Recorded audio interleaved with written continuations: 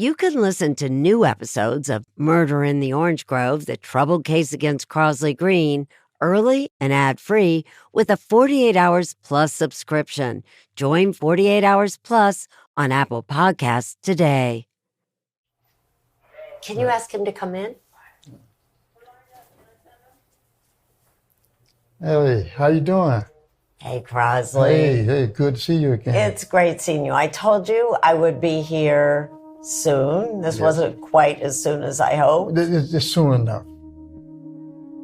Here, I'm talking to Crosley Green. Crosley is a 67-year-old African-American man. He's fairly tall, just under 6 feet, with a lean build and delicate features. These days, Crosley is mostly bald, with a receding hairline that's speckled with more salt than pepper. Did you finally get a letter from me? No. See, I got one sent back. I sent another. At the time of this interview, in June of 2024, we had been meeting like this for 25 years. We sound like old friends catching up. Except instead of meeting in coffee shops, we meet in Florida state prisons. Why do I keep coming back? Because in my entire career as a journalist, and I've been doing this now for 40 years, this is the case that troubles me most. It's a bizarre and maddening tale that involves murder, a timeline that doesn't quite add up, a sister testifying against a brother, death row, and even the U.S. Supreme Court. And at the heart of the story, Crosley Green, a man who has lived more than half his life behind bars for a crime he says he didn't commit. Even after all these years, Crosley only asked for one thing. Don't listen to him. Look into his case yourself. You know, are you going to believe me telling you, or are you going to go out there and try to find the truth out for yourself? Because I can tell you things. And whether or not you believe it or not, it's up to you. But to me, for anything to be truthful that I tell you, you have to go out there and read it yourself, get knowledge of it yourself. I'm 48 Hours correspondent Erin Moriarty. This is Murder in the Orange Grove, The Troubled Case Against Crosley Green, Episode 1, Moonless Night. Sheriff's Case Number 89-33497. To tell Crosley's story, we have to rewind the tapes all the way back to 1989. The date is April 4th, 1989. Time is approximately 8:20 a.m. Back to a sheriff's office in Titusville, Florida, the county seat of Brevard County, along Central Florida's Space Coast. Kim, for the record, would you please state your full name and spell your last name, please? Kim Sue Halleck, Hallock. On the morning of April 4th, 1989, police were interviewing 19-year-old Kim Halleck about a trauma that began unfolding the night before, one that would forever change the lives of Kim, her ex-boyfriend, Charles Chip Flynn, and Crosley Green. Do you solemnly swear that the statement you're about to give is true and correct to the best of your knowledge, so help you God? Yes. Okay. At the time of this recording, Kim had already been with investigators at the sheriff's office for 4 hours. But this was the first time they were recording her sworn statement. Let's start by what was the first time that you saw the victim, who is Charles Flynn? You call him Chip. Yes. Okay.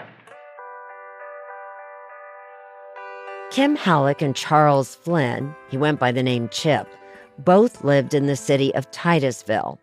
Kim was white with dark eyes and hair cut above her shoulders. Those who knew her described her as a fairly smart, nice-looking girl. 22-year-old Chip was also white, with shaggy, sandy brown hair and a smile always on his face. They dated a little over a year and a half, but had broken up about 2 months earlier. Chip had moved on. He had a new girlfriend and didn't talk about Kim anymore to his family or friends. But he hadn't fully cut ties with Kim either. When was the first time that you saw Chip yesterday, which would have been 4/3 of 89? About 10 o'clock at night, he came over to my house. Kim said that she and Chip watched a movie together, Pretty in Pink. It was around 11 p.m. when he asked her if she wanted to go for a ride in his pickup truck. It was a 82 Chevrolet step-side 4x4 pickup truck. What color? Dark blue. Chip had a manual transmission truck, a stick shift. There was only one row of seats, so Kim sat on the passenger side while Chip drove to Holder Park in the nearby town of Mims. They parked the truck on the dunes by the baseball field under some trees.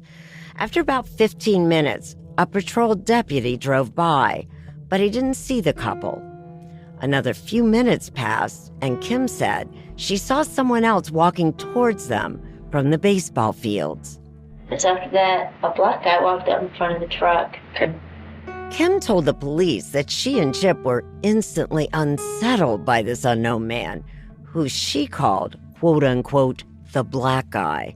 You'll hear Kim say this over and over again when speaking with police.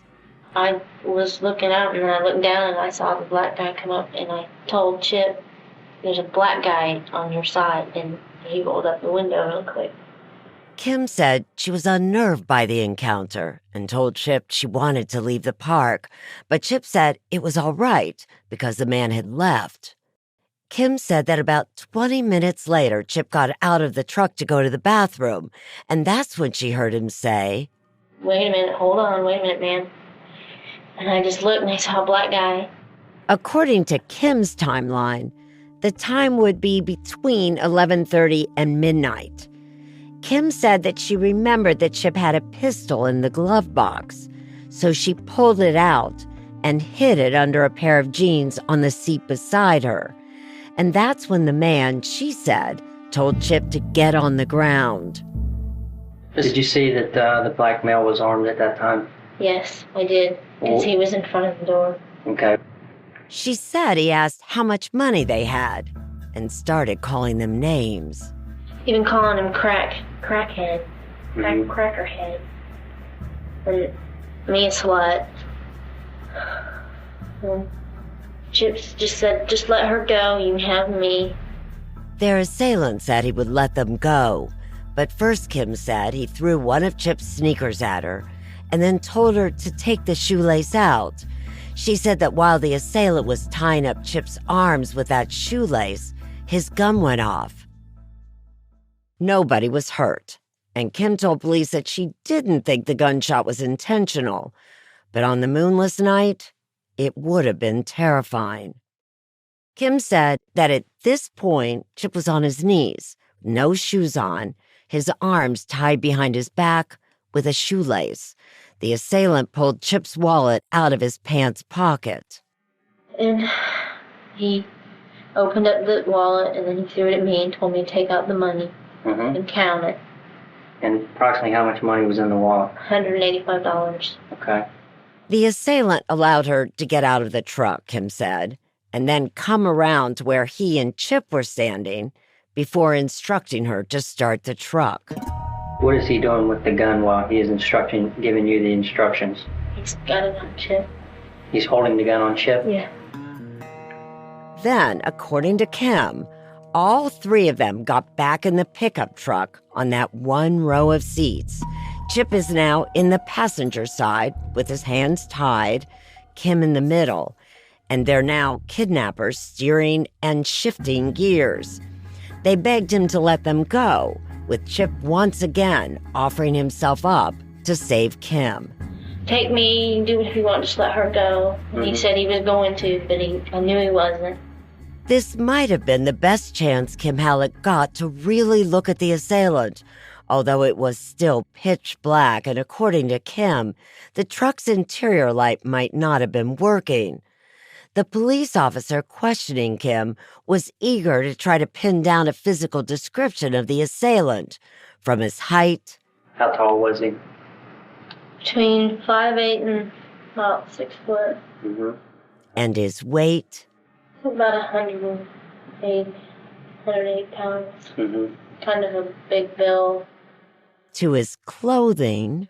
Had a big heavy jacket on, a dark heavy jacket. Remember what color? Possibly green, a real dull green. Blue jeans and big heavy boots, like working boots. To his hairstyle. Just afro and there, nothing fancy, nothing weird. Was it thick, long, short? Just thick. Kind of long, not long.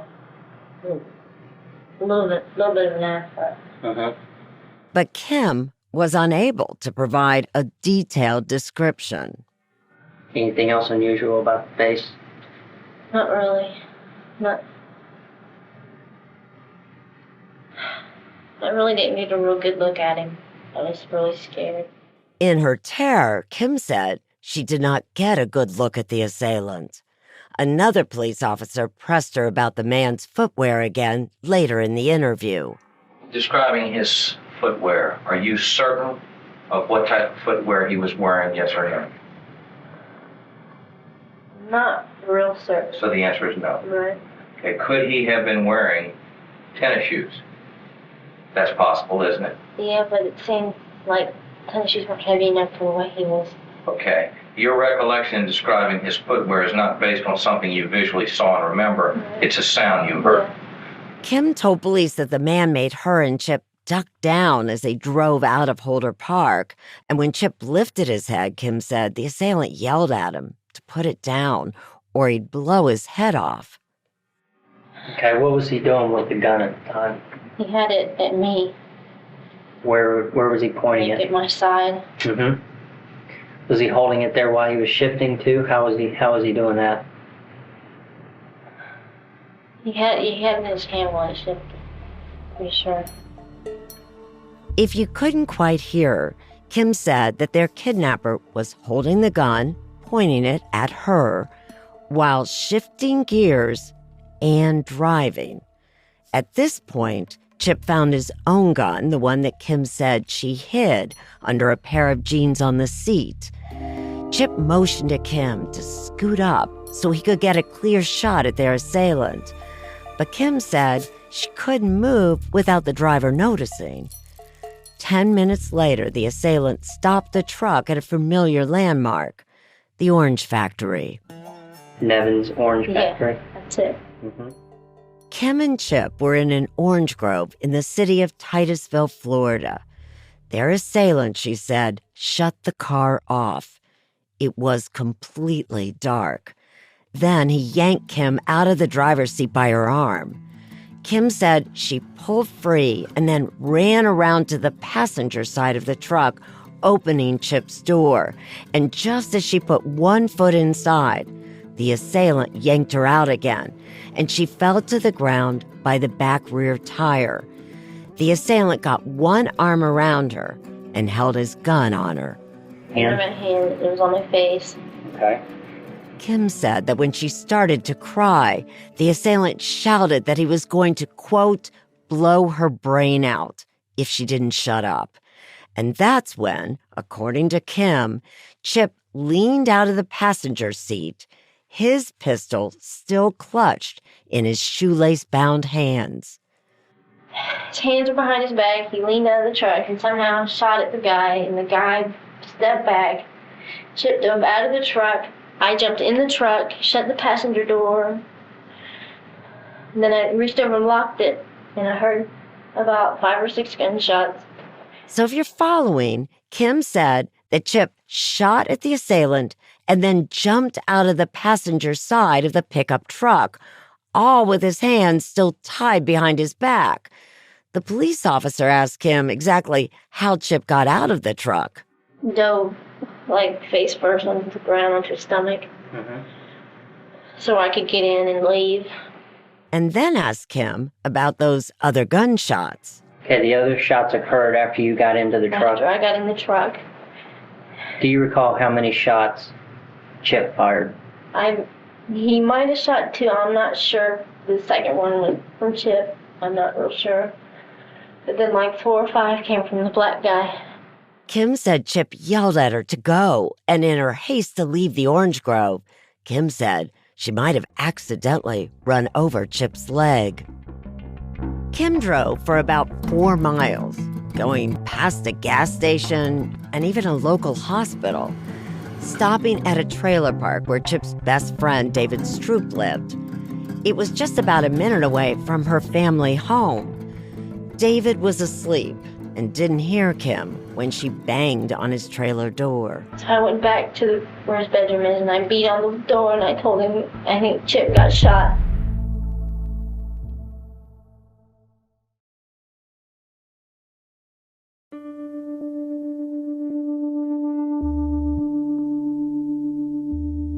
David Stroop and Chip Flynn had been best friends for close to 5 years, meeting at a party after Chip's family moved down from Illinois to Florida.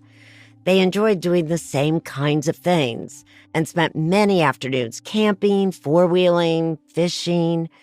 David liked that Chip was easygoing, without an enemy in the world. He called him Country, a good old boy. David had been with Chip just hours earlier, watching a basketball game in David's trailer. Around 10:30 p.m., David had started nodding off on the couch. "Hey man, I'm gonna go to bed," he told Chip. Chip left, and David just assumed he was going home. It was a work night after all. When Kim banged on David's trailer, it was around 1 a.m. in the morning.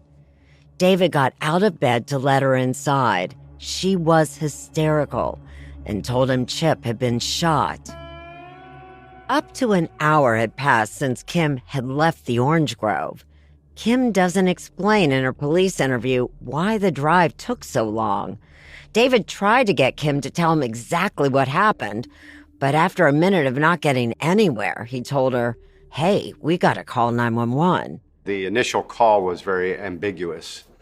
2 men fighting in the road at an intersection in Mims.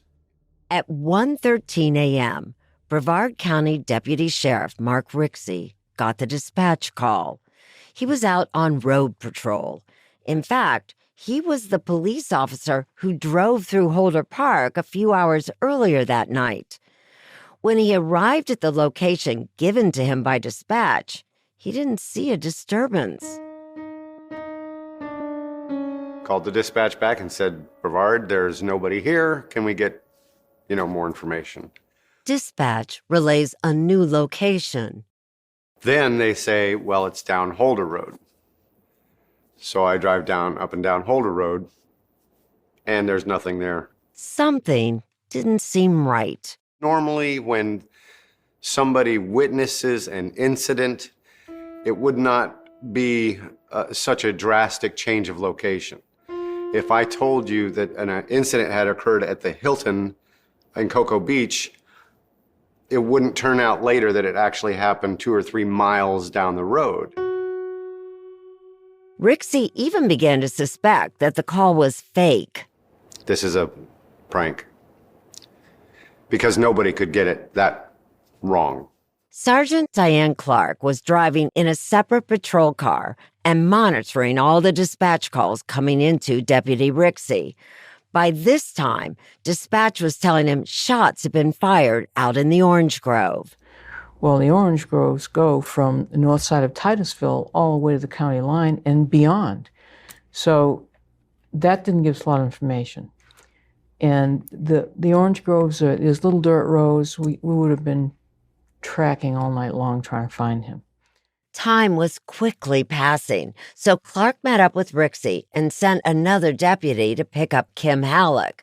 They all headed to the orange grove so Kim could show them the exact location of the disturbance. But Kim refused to get out of the police car. She says he's down this road, a dirt road, but she's afraid to go down there. Well, we'll go down there. Mark and I followed this dirt road or path. It was so dark, they couldn't see their own hands in front of their faces. So the officers had to use flashlights. You know, the kind of a night you get where the stars are, you think you can reach up and touch them. They're so vibrant. But when there's no moon, they're even more vibrant, but it's like pitch black out there. It was a very, in the middle of the woods, in the middle of the night, It was very dark. Both officers walked cautiously down the dark path, flashlights illuminating their way. And while I'm walking, I am noticing tire prints in the dirt. Perfectly detailed tire prints, so you can actually see the tread. And at the end of the path was a figure lying face down in the dirt. It was Chip Flynn. Almost like a fetal position. His hands were tied behind his back with a shoestring kind of crossed over behind him. He had a bullet wound. There was blood on the right side of his chest. He didn't have any shoes on.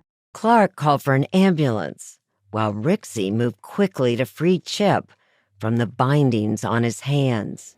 He seemed very cognate, very alert, not suffering from the effects of a gunshot. There was a gun on the ground, just one, a .22 caliber pistol, and Chip was moaning, alive and conscious. We started asking him, "Who did this to you?" And all he said was, "Get me out of here." Well, could you at least tell us which way he went? Because as far as we were concerned, there was an armed assailant loose in the orchards where we were. And it was a safety issue, a big safety issue, not only catching the suspect, but a safety issue for us because we're exposed.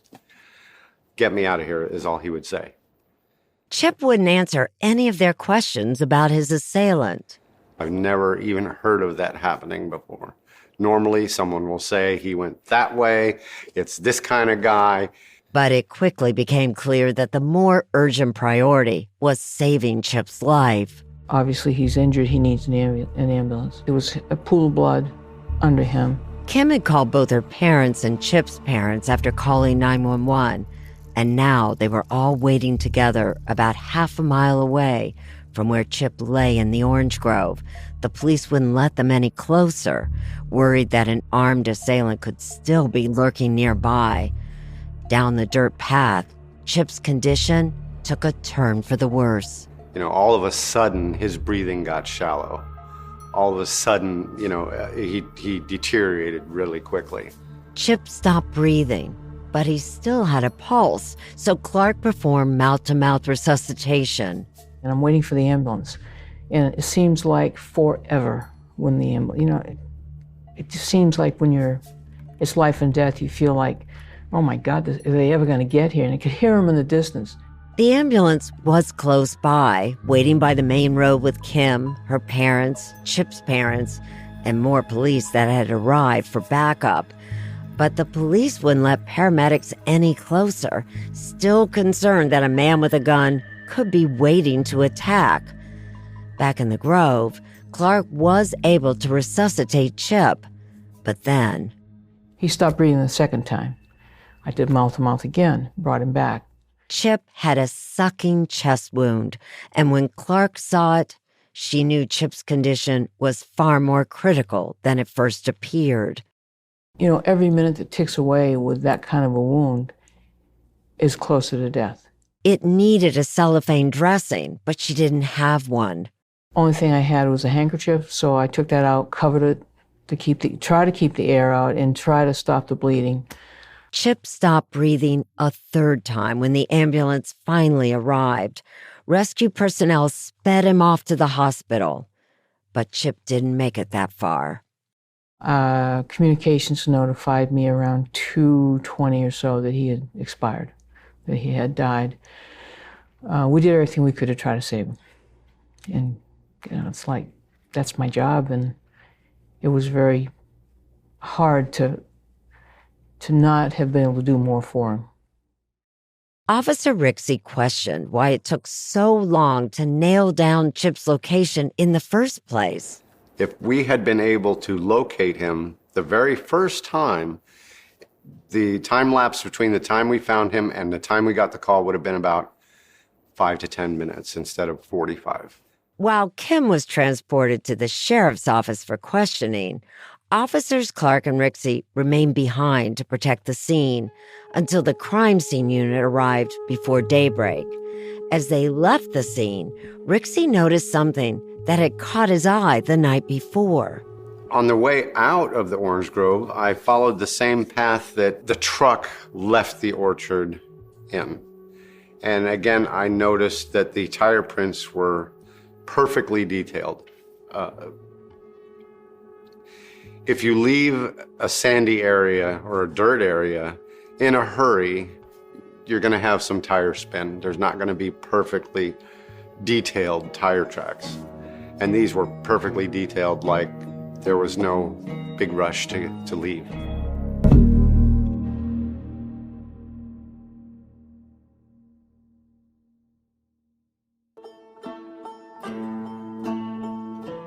By this point, you're probably wondering what any of this has to do with Crosley Green. Or maybe you've already guessed. I was in Holy Park that night. We all go to Holy Park. I live there. I live right behind the baseball field there. Yes, that Holder Park, the one where Kim said, quote, a black man robbed and then kidnapped her and Chip before taking them to the orange grove. Crosley Green is a self-described sports fanatic. He was a star athlete on the high school football team back in the day.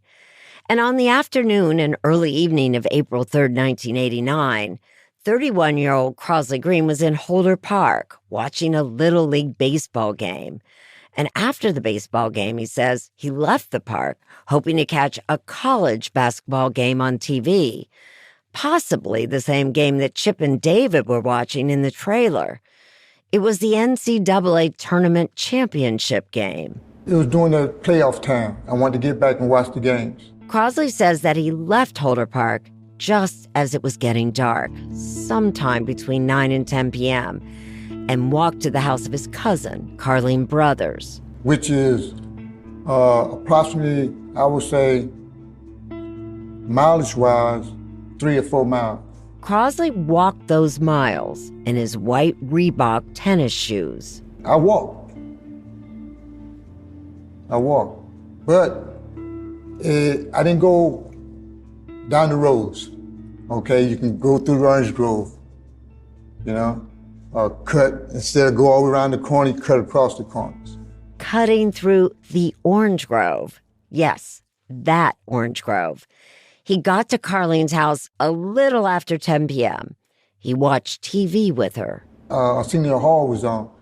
I stayed at Arsenio Hall at the time. This show was running at the time, at night. Arsenio Hall's show ran from 11 p.m. to midnight. After watching the show for a while, Crosley says he went out to the road in front of Carlene's house. He was selling drugs, marijuana and cocaine at the time, even though he had just gotten out of prison on a drug charge.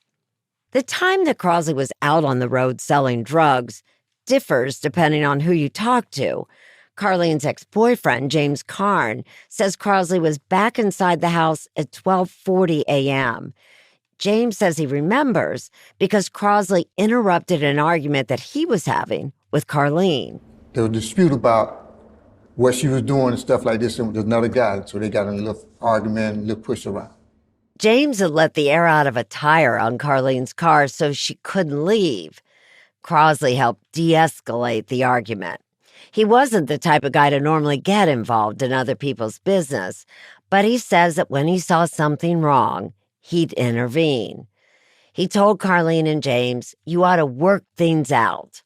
James said the three of them then sat down and talked before Crosley walked to the house of another friend in the neighborhood. Never went back to Holy Park. The only other place I went to from Carlene's house was over to Lori Rain's house. Lori Raines had once been Crosley's girlfriend, and while they weren't dating at the time, he had known her for over 10 years, and she was still a good friend. I mean, to me, he's a very, very nice man. I mean, when me and him first got together, my daughter was young, and he really treated her very nice. I mean, he treated me very nice. I never had any problems with him. I really honestly didn't. He was a very gentleman to me. But here's where the stories about Crosley's whereabouts differ. Lori said that Crosley arrived at her apartment in Mims on the night of April 3rd around 11 p.m. The last time he came to my house was like 11:15. Both Lori and Crosley say that he stayed at Lori's house for the rest of the night. We basically didn't go to sleep till like 1:30, something like that when we fell asleep. Crosley Green says that he left Lori's house the next morning around 7 a.m. and then walked back past his cousin Carlene's house. Carlene was outside, dealing with that flat tire that James had given her the night before. Carlene called out to Crosley by his nickname, Papa. Let's hear from her. He was walking over towards my way, so I say, Papa, I say, come change my tire. I say, this boy done flat my tire. Crosley then changed her tire for her.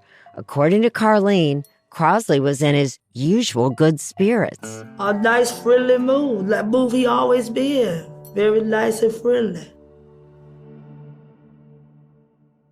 This was about 7 a.m. on April 4th. Just a few miles away, at a local county sheriff's office in Titusville, Kim Halleck was meeting with police, telling them about the black man that she said attacked her and Chip Flynn. Officer Mark Rixey was filing his case report, and Chip Flynn's parents were grieving the death of their youngest son.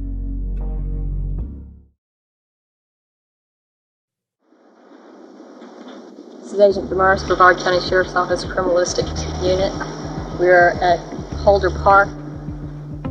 On the morning of April 4th, 1989, hours after Chip Flynn's murder, Agent Debbie Demars arrived on scene at Holder Park shortly before dawn. It's the place where Chip and his ex-girlfriend Kim Halleck sat and talked in his truck, and where Kim says a black man approached the vehicle. Demars recorded her observations.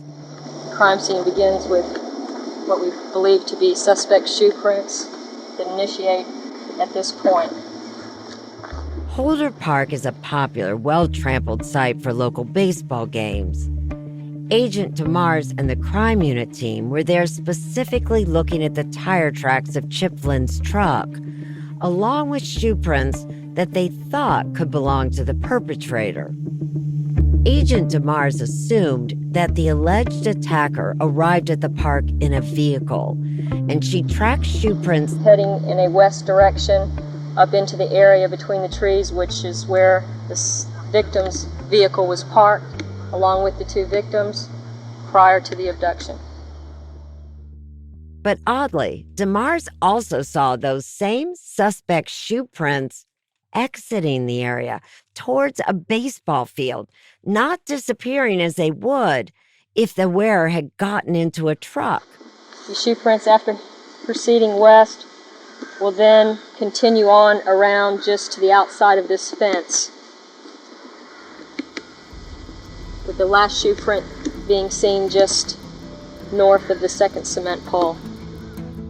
As Agent Demars continued her investigation, local news crews descended on the scene.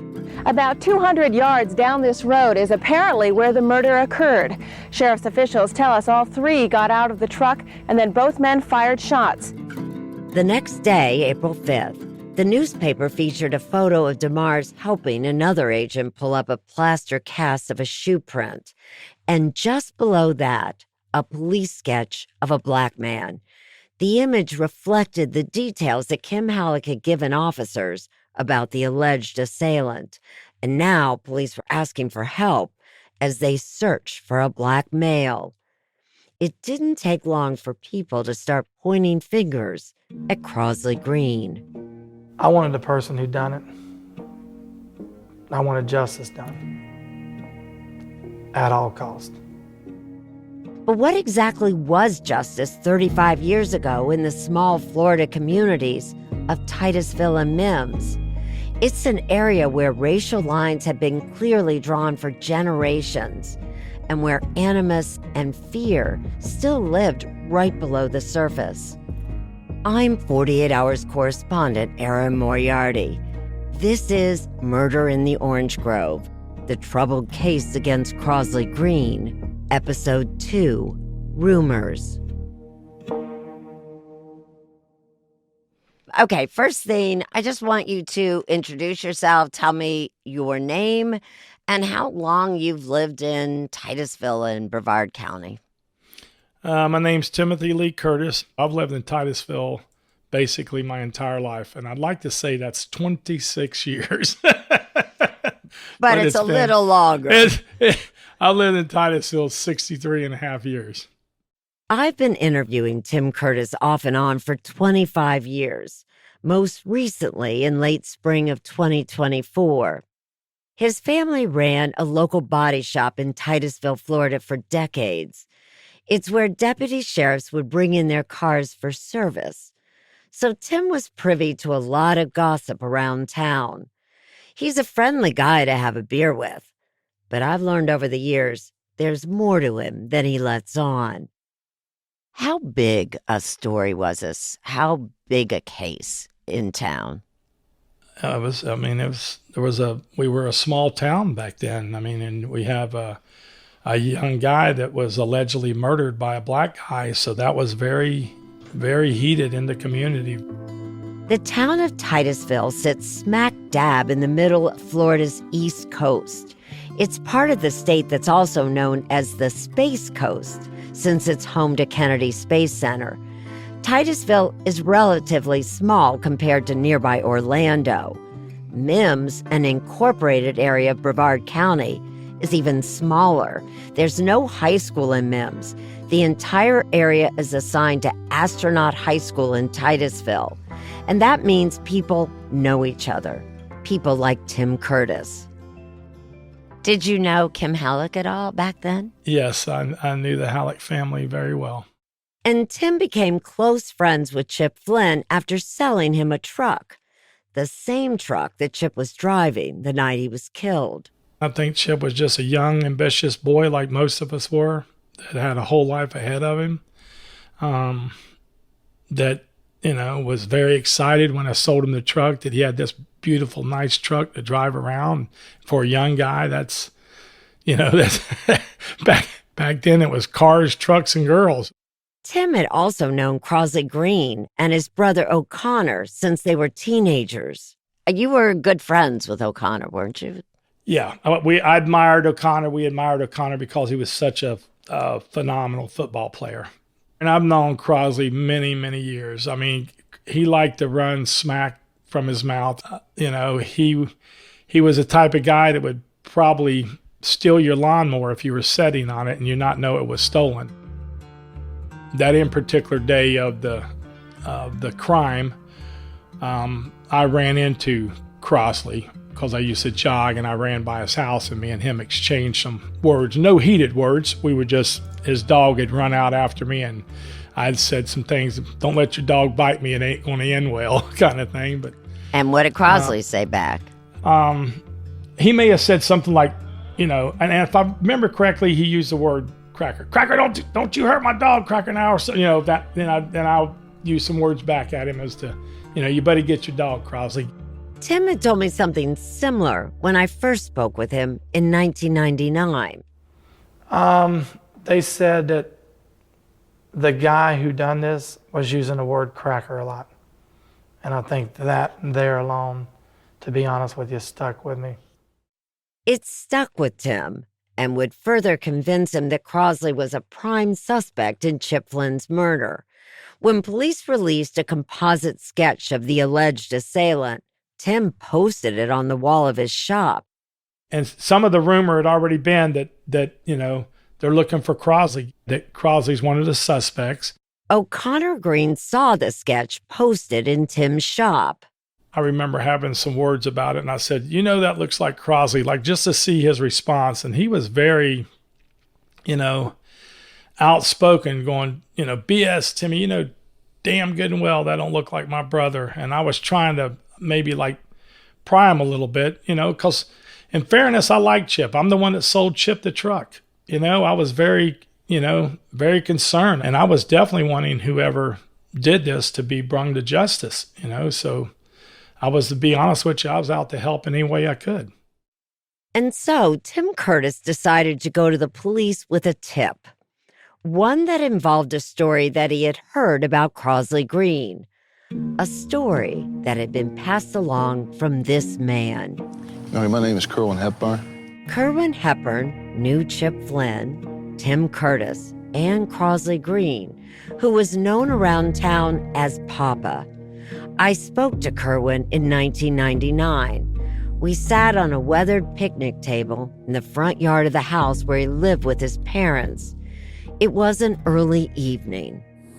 Rumor control had it that he did it. Rumor control? Rumor control. What does that mean? Just gossip in the street, I guess you would call it.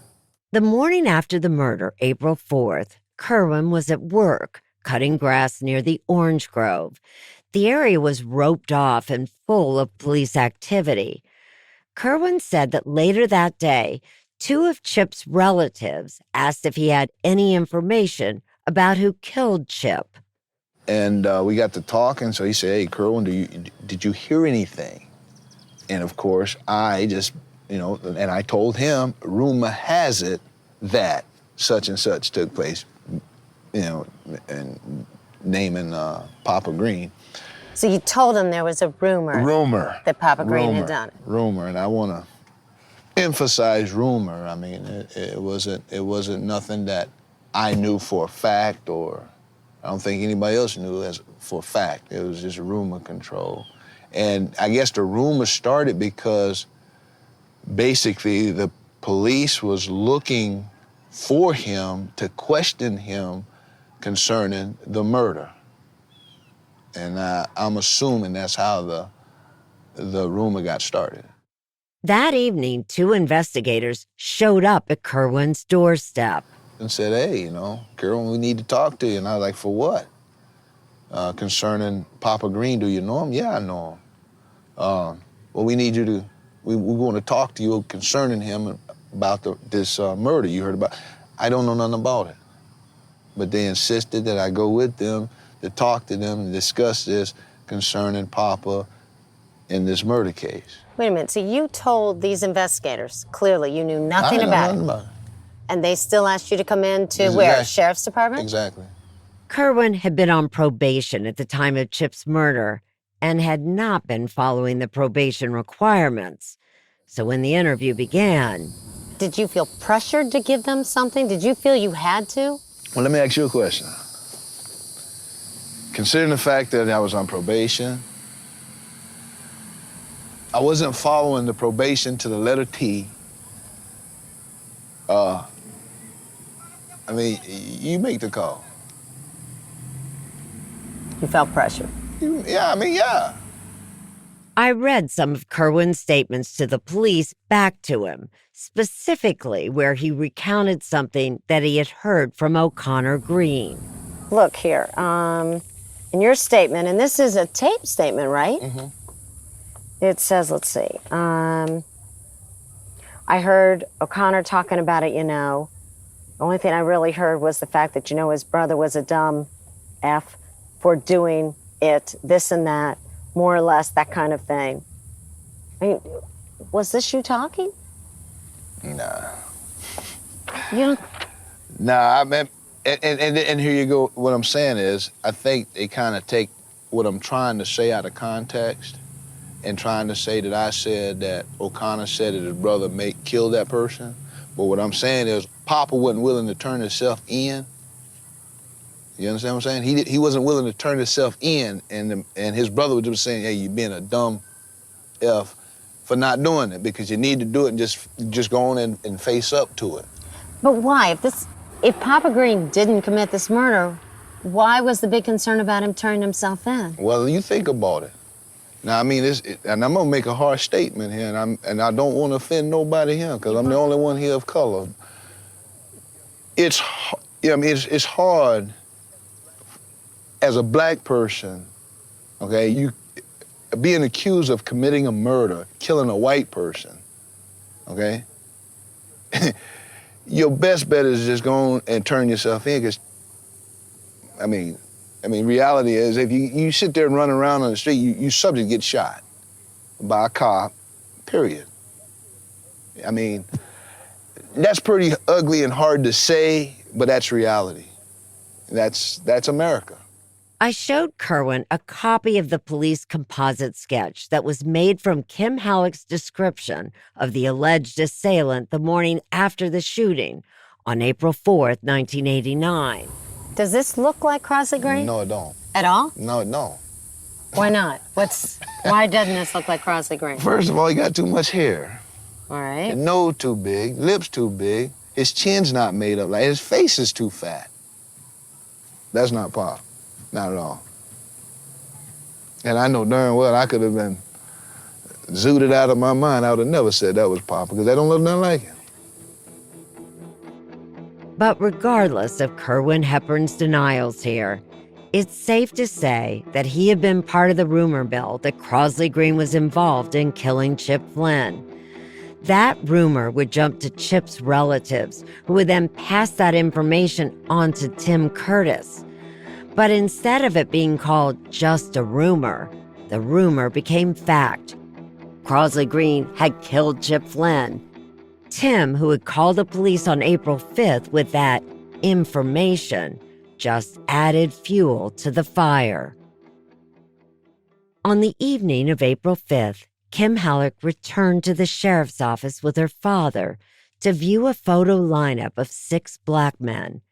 When asked to identify the man she claimed robbed and kidnapped her and then killed Chip, she pointed to a photo that was darker than any of the others. It was Crosley Green.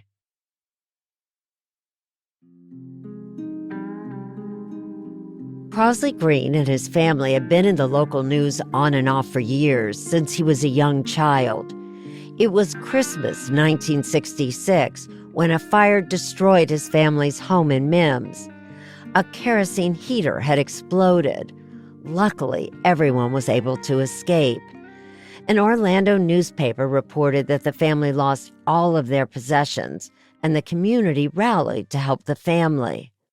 The Green siblings were always close, 11 of them in total. Crosley was the 3rd oldest. I sat down with 3 of them in 2020. My name is Shirley White, and Crosley Green is my brother. And just out of curiosity, where are you in the family? I am the oldest. My name is O'Connor Green, and I'm Crosley's little brother. My name is Deborah Green, and I'm Crosley's sister. I'm the 3rd oldest sister. And where from Crosley? You don't have to worry. 5. I'm the 5th. Deborah, how would you describe your brother? Papa was kind, playful with me. And he was smart. Shirley told me the origin of Crosley's nickname, Papa. It just was a name that we just picked out when he was a little boy. And everybody fell in love with it, and very few people called him Crosley because everybody knew him as Papa. And O'Connor, but there was a reason. I mean, that he was called Papa, wasn't it? I mean, it fit him. Yeah, he was the favorite boy in the family. When it came to a dad and son relationship, you know, Dad always called him Papa too. Their father, Booker T. Green, was a truck driver for a Mims citrus firm.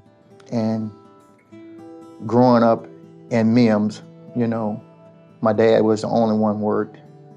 My mom mostly stayed home and helped us in school and everything, kept the food cooked, kept everything cleaned up around the house and everything. And while Booker was working, Crosley took on a fatherly role in the family, even towards his older sister, Shirley. And he would talk to me like a father. Because my father, he was so busy working, even though we know he loved us, but he didn't have the time to just show us and talk to us. Papa was like, he was that father. And when he say something, you would just look at him. And you took heed to what he said. He said, don't do it, you don't do it.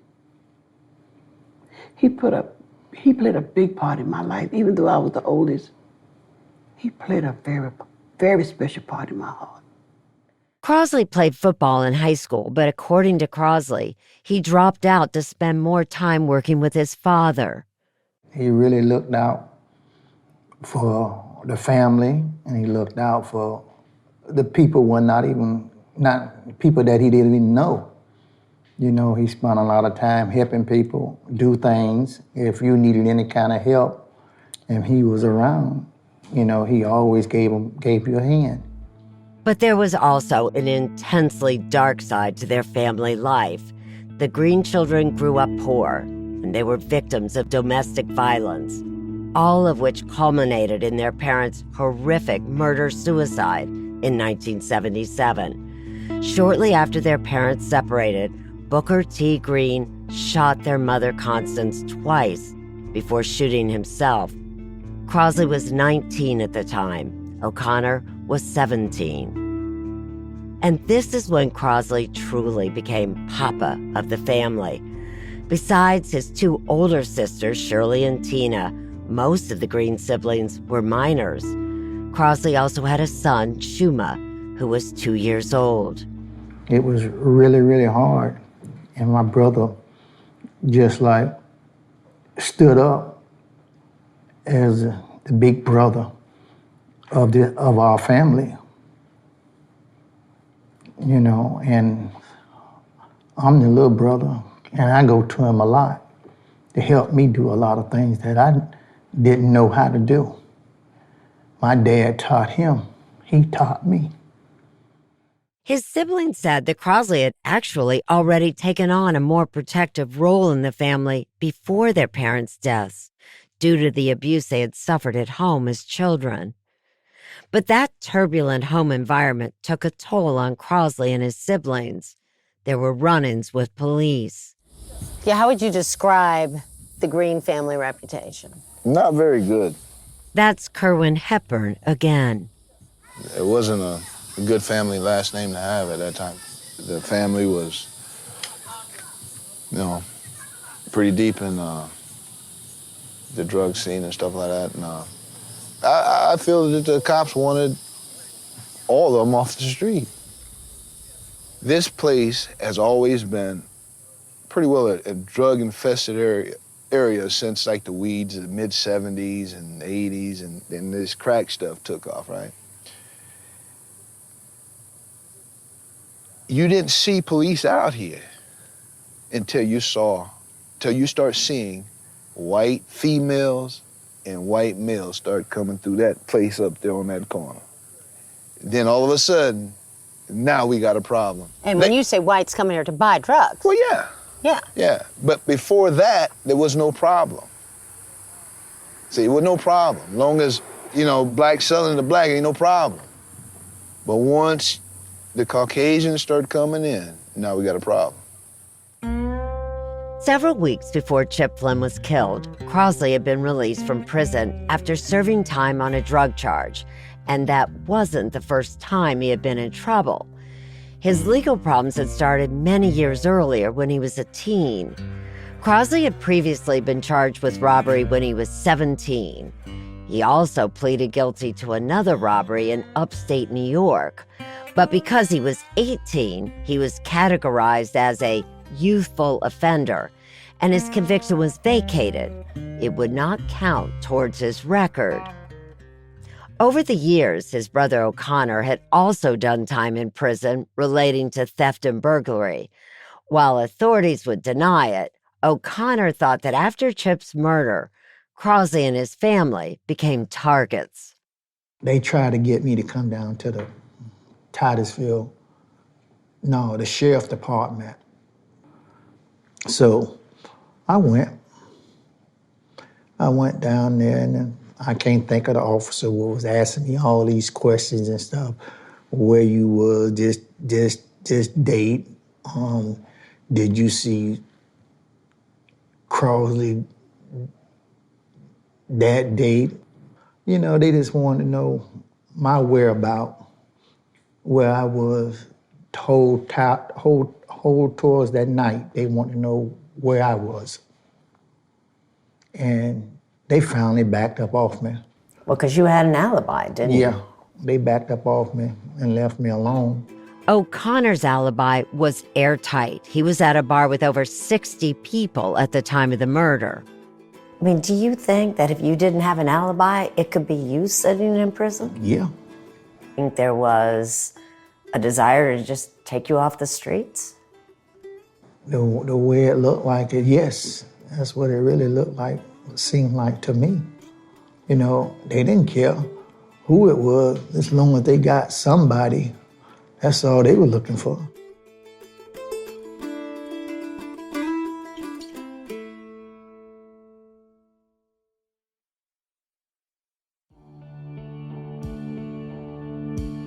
But when did you find out you were a suspect? When did I find out I was a suspect? Maybe a day or 2 days after that I was the main suspect. And what was your reaction? What was my reaction to that? Was that, here I go again. Here I go again. As you've already heard, Crosley was no stranger to run-ins with the law, and yet he had never been convicted of a violent crime. But why would people in your neighborhood, I mean, you grew up in Mims, think you could do something like this? For number one, it ain't what they think, it's what they have been told. From what one person been told, then he takes it to another person, and another person takes it to another person, and in that change, everything get turned around. One day into the investigation, things were not looking good for Crosley Green. Crosley had been in Holder Park. He had gone to a baseball game earlier on the night of the killing. A former classmate of Crosley's told police that he had been at the same game and said Crosley had been wearing a plain green army jacket, which matched Kim's initial description to police of what her alleged assailant had worn. Hours after the shooting, a canine unit sniffed shoe prints in Holder Park and reported that the dog had tracked a scent to a nearby intersection, right next to a house that belonged to one of Crosley's sisters, Tina. Tim Curtis told police that he had seen Crosley at Tina's house when he was jogging that afternoon. Tim also told investigators that he thought the police sketch did in fact look like Crosley Green. After Kim Halleck pointed to Crosley in a photo lineup, police secured a warrant for his arrest. Crosley's name and photo were released in news reports on April 7, 1989, as the suspect in Chip Flynn's murder, the same day as Chip's funeral. But before police could arrest Crosley, he left the state, kicking off a nationwide search. But did you know the police were looking for you? Of course. Of course. What am I supposed to do?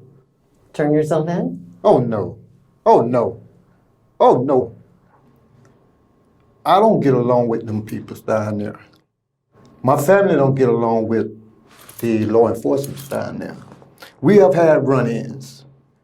Leaving the area certainly made Crosley Green look guilty. 2 months later, an anonymous caller tipped off police that Crosley had returned to Brevard County, and Crosley was arrested on June 8th, a little over 2 months after Chip's death. 1989. This recording is taking place in the Sheriff's Homicide Squad offices in Parkway, Florida. Crosley, just for the record, would you state your full name and spell your last name, please? Green, G-R-E-E-N. Okay. This is Crosley's original police interview. It's an archival recording from 1989. Crosley is sometimes difficult to understand, and there are background noises later that sound like tapping. You've been a hard fellow to find. Have I? Yeah. They read Crosley his Miranda rights. All right, Mr. Green, this reads as follows. I, Crosley Alexander Green, have been advised and have had explained to me my constitutional rights as follows, okay? And they are, number one, I have the right to remain silent. Do you understand that? Yeah. And the charges. You're accused of robbing 2 white kids, a boy and a girl, up behind your sister Tina's house at Holder Park, as you know. And tying this young man up and driving his truck on up to the Grove in Mims and taking the girl out of the truck. And as you know, she sort of struggled a little bit and tried to run away from you. Ran around the tailgate of the truck, in fact. And then he got out shooting. And you know what we don't understand, all along he had the gun, even though his hands were tied. He couldn't shoot at you because she was sitting between the two of you, as you know. And when the shooting started, she got in the truck and put the haul ass on her. And of course he shows up dead, and you're accused of doing that.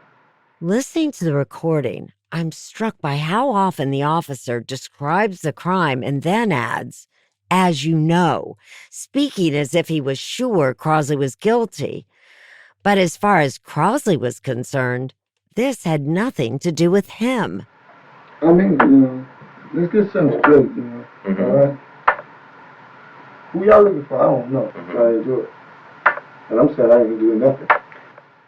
It's hard to hear clearly, but Crosley was insisting, "I didn't do it. I'm saying I didn't do nothing." But at this point, things were not looking good for Crosley. Everything seemed to be aligning against him, perhaps a little too perfectly. But upon closer examination of the evidence, a different picture was emerging. The question was whether this new perspective would come to light at trial. On the next episode of Murder in the Orange Grove, the troubled case against Crosley Green. I believed Crosley Green. I said, there's no jury in the world that's going to convict him based on these facts.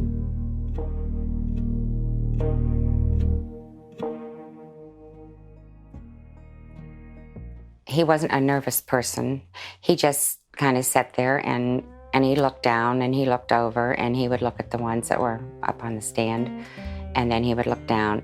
Alma Jean Bloss was inside the courtroom on a hot August morning in 1990 when Crosley Green went on trial for the murder of Chip Flynn. She was one of the 12 jurors who would decide his fate. She spent a lot of time watching him. To me, he didn't appear nervous, and that was another thing that made me think maybe he thought he was getting off because they couldn't never be able to prove that he actually did it. Now, if he would have done it, to me, he would have been a nervous wreck knowing he was going to be convicted. I don't know. It was a touchy situation. Alma Jean Bloss was right. Crosley Green wasn't worried. He later told me, but not for the reasons Alma Jean Bloss imagined. Why should I feel nervous about something that I know nothing about? Yeah, but you're on trial for it. People are saying you killed someone. I mean, you're not going to be nervous about that in a trial? Listen, if I did something, I'd be petrified if I did something like that. Okay, but if I ain't did nothing, why should I be nervous? Why? You give me one reason to tell me why should I be nervous for a crime I didn't commit. I believed Crosley Green. Rob Parker defended Crosley Green in court. I said, there's no jury in the world that's going to convict him based on these facts. And Parker needed to be right, because what was at stake at this trial? Crosley Green's life. I'm 48 Hours correspondent Erin Moriarty. This is Murder in the Orange Grove, the troubled case against Crosley Green. Episode 3, The Trial.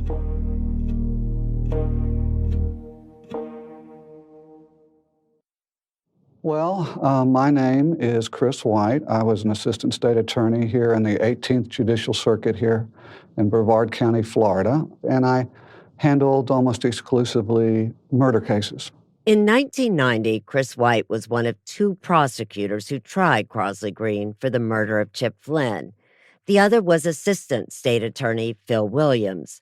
White later told me that he had specifically asked his boss to be part of the team. The reason I did was because it occurred at Holder Park in part, and Holder Park is where my 2 kids were playing baseball. So I had a kind of special interest in seeing that the case was handled and that it was handled well. Crosley knew Chris White. In fact, he had a long, rocky history both with White and the judge handling the trial, John Antoon II. And it wasn't just Crosley who had had past run-ins with the law. His younger sister Sheila and brother O'Connor had been convicted of distributing cocaine, and both were behind bars at the time of the trial. Crosley described a kind of them against us mentality that ran in his family. Me and my family had a lot of trouble with them, but yet still we stick together. And that caused a confusion with them. They can't understand why we gonna protect each other. We always sticking up for each other. We take care of each other. And ain't no way you gonna break us apart. On Crosley's side, Rob Parker. Crosley couldn't afford an attorney, so Rob Parker was appointed by the court. Parker had been a lawyer in private practice for 3 years after spending 4 years in the state attorney's office. But this was Parker's first capital murder case. He could have asked for co-counsel, but he didn't. He was so confident in himself and the evidence. Do you believe Crosley Green killed Chip Flynn? It's possible, but it's not probable based on the evidence that we have. Jury selection began at 9 a.m. on Monday, August 27, 1990, inside the Brevard County Courthouse in Melbourne, Florida. Crosley and I sat there together and picked that jury. Not that Crosley has any experience in picking a jury, but he was able to see the folks, and we did the best we could with what we had at that time. At least that's my opinion. And that's how 53-year-old gardener and grandmother Alma Jean Bloss became one of those jurors. She had never served before, and she took that responsibility very seriously. What did you know about the case before you actually sat on the jury? Did you know anything about it? No, I didn't know a thing. I didn't know what to expect when I went there. Were you nervous about doing it? Yes, I was at first, yes. Why? Well, because it was to do with the blacks and the whites. And that many years ago, it was kind of touchy. And, I love them all equal. It doesn't make any difference what color. And to have all-white jury, it's not fair. That's the way I look at it. Alma is white, and so is the rest of the jury, 3 men and 9 women. There's this jury, I don't care what their makeup was going to have a reasonable doubt regarding his guilt. Parker is white too, so were both the prosecutors and the judge. Crosley Green's trial began on Tuesday morning, August 28th, around 10 a.m. There's no audio from this trial, but we do have thousands of pages of court transcripts. In his opening statement, Prosecutor Chris White gave the jurors an overview of the case, using the same metaphor that prosecutors often use. He told them that the evidence would come to them in pieces over the course of the trial, and asked them to think about the front cover of a jigsaw puzzle box. White said, quote, "When you sit down at a table and dump all the pieces out, the first thing you have to do is look at the front of the box and figure out where all those pieces are supposed to fit." Defense attorney Parker also talked to the jurors about evidence, but he said that evidence would show that Kim Halleck didn't know who committed the crime. Parker then told the jurors that the trial was about 2 tragedies. The first tragedy being the loss of Mr. Flynn. The second being my client being hauled into court, charged with the most serious crime known to civilized society. Crosley Green's trial lasted 6 days. The jury heard from over 30 witnesses, but we're going to focus here on the key testimonies that addressed crucial evidence used against Crosley, including shoe prints, bullet fragments, fingerprints, and dog tracking. The very first witness on day 1 of the trial was Agent Debbie DeMars from the Brevard County Sheriff's Office Criminalistics Unit. She was the crime scene technician who recorded the walkthrough at Holder Park, just hours after Chip Flynn's murder. And what is believed to be the suspect's shoe print is found throughout this area. Prosecutor White had already told the jury in his opening statement that investigators were never able to recover any shoes that matched those shoe prints, only that they were tennis shoes. While questioning Agent DeMars, White showed a diagram of the shoe prints, which showed them trailing through Holder Park and then abruptly ending where Chip Flynn's truck was parked. Here's what White told me later about that evidence. They are there at the crime scene, and they were leading into the crime scene to the truck. It was a damning piece of evidence because White was implying that the person wearing those shoes must have left in Chip's truck. Parker asked Agent DeMars if she found any shoe prints leading back towards the road where they came from. DeMars said no. Also testifying on the first day of the trial was Brevard County Deputy Sheriff Mark Rixey. He was one of the first officers to respond to the Orange Grove, along with Sergeant Diane Clark. Rixey testified that he and Sergeant Clark found Chip conscious in the Orange Grove, with his hands tied together behind his back with shoelaces, and that he found a .22 caliber revolver at the scene, about 4 feet away from Chip. Later in the trial, the defense cross-examined the forensic firearm expert about the fragment of the bullet found in Chip Flynn's body. Here's how defense attorney Rob Parker described that testimony. They found one fragment of a projectile, and as I recall, I think it struck Chip in the upper chest and traveled down and back. It was just a fragment, after all. But the forensic expert testified that it appeared to have been shot specifically from a revolver, not an automatic gun like Kim had initially told the police the assailant used to shoot Chip. The only weapon found at the scene was Chip's gun, a revolver. And, of course, my point was, how do you know that this fragment that you found in Chip really didn't come from Chip's gun? The expert said yes. The bullet found in Chip could have been fired from Chip's own gun.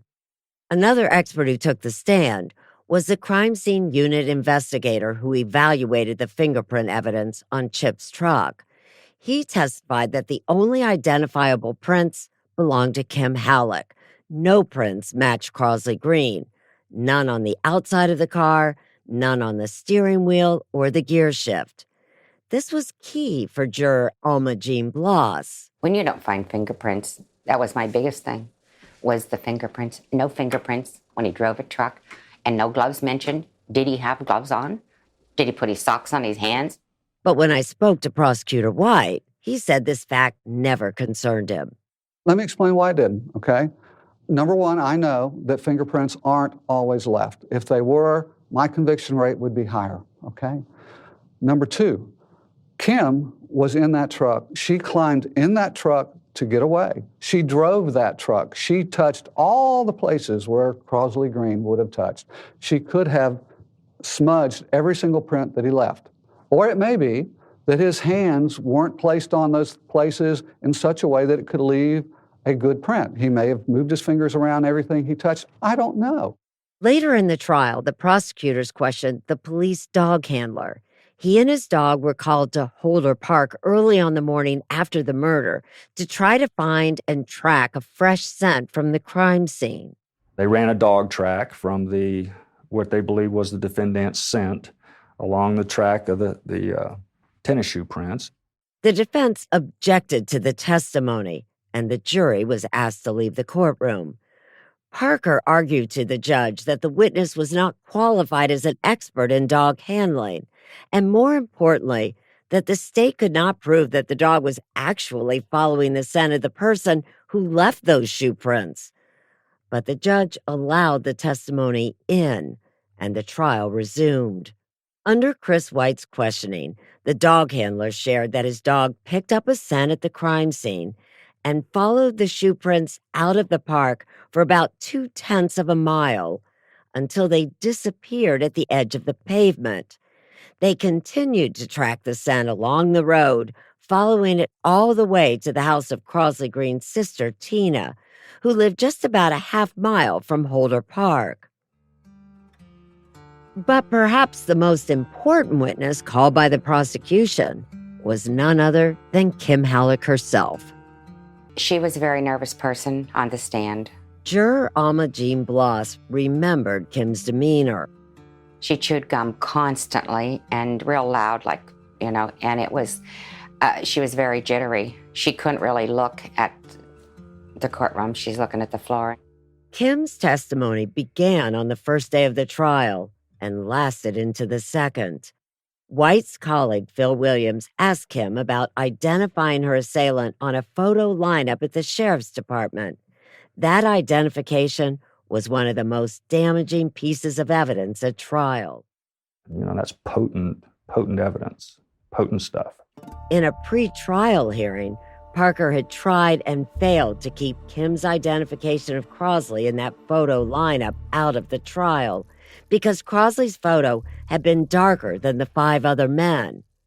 The photographic lineup, the procedure, was an unnecessarily suggestive technique which would result in a substantial likelihood of in-court misidentification. I later asked White if he agreed that photo lineup was suggestive. I think there's an argument that it is, but I think there's also an argument that she looked at it and what would she necessarily think? That they're trying to point me to the darkest one? Maybe they're trying to point her to the lightest one. You're again, there's a deal of speculation that goes into what effect that had.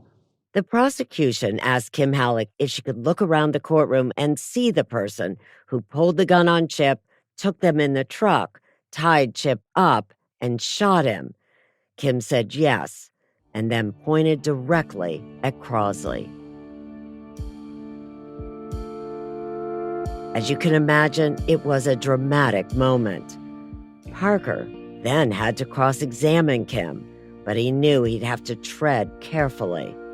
Well, anytime you have a young woman who has suffered through this kind of a nightmare, you want to be very careful with that. But he also picked up on something in that particular moment. Kim was responding to a question about seeing the black male with a gun shooting Chip. When she was interviewed by police, she had said she only heard the shots. That was news that came out for the first time, and we pointed that out. First time you ever told anybody that was now in front of this jury. Parker pushed Kim a bit. He asked her, "You didn't see anything. You just heard shots, didn't you?" She responded that she saw a black male standing there with a gun, but admitted she didn't tell that to the police.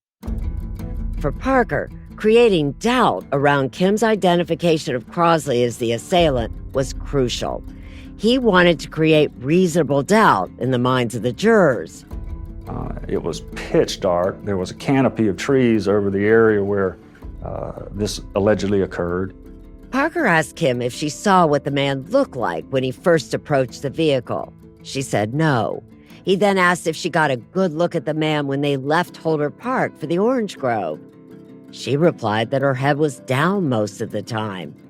And when asked if she had a chance to look at his face in the orange grove, she said she didn't. Never seen the person before, but for the photographic lineup.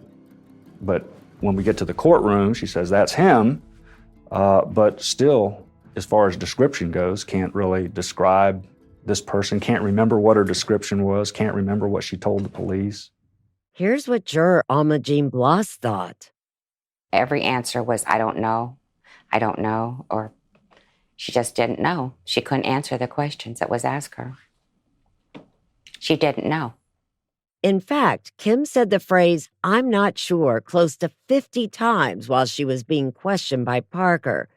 She also had changed her description of the suspect's hair. When talking to police that first time, she described it, quote, thick, kind of long, afro. At trial, she testified that the man's hair was styled with gel and that it came down to a little over the ear. Actually, she called them ringlets, and her description was she'd take her finger and she'd run them down. So I envisioned this kind of longer hair with ringlets. To me, it was this unique hairstyle. And she was very clear about that. Very clear about it. And in fact, then, What did Crosley Green look like at that time? Well, as you know, he had just gotten out of prison. He had a buzz cut. He had very short hair. All the witnesses who saw him at Holder Park said he had a buzz cut. When I spoke to White about that inconsistency, he was dismissive. Might they lie about his hair if it would help him? Do you think?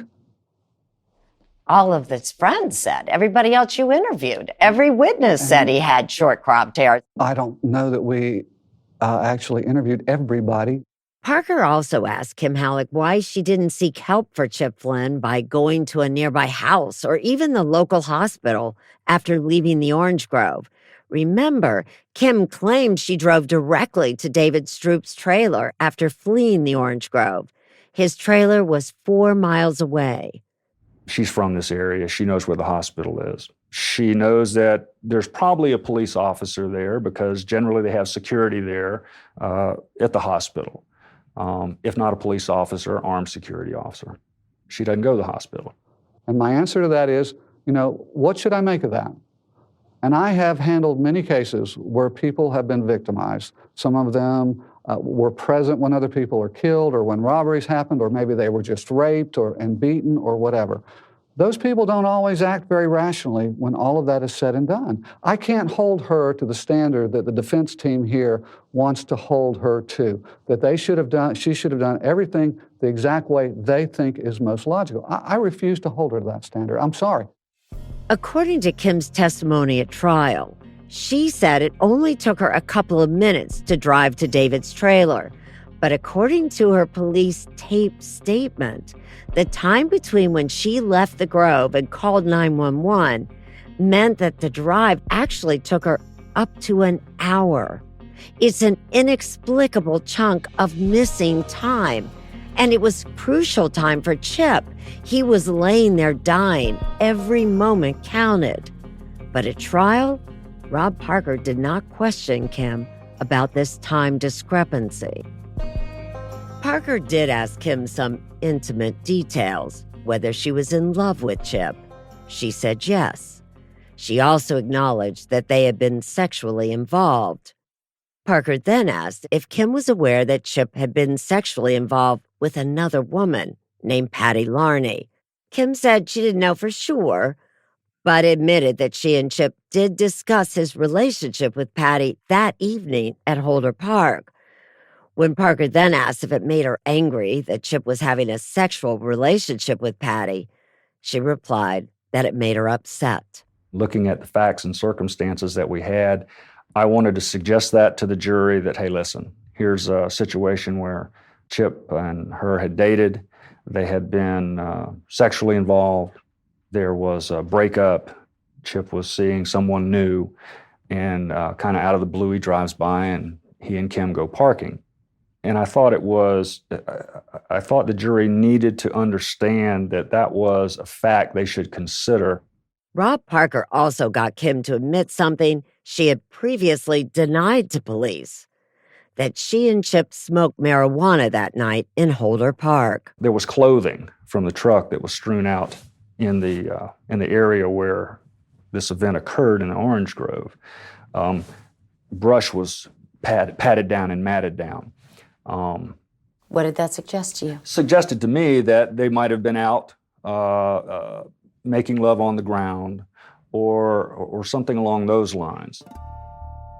The fact that Kim and Chip had been somewhat at odds that night, that Chip could have been shot with his own gun, and that missing chunk of time didn't quite fit inside the jigsaw puzzle that Prosecutor White described in his opening statement.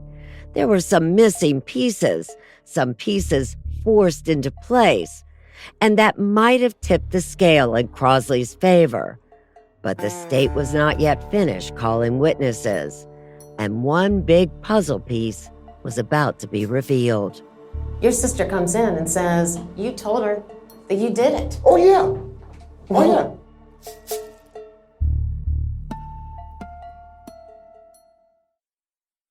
So what was the evidence that convinced the jury? Well, his sister testified against him. And she came in with shackles and uniform. And it was sad. And she had 4 children. That's juror Alma Jean Bloss again. She's talking about the most shocking moment of the trial when on the second day of the state's case, Crosley's sister Sheila appeared in court to testify against him. I remember that. She kind of turned. She couldn't look at him. Crosley's older sister Shirley was also in the courtroom watching. How difficult was that? It was very difficult. The judge told me that if I look at her and roll my eyes, they could take me out the courtroom because Sheila was afraid of me. And they kept her back there in the room. I just want to make sure you heard that. Shirley said that she was warned that if she rolled her eye at her sister, they were going to take her out of the courtroom. Would she look at you at all when she was testifying? She held her head down.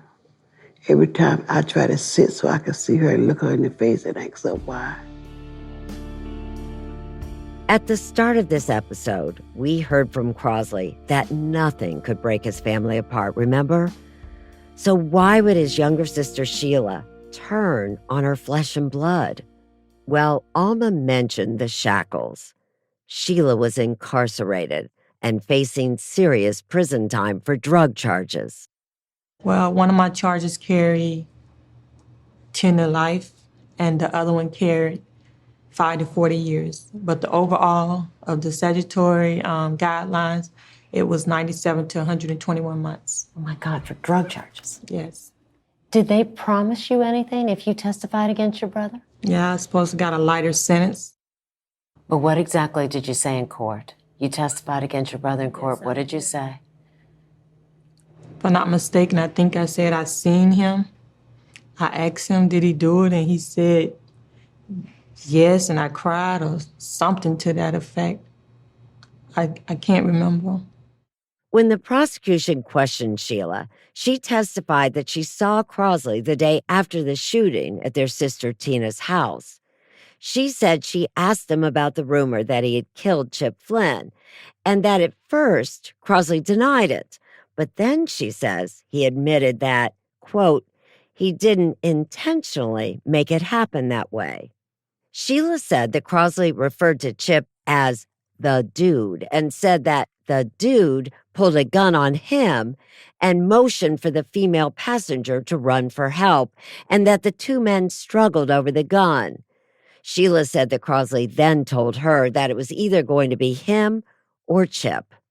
Sheila told the jury, quote, I wanted to cry and say, no, Papa, but said that her brother told her he'd be all right. What did that feel like on the stand? I felt horrible. Up until this point, defense attorney Parker thought the trial was going pretty well for his client.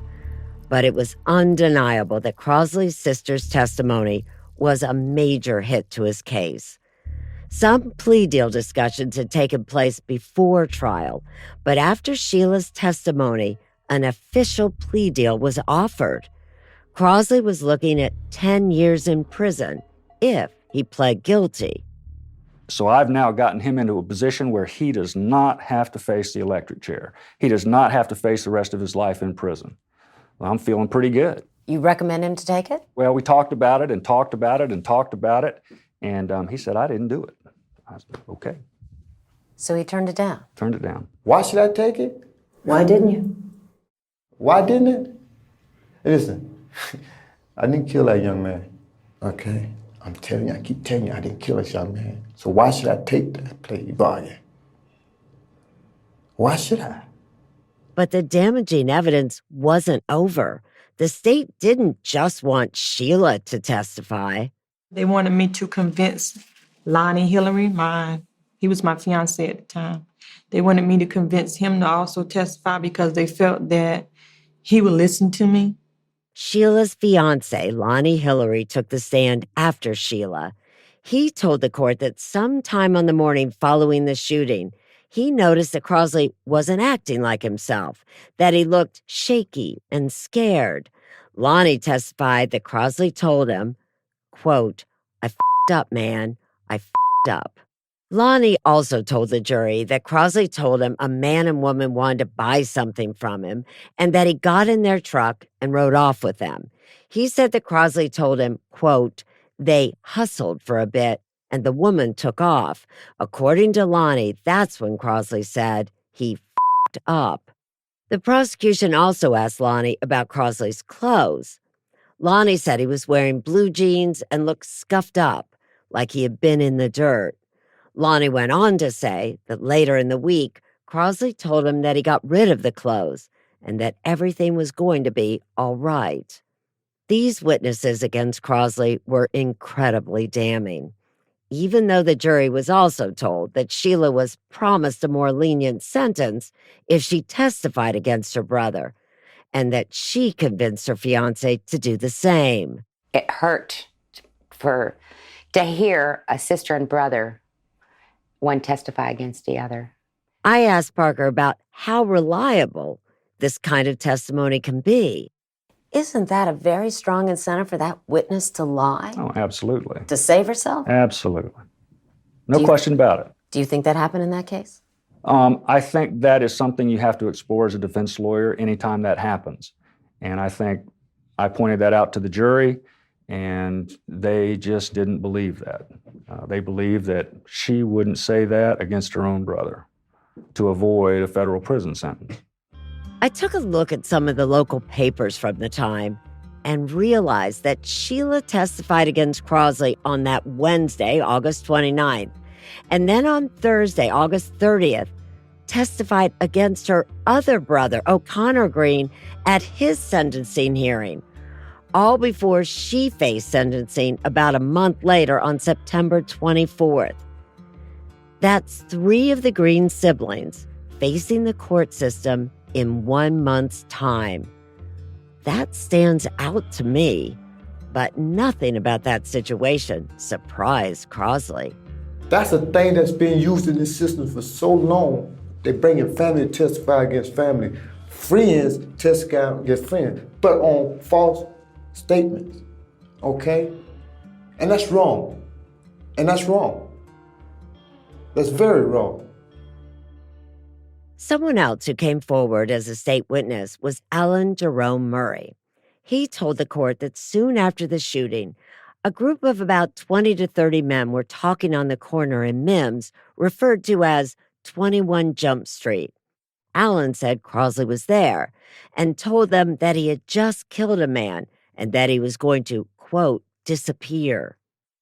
But Alan also admitted on the stand that he was under the influence of alcohol at the time and that the group of men there was known to use cocaine, although Alan said he was not using cocaine at that moment.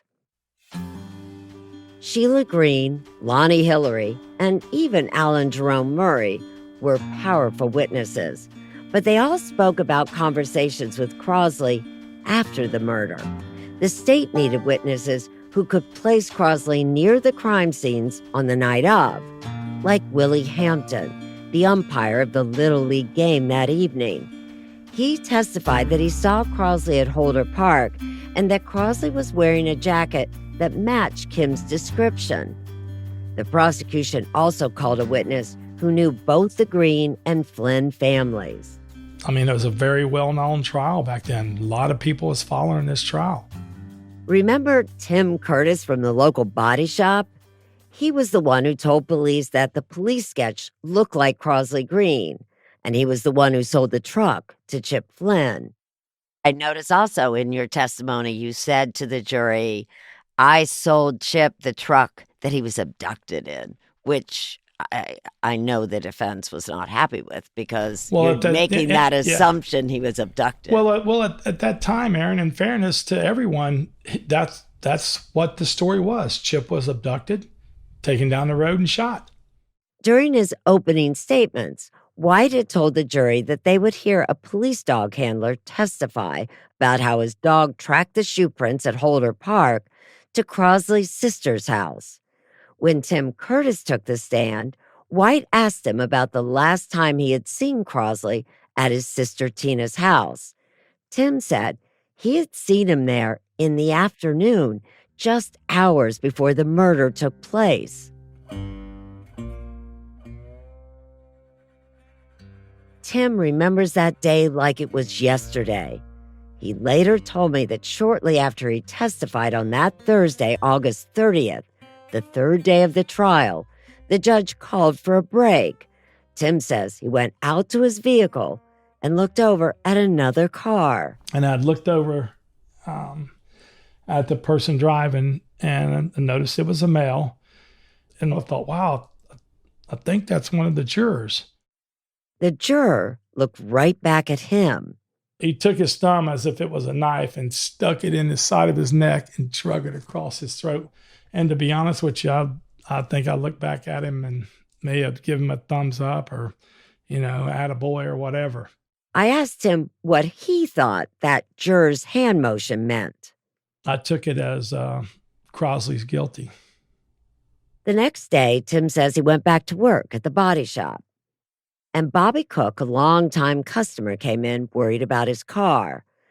Then Bobby brought up the trial and asked, ain't you involved in that case? And I said, yeah. And he goes, how do you think the trial's going? I said, well, I think they got him found guilty. And he goes, why do you say that? And I told Bobby that. What you had seen the juror do. Mm-hmm. Yeah. Tim told Bobby about that juror in the parking lot. What Tim didn't realize was that Bobby Cook was a private investigator for none other than Crosley's defense attorney, Rob Parker. And now Tim's body shop gossip could have very real consequences for the trial.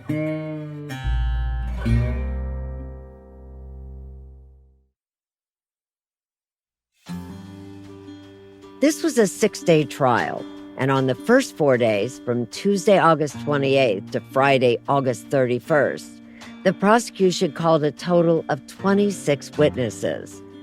The jurors went home for the weekend, but it wasn't just any weekend. It was Labor Day weekend, so they had 3 full days off to digest the evidence. They were not sequestered. When they returned on the morning of Tuesday, September 4th, defense attorney Parker motioned for a mistrial 4 times. Oh, I thought I was going to get a mistrial. What do you mean? What did you think? Well, there was so much going on in that trial. The defense took issue with the introduction of the photo lineup that depicted Crosley's photo as darker than all the others, the dog tracking evidence, because the prosecution could not prove that the scent tracked belonged to Crosley, and Kim's father's testimony, which Parker said was, quote, nothing but the hearsay statements of Miss Kim Halleck. Parker had also learned about Tim Curtis's alleged interaction with that juror, and Parker claimed that his client couldn't get a fair trial. Tim Curtis was called back to the courtroom. The judge explained to him in front of the jurors why he had been brought back. He goes, well, you had an incident in the parking lot. And then it just at that point, it's like my whole brain and mind just went completely numb. The judge asked him to identify the juror he saw in the parking lot. I would say that in my heart, I didn't even look at the juries. I didn't even focus my attention on them and turned and answered him. And I said, no, I don't see this person in the courtroom. Even though Curtis admits he did. Yes, because afterwards I had seen the juror sitting up there, and I was like, wow, that was a guy. Why didn't Tim tell the judge the truth? This is his explanation. I was feeling pressured, but I think most of all, it's just, I think, to be honest with you, I was thinking of Chip and thinking, man, I'm not gonna see this case ruined for you. In my thoughts, that I was more concerned with this case isn't going to be ruined because of me. Tim didn't want a mistrial, so he lied. And sure enough, all the motions for mistrials were denied. It was time for the defense to make its case. Parker called 5 additional witnesses to the stand. A shoe print expert who said that the shoe prints at Holder Park could have matched more than 10 different brands. The chief umpire at Holder Park, who spoke to Crosley that evening and said he wasn't wearing a jacket and had short hair, and a friend of Kim's who saw her early in the morning of April 4th and testified that she had grass stains on the back of her shirt.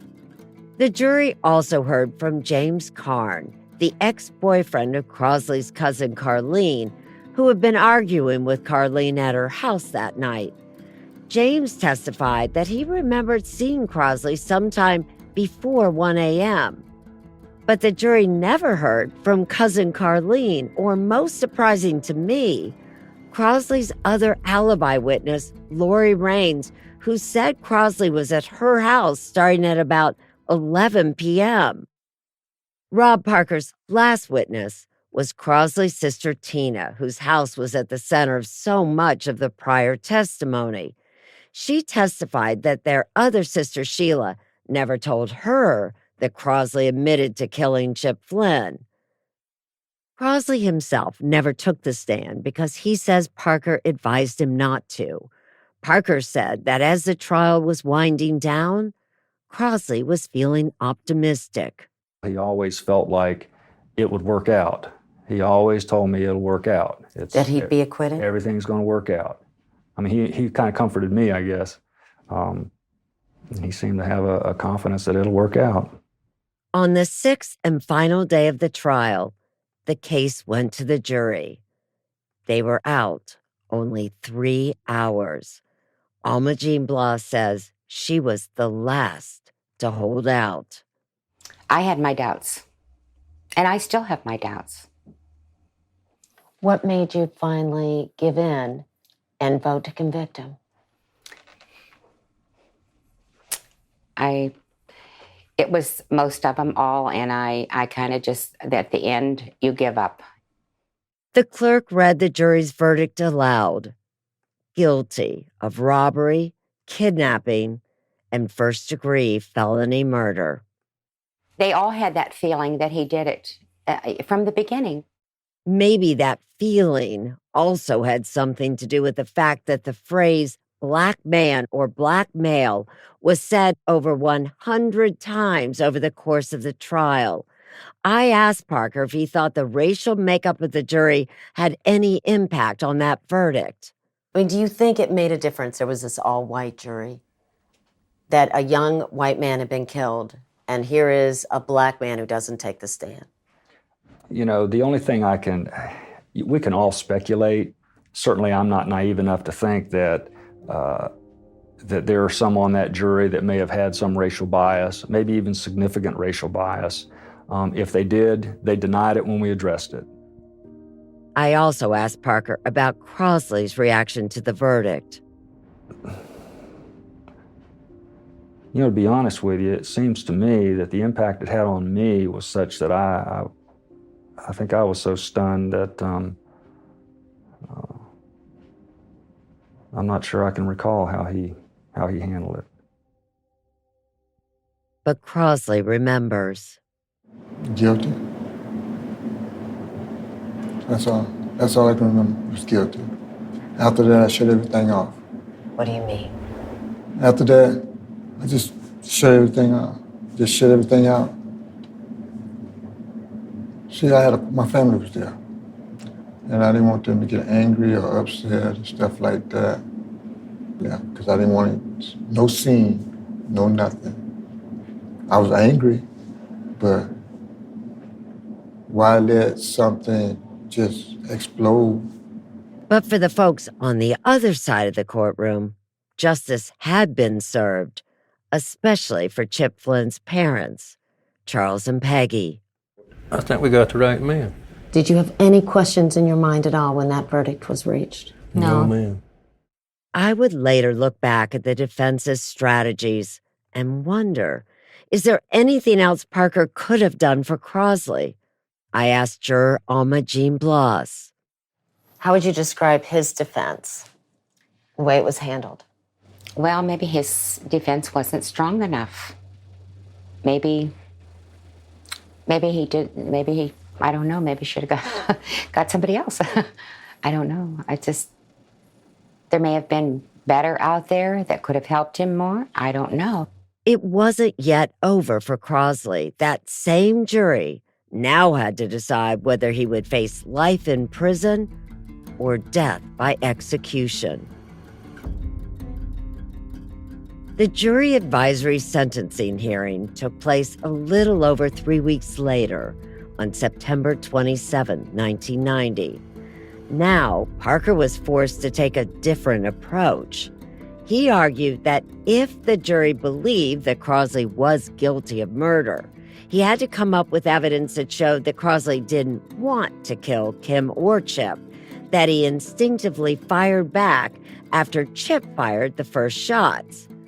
Parker pleaded with the jury, quote, "Please don't overreact." But Prosecutor White argued that the killing was heinous, atrocious, and cruel. He asked the jury, quote, "What could be worse than to murder someone, kill someone over money, just over money?" Judge Antoon also allowed White to inform the jury of Crosley's prior conviction in New York for armed robbery when Crosley was just 18. However, Crosley was never convicted of armed robbery, but had instead pled guilty to a lesser nonviolent crime. That plea was also expunged from Crosley's record due to his youthful offender status. If 3 hours sounds short for deliberating the murder charges against Crosley, it only took a little more than an hour for the jurors to decide whether he would live or die. The jury, 8-4, recommended that Crosley Green receive the death penalty. He was officially sentenced to death row on February 8, 1991, a devastating blow to many of his family members, including his 2 sons, Shuma, age 16, and Gaston, age 6. Once they sign your warrant to be executed, you're gonna be executed. And that scared the hell out of me. I wouldn't learn about Crosley's case until almost 10 years later, and after reviewing the evidence, I had doubts that Crosley committed this crime. And on top of that, key witnesses from the trial were coming forward to change their stories. On the next episode of Murder in the Orange Grove, the troubled case against Crosley Green. Every time I look at news and hear about an individual on death row, I think about my brother. And I knew that he's there not only for my statement, but for other people's statement, but I knew mine was a lie.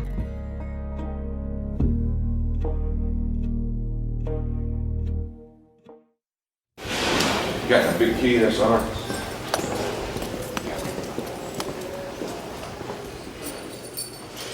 Are you ready?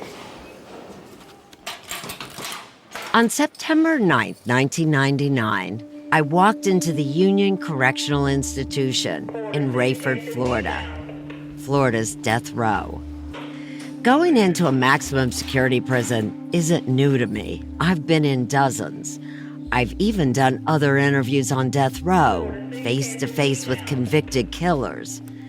But this case weighed heavier on me. Who is Crosley Green? Hi, Crosley. I'm Erin Moriarty with CBS News 48 Hours. We've been looking at your case. Now it's really important to meet you and have viewers meet you. Nervous at all today? No, I'm not nervous. I'm a little shy, but I'm not nervous. It had been 9 years since Crosley was convicted for the murder of Chip Flynn. And for the last 8 years, he had been sitting on death row, confined to a 6-foot-wide, 9-foot-long cell. And that's where he spent 23.5 hours every day. I want to ask you the question I think that everybody needs you to answer. Did you kill Chip Flynn? No, I did not kill that man. I'm 48 Hours correspondent Erin Moriarty. This is Murder in the Orange Grove, the troubled case against Crosley Green, Episode 4, Revelations.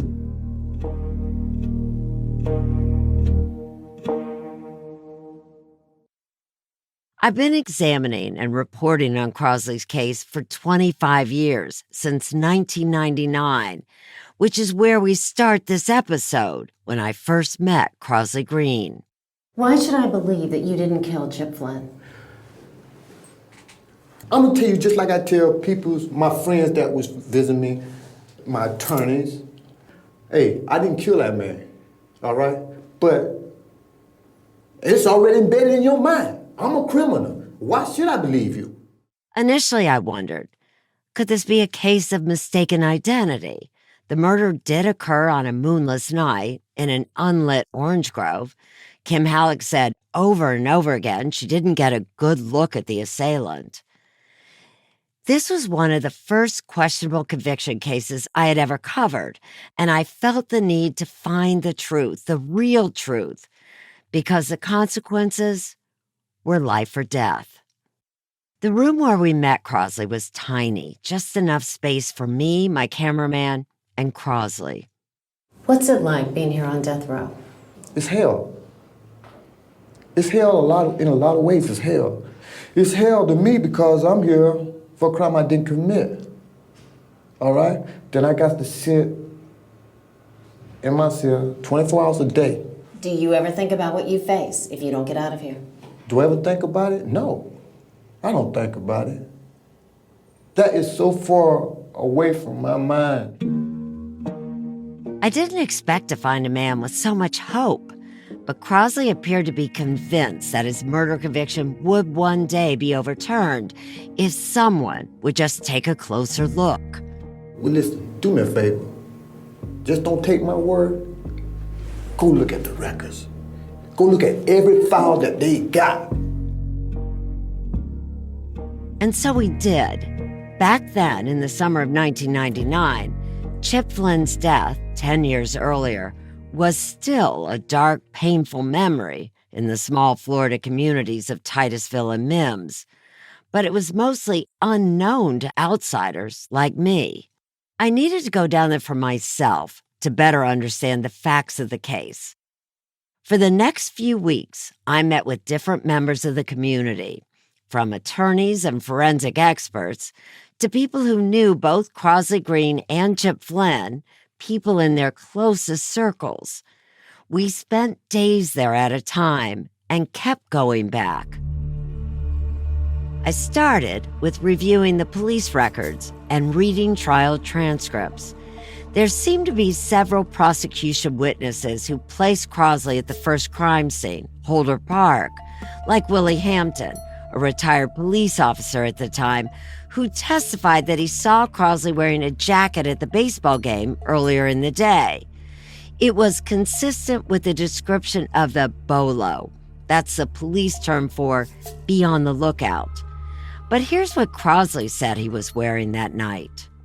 What were you wearing? I think it was a tank top, what you would call a guard shirt, red. Jeans? A pair of jeans and a pair of sneakers.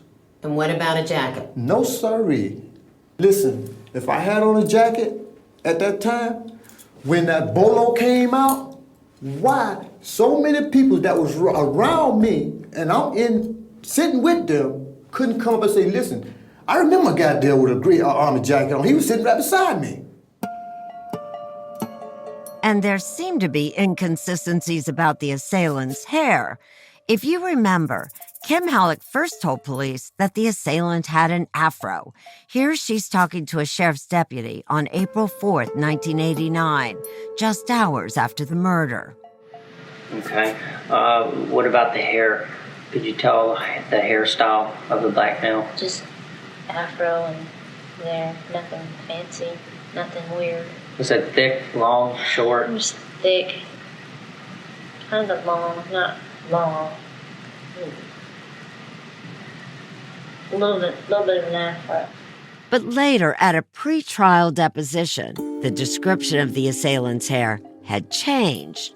Kim told defense attorney Rob Parker that the suspect had tight ringlets styled with a substance like a gel. When I asked Crosley about how he wore his hair, he insisted that it had been very short, almost like a buzz cut. As I kept pushing him for specific details, you can hear him getting more and more frustrated until... Can I look at the camera? Because I want to say this in the camera, man. Go ahead. The way I look now is the way I looked then. I mean, so your hair was that... The way I look now is the way I looked then. That's short. And she describes someone with curls over the ears. The way I look now, to you, this is exactly what I look like. Okay, it may not be quite clear about what just happened, but Crosley had become so frustrated with my questions over and over again about his hair that he suddenly just looked away from me and then looked straight into the camera lens and said, "The way I look now is the way I looked then." Okay, got it, Crosley. That is still one of my favorite moments from that first interview. And more than another decade later, Crosley still wears his hair pretty much the same. He has short, cropped hair, almost completely shaven. I think we all have ideas of what a killer looks like. Crosley didn't fit mine. You could tell when someone is guarded. Not Crosley. This was a guy who was open and eager to talk to me. I got the sense that he was thrilled to finally get the chance to tell his side of the story. I was told not to say nothing. Not to take the stand. No, not only not to take the stand, but after it was over. I was told by my attorney, don't say nothing, I do the talking for you. What did you want to say? What I wanted to say, I wanted to turn around and tell the parents of that kid that I'm sorry about their son, but I didn't kill their son. What struck me the most about talking to Crosley is not just that he denied killing Chip. I mean, I expected that. But how much he wanted to set the record straight with Chip's parents. What pained him the most was that they thought he murdered their son. They've been fed with something that's not true. They have been fed with something that's not true. Okay? And I feel bad for them. I really do. I feel bad for them. When I lost my mother and father, I know what I felt. And for her to lose her son, I know what she felt. What's the first thing that comes to your mind when you think of Chip? Rarely did you see him without a smile on his face. Just rarely. That smile he always wore. Yeah. Before I met Crosley, I met Charles and Peggy Flynn, Chip's parents. It's the hardest part of reporting on crime, talking to parents who have lost a beloved child. And Chip Flynn was a beloved child. After his murder, the 10 years that had passed had done nothing to reduce their pain. They spoke to me in their Titusville home. What's the most important thing you want people to know about Chip? That he didn't deserve to die. We sat at their dining room table with pictures of Chip over the years spread across the table. Family photos, school portraits. In all of them, Chip is smiling with laughter in his eyes.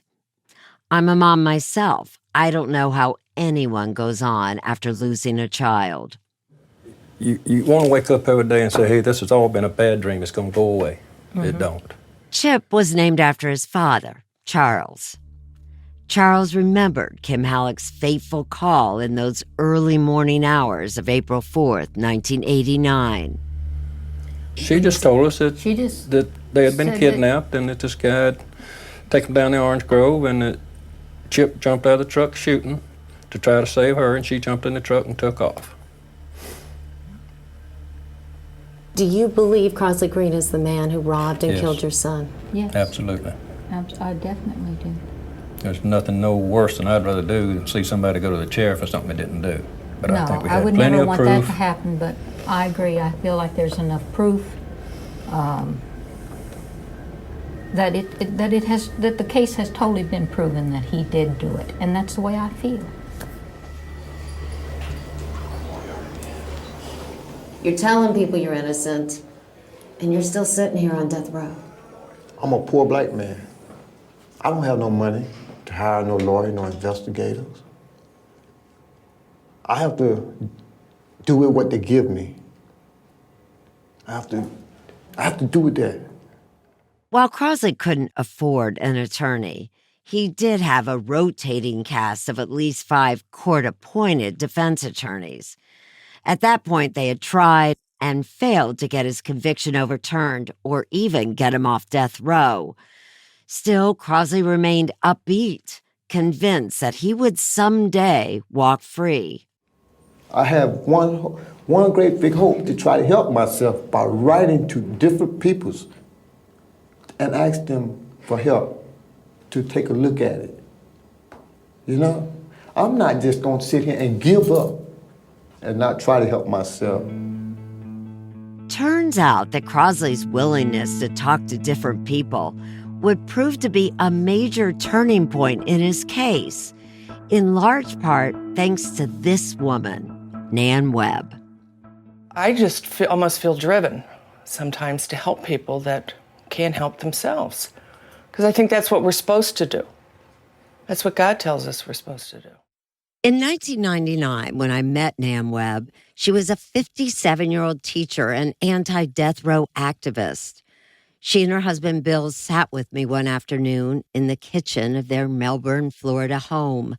A flyer titled "Release Crosley Green Now" was displayed prominently on their fridge, alongside a photo of their poodle and a Serenity Prayer magnet. Here's Bill. And I just believe the man is innocent. And I want to help him as much as I possibly can and support him and his family. What if Crosley Green is guilty? He's not. But what if he is? But he's not. How can you know that? Because I've read the information, and we know Crosley. They wanted to hire a private attorney for him, but they didn't have the money. So Nan went to a wrongful conviction conference in Chicago in hopes of meeting someone who would take the case pro bono. And for the first time in nearly a decade, Crosley's luck took a turn. After talking to Nan, a private detective decided to recruit a team of 5 other investigators from across the country to re-examine the evidence against Crosley for free.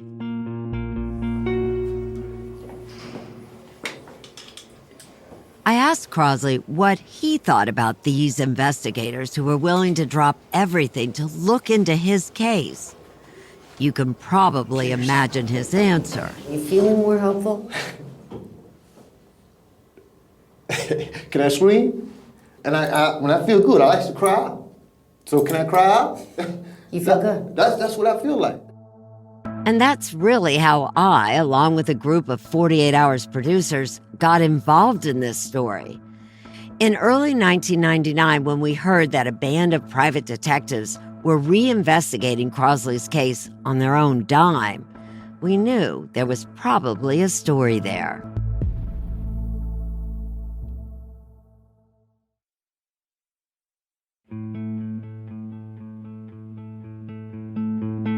Around the beginning of August, we rolled into town with a CBS News camera crew. We stuck out like a sore thumb, and we had to be careful. It felt like everyone knew each other, and we were strangers from New York, digging into a 10-year-old case that had clearly left its mark on rural Florida. My first impression of Brevard County was that it's like many counties in Florida, rural, buggy, especially with mosquitoes. It was humid with wide open, soggy spaces of overgrowth. If you're traveling north on Highway US 1, on the right side is the area known as East Mims, and that is where the vast majority of black citizens live. On the west side is West Mims, and that is where the vast majority of whites live. When I started working on this podcast, I wanted to know more about the racial history of Titusville and Mims. And that's how we found Bill Gary. He's been involved in the local NAACP chapter for decades and told me about his experience moving to Brevard County now 50 years ago. There was segregation here. My first wife and I bought a house out in North Titusville where there were no other black families. And we endured several months of people throwing citrus fruit on our house, driving through our yards. They spray painted the N-word on both sides of the house. Florida, to many people, conjures up an image of beaches, of palm trees, orange groves, but also Florida has a very dark history when it comes to the treatment of black citizens in this state. At one time, Florida was the leading state in terms of lynchings. Bill is also board president of a cultural institution dedicated to Harry and Harriet Moore. The Moores were two activists who spearheaded the Florida civil rights movement right here in Mims. In 1951, they were murdered when their house was bombed. It's important because it's a part not only of the African American history of the state, but also of the nation. We have the annual Harry T. Moore Memorial Service. And when we arrived, there were some Ku Klux Klan flyers all over the parking lot. And there have been flyers scattered in neighborhoods and stuff over different years. While Bill Gary didn't know Crosley personally, after Crosley's conviction in 1990, his brother O'Connor asked Bill to review the trial transcripts. They both hoped that Bill would see for himself the lack of evidence against Crosley and could help rally the community to fight for his release. This was a big story back in '89. The people that I've talked to in the community, I never heard any comments or talks about Crosley attacking anybody or being violent at school or anything of that nature, which is why I think many people were surprised when he was prosecuted for this. As I continued to learn more about Crosley's case, this was a common sentiment I heard from many people. Even though Crosley had had run-ins with the law and a conviction for selling drugs, no one could imagine he was capable of murder. And why did they want that conviction so badly? Because a young white man dies? Yes, and based on the testimony of a young white woman. And the state attorney that we had at that time was not interested in justice. What they were interested in is a conviction. That state attorney was Norm Wolfinger, prosecutor Chris White's boss. Wolfinger died in 2016, but he was still in office in 1999 when I started to investigate this case. From where you're standing now, do you believe that Crosley Green is the one who killed Chip Flynn? You know, what I believe isn't important now. The jury has found him guilty. The judge has sentenced him. To Wolfinger and many in the local community, it was an open and shut case. Crosley Green had murdered Chip Flynn. But 9 years after the trial, Crosley still couldn't believe that he had been convicted. I really didn't expect them to find me guilty. What can they find me guilty of? What evidence? But now there was a new team of private detectives in town who were starting to pick apart that evidence. That group of 5 men and 1 woman from around the country who flew in to re-examine Crosley's case for free. They had been in Brevard County since July, and when we caught up with them later that summer, they were sunburned, tired, and making progress. All right, let's rock and roll. Combing through the bug-infested Florida orange grove. Fine. Got it. They were poring over old case documents, topography maps, and aerial photographs of the crime scenes. And they were searching for prosecution witnesses who would be willing to talk to them. They caught a break, a big one, when they found Alan Jerome Murray. He was one of the several witnesses who testified against Crosley at his murder trial. He was the witness at trial who had been part of a group of men hanging around the corner in Mims known as 21 Jump Street. Alan had testified that Crosley was also there and told them he had just killed a man and that he was going to, quote, disappear. I spoke to Alan myself about this experience. It's a little hard to hear and understand Alan on this recording, so listen carefully. Tell me about it. What did you say 10 years ago? I sent an innocent man to prison. I sent an innocent man to prison, Alan said. Alan, who was on parole at the time of the murder, told me that he felt pressured by detectives to come up with a story about Crosley Green, any story that would connect him to the crime. And what did they want you to say? That the black man said he killed somebody. And they told me, said, if I don't say what they want me to say, I go right back to slam them. What did you tell the police? They told me to say he killed him, so I just said he killed him. Again, in case you couldn't quite hear him, Alan said, they told me to say he killed him, so I just said he killed him. And did Crosley Green ever tell you that? He never told me that. Nearly 10 years after Alan testified against Crosley, he admitted that he had lied on the stand. And apparently, he wasn't the only one. Remember Tim Curtis, that auto shop repair owner who told police the sketch of the alleged assailant looked like Crosley? Well, 10 years later, he had a confession to make. Did that sketch look like Crosley Green? No, it didn't. Not at all. The sketch was of a fatter type face person. Crosley Green had a real narrow bone structure of the face. Did you tell the police, though, that it looked like Crosley Green?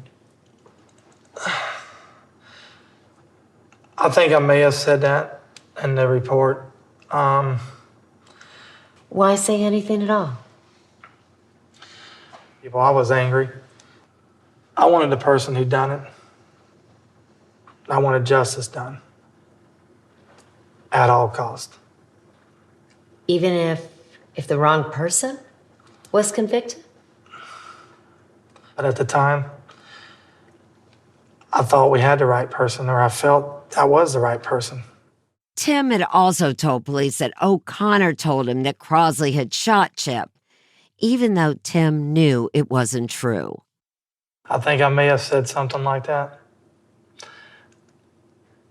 I think that was almost like you got a little fire going, so you add a little bit more coal to it. So you added, embellished. I think... Made up? No, I wouldn't go as far as say really made up. I think it's almost like how rumors get started, you know?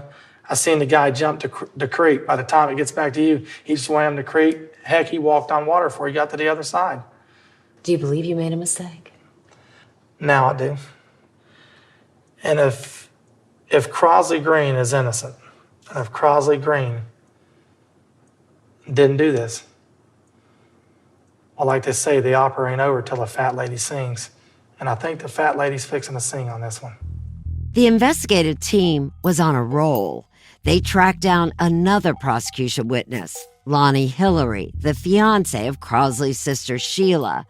He told these private investigators in a videotaped statement that he felt pressured by prosecutor Chris White to testify against Crosley to corroborate Sheila's account of that night.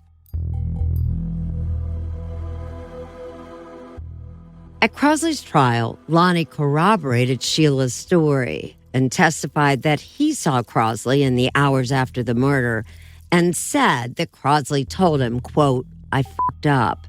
But now, 10 years later, Lonnie told private investigators this wasn't true. It couldn't be because Lonnie was with Sheila for the entire night of the murder and the following morning, and neither had spoken to Crosley about anything. But one of the most important witnesses, the woman whose testimony was devastating to Crosley at trial, well, she was elusive and kept avoiding the investigators' calls. That was Sheila Green. I asked Rob Parker, Crosley's defense attorney for the 1990 trial, just how damning was Sheila's testimony. I basically told Crosley, I said, she strapped you in. Did you believe Sheila Green at that time? Do you believe that Crosley Green actually told her? You did. No, I don't believe that. Why do you think Sheila Green testified against her own brother that way? Why? She didn't want to go to federal prison.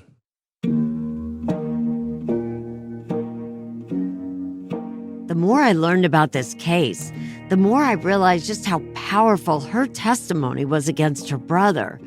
Did she also lie on the stand just like Lonnie Hillary and Alan Jerome Murray? It became clear that in order to overturn Crosley's case, the PIs would need to track down Sheila and ask, did Crosley really confess? The pressure was on to find her, and we appealed to her older sister, Shirley White. I can only show Sheila love and give her love. The rest is up to Sheila. But do you want her to come forward now? I want her to come forward. I told her today to come forward. She will. I know she will because she's my sister. She will. I have that much confidence in her. Somehow, Shirley did her magic. And later that week, there she was. Leaning against a vehicle, Sheila spoke with the investigators. I wasn't allowed to hear that initial conversation. And I thought, if she didn't want to talk to them, she'll never talk to me, a reporter with a camera. But she did. What have these last 10 years been like for you? It's been like hell. That's something I had to live with for 10 years. Every time I look at news and hear about an individual on death row, I think about my brother. And I knew that he's there not only for my statement, but for other people's statement, but I knew mine was a lie. And I always told myself one day that I was going to help him. I didn't know about how to go about helping him because I was so afraid of what the outcome of my situation is because I'm on probation. And I don't know the judicial system, and I was afraid of being sent back to prison. It was painful to hear Sheila's story. She's a mother, and she said prosecutors promised to reduce her upcoming sentence on a drug conviction if she gave information about Crosley's whereabouts on the night of Flynn's murder. What did they say would happen if you didn't testify against your brother? I would never see my kids again. They said that specifically? Yes. My kids is one of my weaknesses. You use my kids, it's like you stabbing me in my heart with a knife, and I've never been separated from my kids. And I felt that I wanted to see them again, so I cooperated with the DEA and the state attorney office. Are you telling me, Sheila, then, that your entire testimony against your brother was a lie? It was a whole lie. What did that feel like on the stand? I felt horrible. It was wrong. But I felt I had to do it. Do you think Crosley had anything to do with the murder? No. Have you talked to Crosley at all in all these 10 years? No, I haven't. Do you want to? Yes. What would you tell him? He will understand. You think he will? Yes. He will. He knew I did.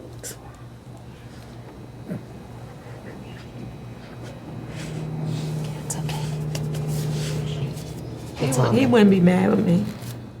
And Sheila was right. When I asked him about this terrible betrayal, Crosley didn't seem to be mad or even holding a grudge against his sister.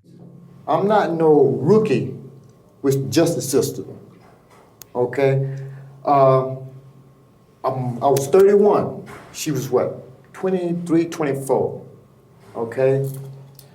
And she never went through a system before. They shook her up pretty good. Things changed when they started to really mess with it and started talking about taking her kids and stuff away from her. Come on, Crosley. No, I don't hate my sister, man. Because it ain't Sheila's fault.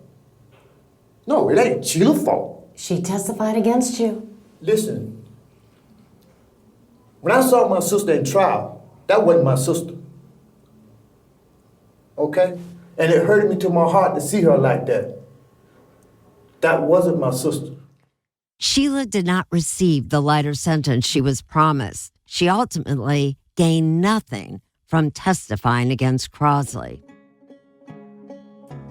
Surprisingly, Crosley didn't have anger towards the people who testified against him because he knew the system. He knew prosecutors and investigators can and sometimes would divide families just to convict someone. I'm a lawyer, and still, this was shocking to me. You've had, what, 10 years at least to think about what happened that night. What do you think happened? What I think it's terrible that a young man got killed, okay? But who killed him, how he got killed, and all that, I don't know. But do you think that there is another man out there, a black man, by Do I her think there's description, another man out there? a killer? I don't know this young lady, okay? I'm not gonna call her a liar. Maybe it wasn't no one. Maybe it was someone. I wasn't there. I can't tell you that. I cannot tell you that.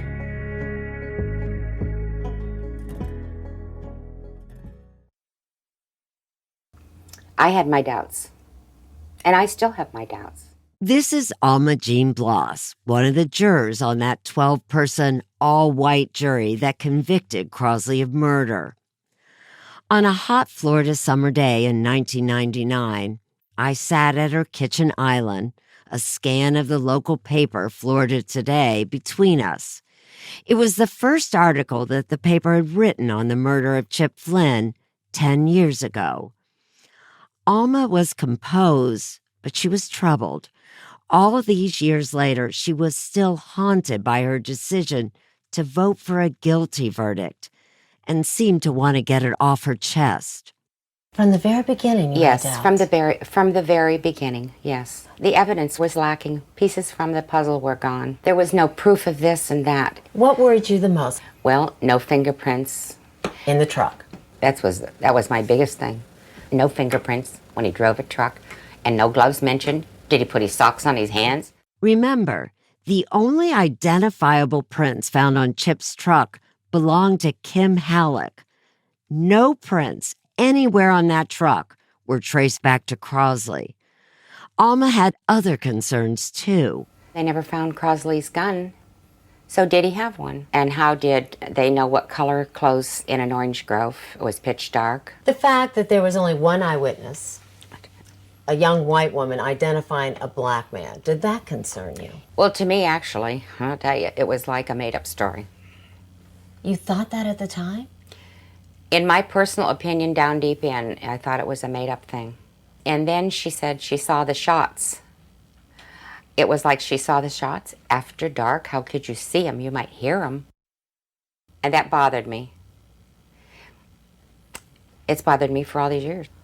And yet, even with all these questions, and yes, doubts during the trial, Alma voted to convict Crosley, along with 11 other jurors. Did you feel pressure in the jury room to convict him? Yes, I did. Because he had a previous past. He had just got out of prison. Or the jury, they just kept saying, he did it, he did it, he did it. And I held out till the end. What made you finally give in? They're all against me. And I was the only one, and it was down to the grits, so that's what you do. Alma could have hung that jury and maybe saved Crosley from death row. After talking to Alma and thinking more about the evidence, I began to consider, really for the first time, a completely different theory of the crime. And it's something that Crosley himself had alluded to in his interview. What if this wasn't a case of mistaken identity of a third-party assailant? What if there was no third person at all? Just Kim and Chip in that orange grove. I asked State Attorney Norm Wolfinger. Why wasn't, in this particular case, Kim Halleck ever considered a suspect? Well, I'm not getting into the investigation. I can't say she was or wasn't. I mean, that was something that happened in the investigation. I went through the entire investigation. I went through the entire file. I read through all the court transcripts. At no time did the police question her story. They never tested her hair to see if a gun had been held up against her head. They never tested her clothing. They never tested her hands. Why wouldn't that be done? Wouldn't that be standard procedure? Well, again, I'm not going to get into the investigation. Back in 1999, there was nothing in the police records or court documents to indicate that law enforcement or prosecutors ever questioned Kim's story. I wanted to hear directly from her about what happened that night, but she denied 48 Hours multiple requests for an interview. We don't really know what Kim thinks. She's never agreed to talk with us, but Kim did provide us with a statement that read in part, quote, "For the last 10 years, I've had to live with the memories and nightmares of that horrific evening. The fact is, there are only 2 surviving witnesses from that evening, myself and Crosley, and I'm sure deep down inside, Crosley knows that he's right where he deserves to be." I took another look at the physical evidence presented at trial. The prosecution had shown the jury a diagram of Holder Park, the first crime scene, that showed shoe prints that stopped where Chip's truck was reportedly parked. But reviewing the crime scene videotape again with the private detectives, we noticed a discrepancy. Here is Agent DeMars talking on the video taken hours after the murder. We heard some of this recording in past episodes, and I think it's important to play it again. The crime scene begins with what we believe to be suspect shoe prints that initiate at this point. Agent DeMars assumed that the alleged attacker arrived at the park in a vehicle because the shoe prints appeared to start on the side of the road. Heading in a west direction up into the area between the trees, which is where the victim's vehicle was parked, along with the 2 victims, prior to the abduction. This, so far, matches the police diagram presented at trial. But in the videotape crime scene walkthrough, DeMars continues. The shoe prints, after proceeding west, will then continue on around just to the outside of this fence, with the last shoe print being seen just north of the second cement pole. The shoe prints that DeMars is following, the one she believes belongs to the alleged assailant, left the park along the fence. So how could he have gotten into the truck with Chip and Kim? The investigative team and I examined another important piece of evidence, Chip's truck. It was a hulking 82 Chevrolet, step-side, 4x4 pickup. It was massive. The tires were so big that the only way to get into the truck was by grabbing along the window frames and hauling yourself in. I asked Tim Curtis, who had once owned the truck and then later sold it to Chip, if it was as hard to drive as it looked. Yeah, if you look at Kim's statement, she never mentions any problem with the driving. I mean, is that possible from what you know about this truck? No way. I drove that truck. I know exactly how that truck drove, 100% without a shadow of a doubt at all. You could not get in that truck and take off without it stalling. That is a fact. Even if you knew a lot about driving stick?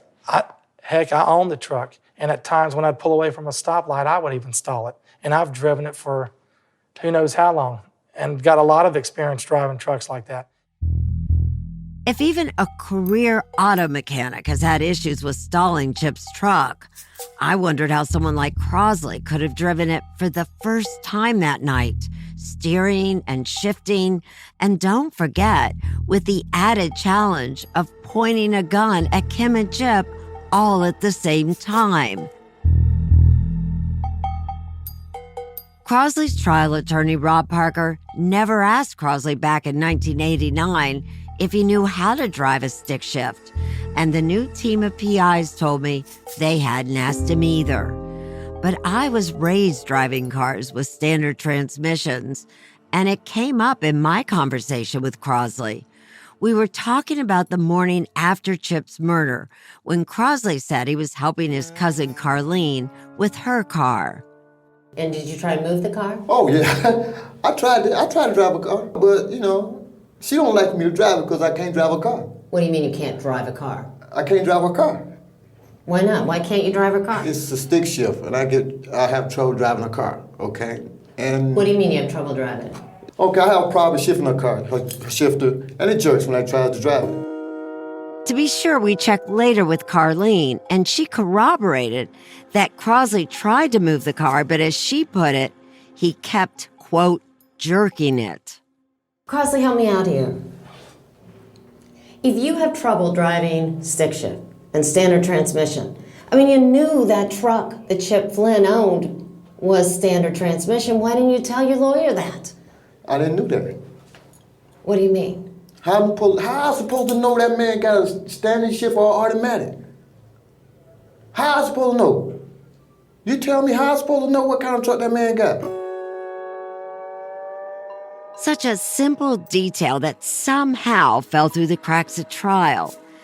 The fact that the truck had a standard transmission with a clutch was part of the evidence at trial, and yet no one thought to ask Crosley if he could even drive it. I asked defense attorney Rob Parker to clarify for me more details of the case. Did the prosecutors ever find any fingerprints of Crosley Green's? No. Did they find any bloody clothing? No. Did they find this assailant's weapon? No. Did they find any weapon that Crosley Green owned that could be connected to that shooting? No, ma'am. Did they find any evidence at all, physical evidence that Crosley Green was there? Quite to the contrary, they found evidence, fingerprint evidence, latent fingerprints that are not Crosley Green's and are to this day unidentified. By the end of our time in Brevard County, I felt like I was leaving with more questions than answers. Why was there a man sitting on death row for nearly a decade when there was no direct physical evidence tying him to the crime? My crew and I headed home to New York to work on our broadcasts and thought we might be dealing with a wrongful conviction. 48 hours. We take you there. On November 1st, 1999, 48 Hours aired its first broadcast on Crosley Green. Dan Rather introduced our story. A condemned man is waiting to die. He insists that he's innocent, and perhaps he is. Back in the 90s, CBS and broadcast news in general had a lot of power. News networks were the only game in town, and there were very few wrongful convictions reported on the air. Still, reversing a death sentence can be an impossible mission. Our report gave national attention to this small-town murder, but it also shook up Brevard County. The investigative team turned up 4 people who had testified against Crosley, who then later recanted their stories, even at the risk of being charged with perjury. This was a monumental revelation for the community there, and one for me, too. What happens if they don't get you a new trial? What happened? Hey, from this day forward, like I say, if I make it or don't make it, there's always going to be a question about this case. There's always going to be something about this case that people's going to want to know about. On the next episode of Murder in the Orange Grove, the troubled case against Crosley Green. You have tons of circumstantial evidence against Kim. I don't see how it could have gone the way it did. You actually believe Chip came up with this story along with her? Absolutely. There's To no protect doubt. He'd her? have to. He'd have to. And if it was some stranger who abducted him and shot him, I think the first words out of his mouth would be, he went that way. It was a black man. He went that way, But he would never say. It's always just get me out of here, get me out of here, get me out of here. That's all he would ever say.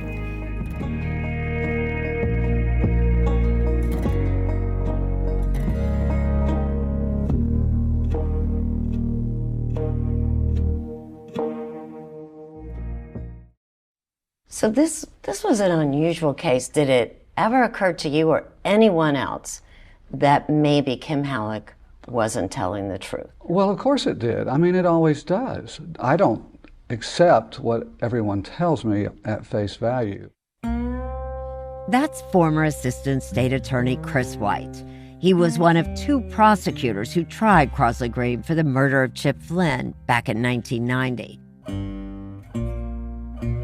Back in 2015, I asked him why Kim Halleck was never investigated as a possible suspect. What do you mean? I mean, what No GSR taken of her hands? Why not? I don't know if there was or wasn't at There this wasn't. point. Why weren't her clothes collected? Again, Why I don't weren't remember if pictures they were. taken? They weren't.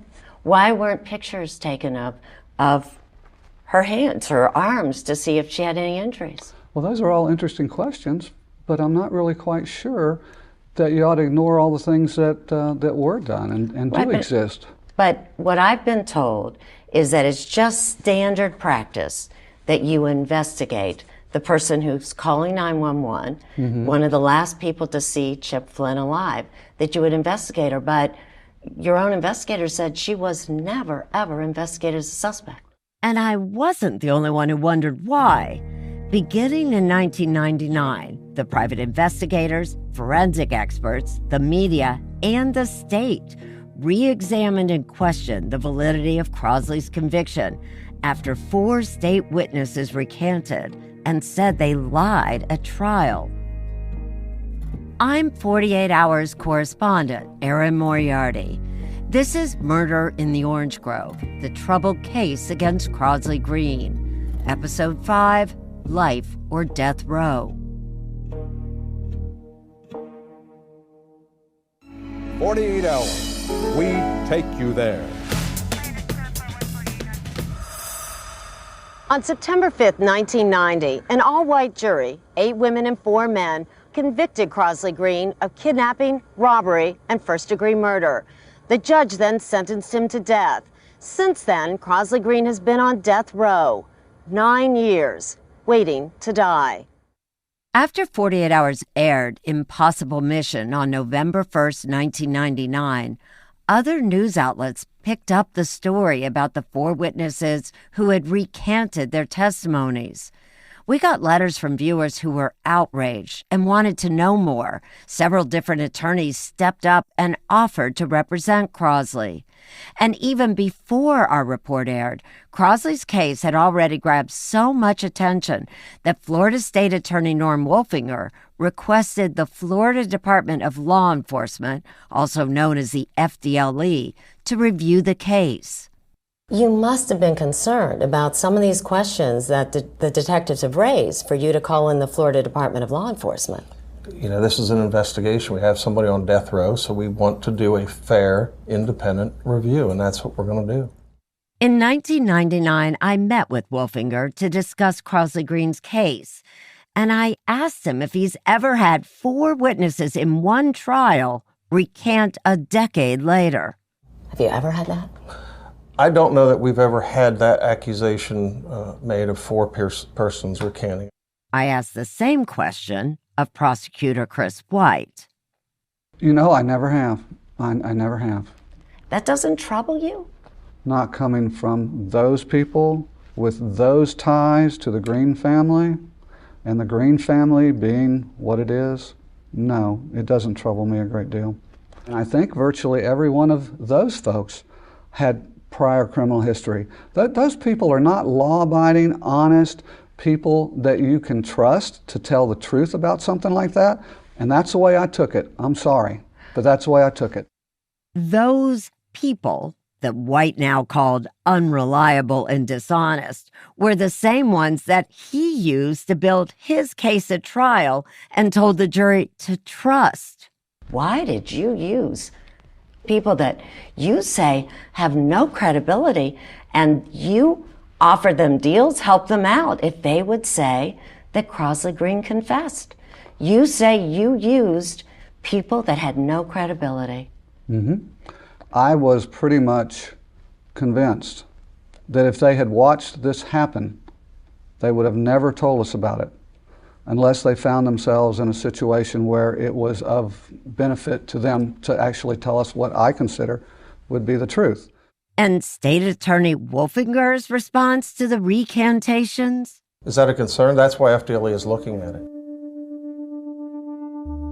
The Florida Department of Law Enforcement, or the FDLE, was set up to support state agencies in preventing, investigating, and solving crimes in the state of Florida. For Crosley's case, inspectors were asked to review the crime scene details again, re-interview witnesses, collect all available forensic evidence, and then break down, point by point, their investigation. I have all the confidence in the world they're going to do a good job, and we'll go from there. If they find these things, in fact, happen, that's going to be embarrassing for this office, isn't it? It's not embarrassing if somebody lies on the stand. You can't control people lying on the stand. But if it involved some questionable tactics by the prosecution's office? Well, those are matters that obviously FDLE will look at, and we'll have them resolved. Crosley and his team of private investigators knew that this could be a turning point in his case. So Crosley was not concerned when the FDLE indicated, as part of the investigation, that 2 human hairs would be submitted for DNA testing. That evidence, never used at trial, came from a vacuum collection of Chip Flynn's truck. Crosley was willing to submit a blood sample. Why weren't those tests done earlier? Well, at the time of the murder, the use of forensic DNA technology to test evidence like human hairs was still very new. But by 1999, in the 10 years since Chip Flynn's murder, the forensic technology had advanced.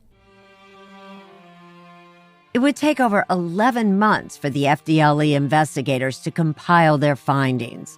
And on July 25, 2000, they released their report.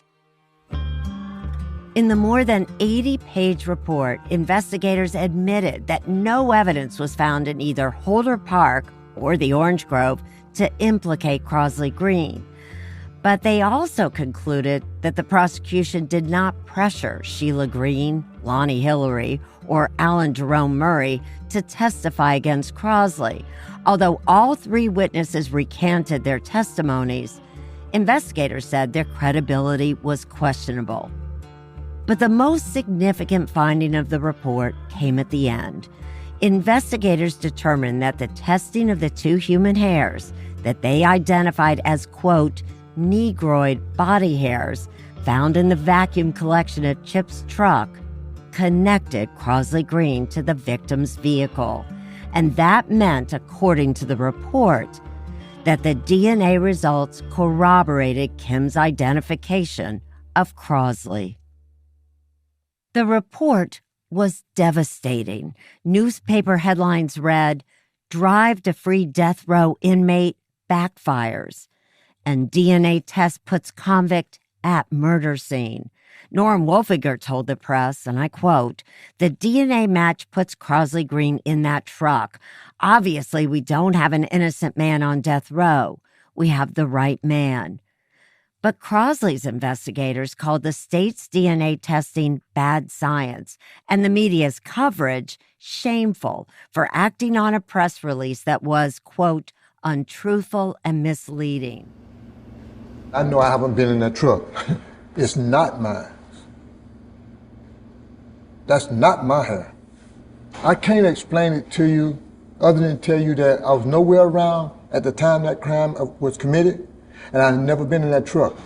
I myself, Crosley Green, never been in that truck. I still remember reading the FDLE report for the first time and that sinking feeling I had. And yet I knew enough about DNA testing to realize that there was something wrong with the report's conclusion.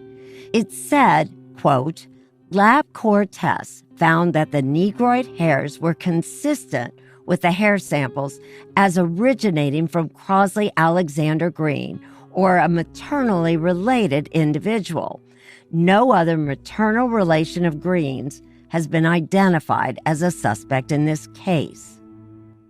In the early days of DNA analysis, when juries were presented with this evidence, I think they were given the impression that it was a lot more definitive than it really was.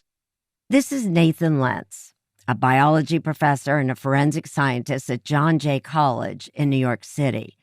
We spoke earlier this year, and he agreed to help me understand how DNA testing has evolved since the time of the FDLE report. Mitochondrial DNA can eliminate someone, but it can't confirm identity. It doesn't really implicate someone. Mitochondrial DNA, unlike nuclear DNA, only contains genes from your mother's side, which means it's not as precise.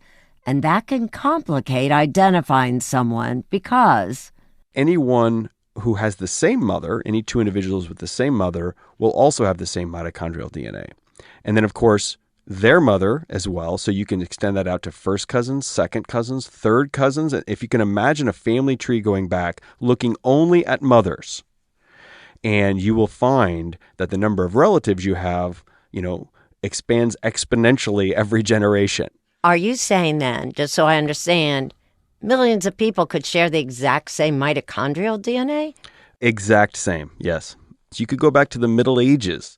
Nuclear DNA is better at identifying specific individuals because it's a mixture of genes from both parents.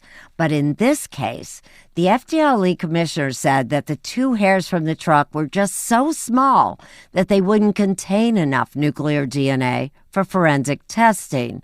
Mitochondrial DNA was their only option. And it's worth restating here what Professor Lentz pointed out as the weakness of mitochondrial DNA testing. Mitochondrial DNA can eliminate someone, but it can't confirm identity. It doesn't really implicate someone. So the two hairs don't definitively place Crosley in the truck. Could they belong to someone else? Like his brother? Well, it turns out... And O'Connor had been in that truck probably maybe a half a dozen times prior to me ever selling to Chip. Remember Tim Curtis? He's the guy who owned a local body shop, and he sold Chip Flynn his pickup truck. He was also one of the 4 witnesses at trial who recanted. Tim had been friends with Crosley's little brother O'Connor growing up. Here's what O'Connor Green had to say.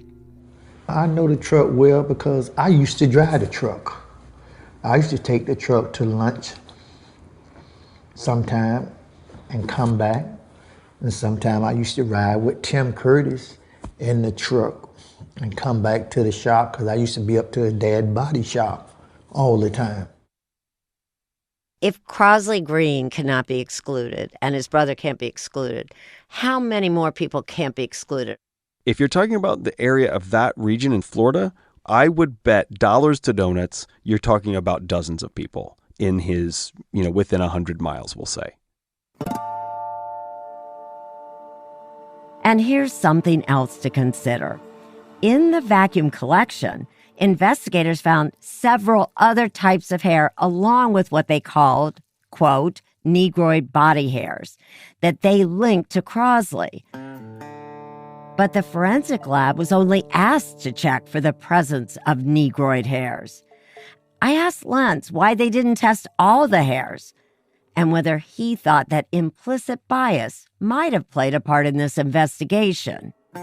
You can't tell the racial or ethnic background by looking at a hair either. Of course, there are textures and colors that are more common in some groups than others. calling it a negroid hair. We just don't do that anymore. I mean, that was also the language that was used at that time. But we don't say that anymore because it's suggestive, and that's why subjective determinations, really aren't allowed in court or shouldn't be allowed in court. And frankly, it seemed pretty clear that they were on the lookout for a negroid hair. What tells you that? I mean, that's called bias, right? And there's an expression: you only find what you look for. And so if you're looking for a particular kind of hair to implicate a particular type of person and you're vacuuming a truck, you're going to find that, or potentially. And how many other hairs did they just sift through because they weren't looking for that kind of hair? So when the Florida Department of Law Enforcement says this testing has placed Crosley Alexander Green inside the victim's vehicle, do you agree with that? I don't think that that's a defensible statement.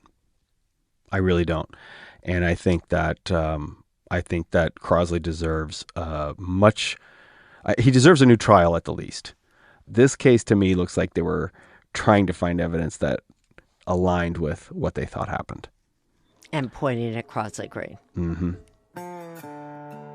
The mitochondrial DNA test result was a major setback for Crosley, and what's worse, the hairs were destroyed during the test, because forensics used 100% of the hair evidence collected for the investigation. So even if Crosley had dreamed of doing another DNA test another time when DNA technology evolved to give a more definitive answer, he couldn't.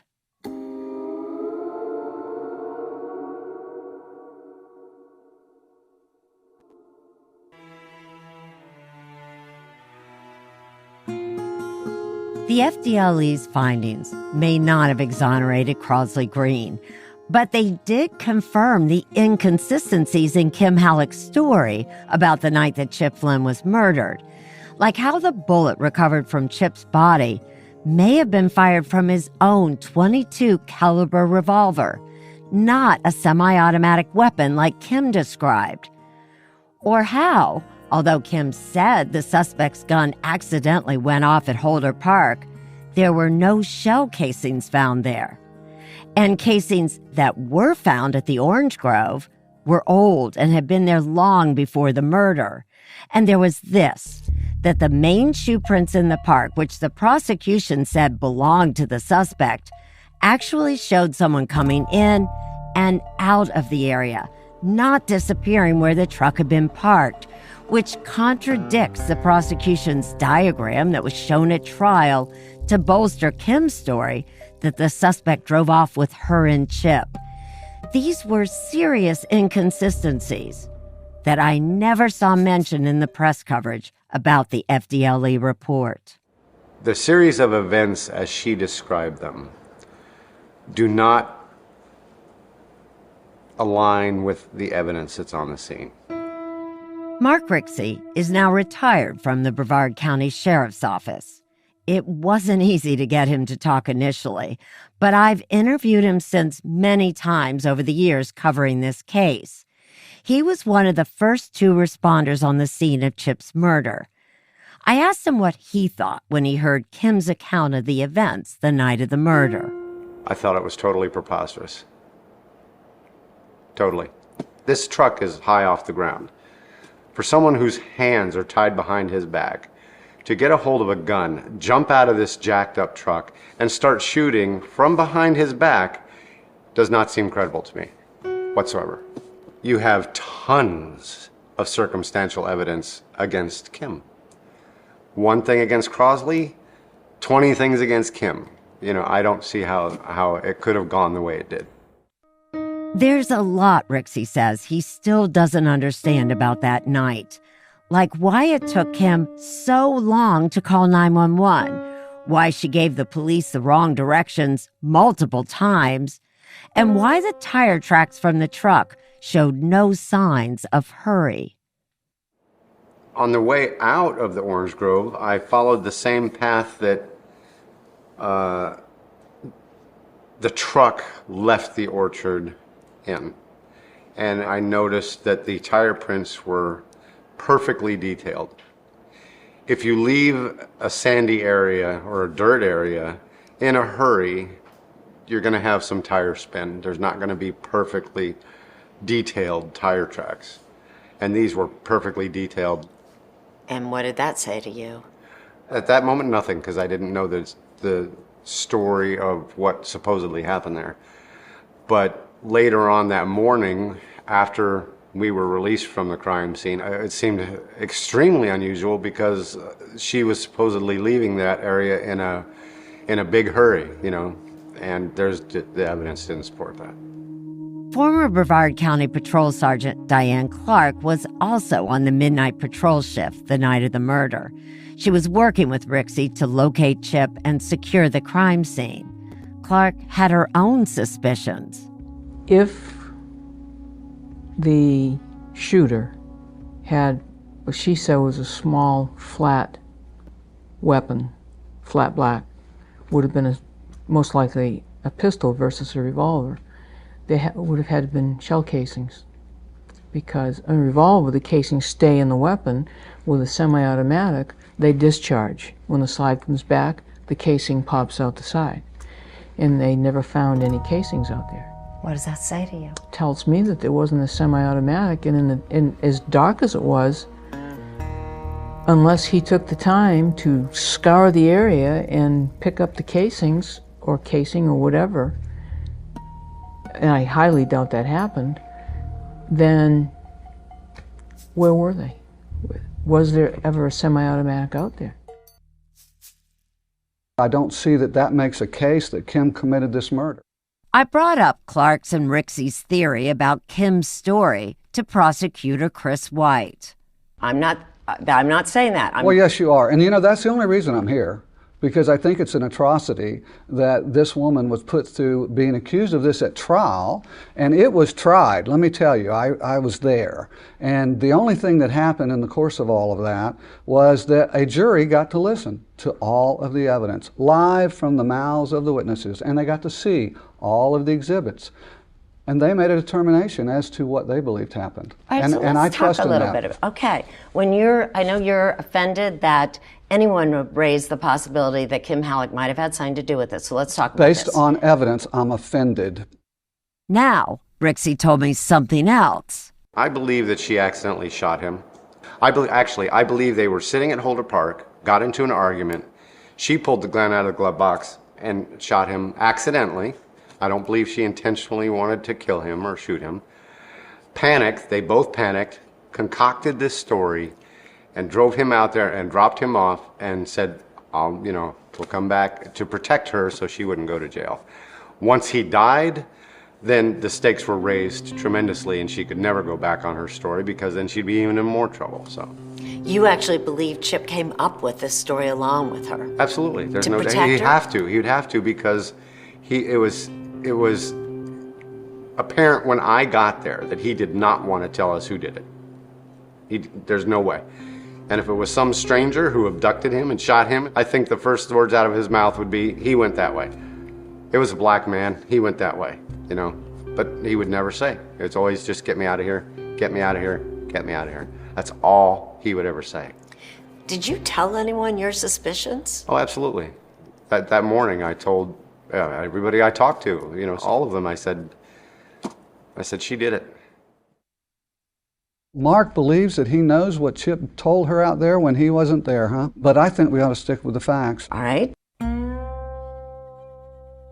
This was not the first time White had heard about Rixey and Clark's doubts about what happened that night. He knew about it long before Crosley Green ever went on trial. It turns out that White never disclosed to the defense a critical piece of evidence he had. Notes that he had taken at a meeting with Rixey and Clark, who went to his office in August of 1989, over 4 months after the murder, but a year before the trial. This is what your own, you know what this is. This is... Yeah, those are the notes that I took when I was speaking to them. In the notes that White took during that meeting, he wrote that Rixey and Clark suspected the girl did it and that she changed her story a couple of times. And he also wrote, quote, didn't see any footprint, didn't see any casings. She wouldn't go down there to the scene. Why wouldn't the guy say who shot him? just said, "I want to go home." I asked Chris White if Clark and Rixey disclosed then that they believed that Kim Halleck was involved in the shooting. They did. And why didn't you then take their word seriously and investigate to see if, in fact, they were correct? I reviewed all the evidence that we had with that hypothesis in mind, okay? I'm not sure what investigation you think could have been accomplished at that point in time when they told me that. By the early 2000s, Crosley was being represented by attorneys from a Florida state agency that represents people on death row. After getting wind of the withheld evidence, his new attorneys filed a motion and fought to get Chris White's file, but the prosecution pushed back, refusing to hand it over, claiming attorney-client privilege. Why weren't these notes handed over to the defense, your notes? They're my personal work notes. There's a reason why Crosley's lawyers wanted those notes so badly. And that reason goes back to a decades-old U.S. Supreme Court case known as Brady versus Maryland. That case requires prosecutors to disclose to the defense all material evidence, all of it, regardless of whether that evidence supports the defendant's guilt or innocence. Withholding that evidence is now known as a Brady violation and can lead to a conviction being thrown out. And that's when Crosley began his years-long battle to prove that withholding those notes denied him a fair trial. The problem? He had to convince the court that those notes were, in fact, material or crucial to the defense. Wouldn't this have been helpful for the defense to be able to ask more questions about what they saw and heard at the scene? Well, my recollection is that they have presented this argument that this is exculpatory evidence, that the defense was denied, and that it would have made a difference. The judge found, no, it wouldn't. And that's exactly what happened. Crosley's appeal was denied by a judge who ruled, quote, "The purported opinion of Deputies Rixey and Clark would not have been admissible at trial." Rixey and Clark's opinion were not considered material under Brady. And now an answer to something that might be troubling you. It certainly bothered me. Why didn't Mark Rixey or Diane Clark on their own go to the original defense lawyers and share their thoughts? Well, unless you're involved in a complete investigation, you really have to kind of stay out of it. And once we did our job and turned it over to the investigators, we're kind of pushed aside. Once we talked to him and gave him everything we could give him, you know, it's kind of like, okay, you can go now, kind of thing. And, you know, unless they call you and ask you to come in, you really kind of keep your nose out of it because they don't really bother. Prosecutors didn't just withhold information from Crosley's defense. I asked Prosecutor White about misstated evidence in the trial, like the dog tracking evidence. You have been to the scene where the crime started, and you have seen the shoe impressions of that person who came to the truck, who robbed them, who abducted them, who took them to that grove, and who shot Chip. You've seen those shoe impressions. It wasn't just her and Chip out there. Mr. White, those shoe impressions have never been connected to Crosley Green, the defendant in this case, ever. Remember, Crosley admitted that he walked through the orange grove in Holder Park the night of the murder, but Holder Park was a well-traveled area, and there was a baseball game that night. And yet, the FDLE report found nothing at Holder Park or the orange grove that implicated Crosley, including those shoe prints. In the hours after the murder in 1989, officials brought in a canine dog named Czar to track the scent that led along the shoe prints left in the sand of the park. If this was a trailing dog that was trained for a specific scent and they had Crosley Green clothing and the dog trailed to the murder site, that would be potentially a compelling piece of evidence. But following just fresh scent from one location to another, I would say has very limited forensic value. Admittedly, I knew close to nothing about dog tracking in police cases. So as part of our investigation for this podcast, I wanted to talk to an expert. Professor Kenneth Furton is the executive director of the Global Forensic and Justice Center at Florida International University. Professor Furton is an expert in what is known as canine olfaction. Olfaction meaning sense of smell. He told me in an investigation like this, canines can either track or trail a scent, and there's a difference. The tracking piece is really following any person's scent. So it's just following human scent. And it's typically the canine's trained to follow the freshest scent. Now, trail is more often used for specific human scent. So dogs can be trained to follow a scent article. And so then if you have a article like a missing person, or you have an article from a suspect, you present that to the dog and say, was that person here? And that's a separate trailing component. Because there was no scent article available for Czar to trail a specific scent, the police dog handler just had Czar track the freshest scent available. They saw footprints. They followed them working towards the tip of the toe to the heel. So they call it like backtracking, following assuming that person walked that way. Will the dog follow the scent? And the dog picked up a scent and followed it. And on soft ground, it's pretty easy to follow the scent. And then it went on to harder surfaces, onto concrete, which becomes more difficult. Czar was shown the shoe prints and started tracking them south out of Holder Park. He followed the shoe prints from a dune area in the park to the edge of the paved road, but the shoe prints ended there. So Czar continued to follow that scent until it led him to the front of Crosley's sister Tina's house, where Crosley often stayed. It was one of the most damaging pieces of evidence presented at Crosley's case.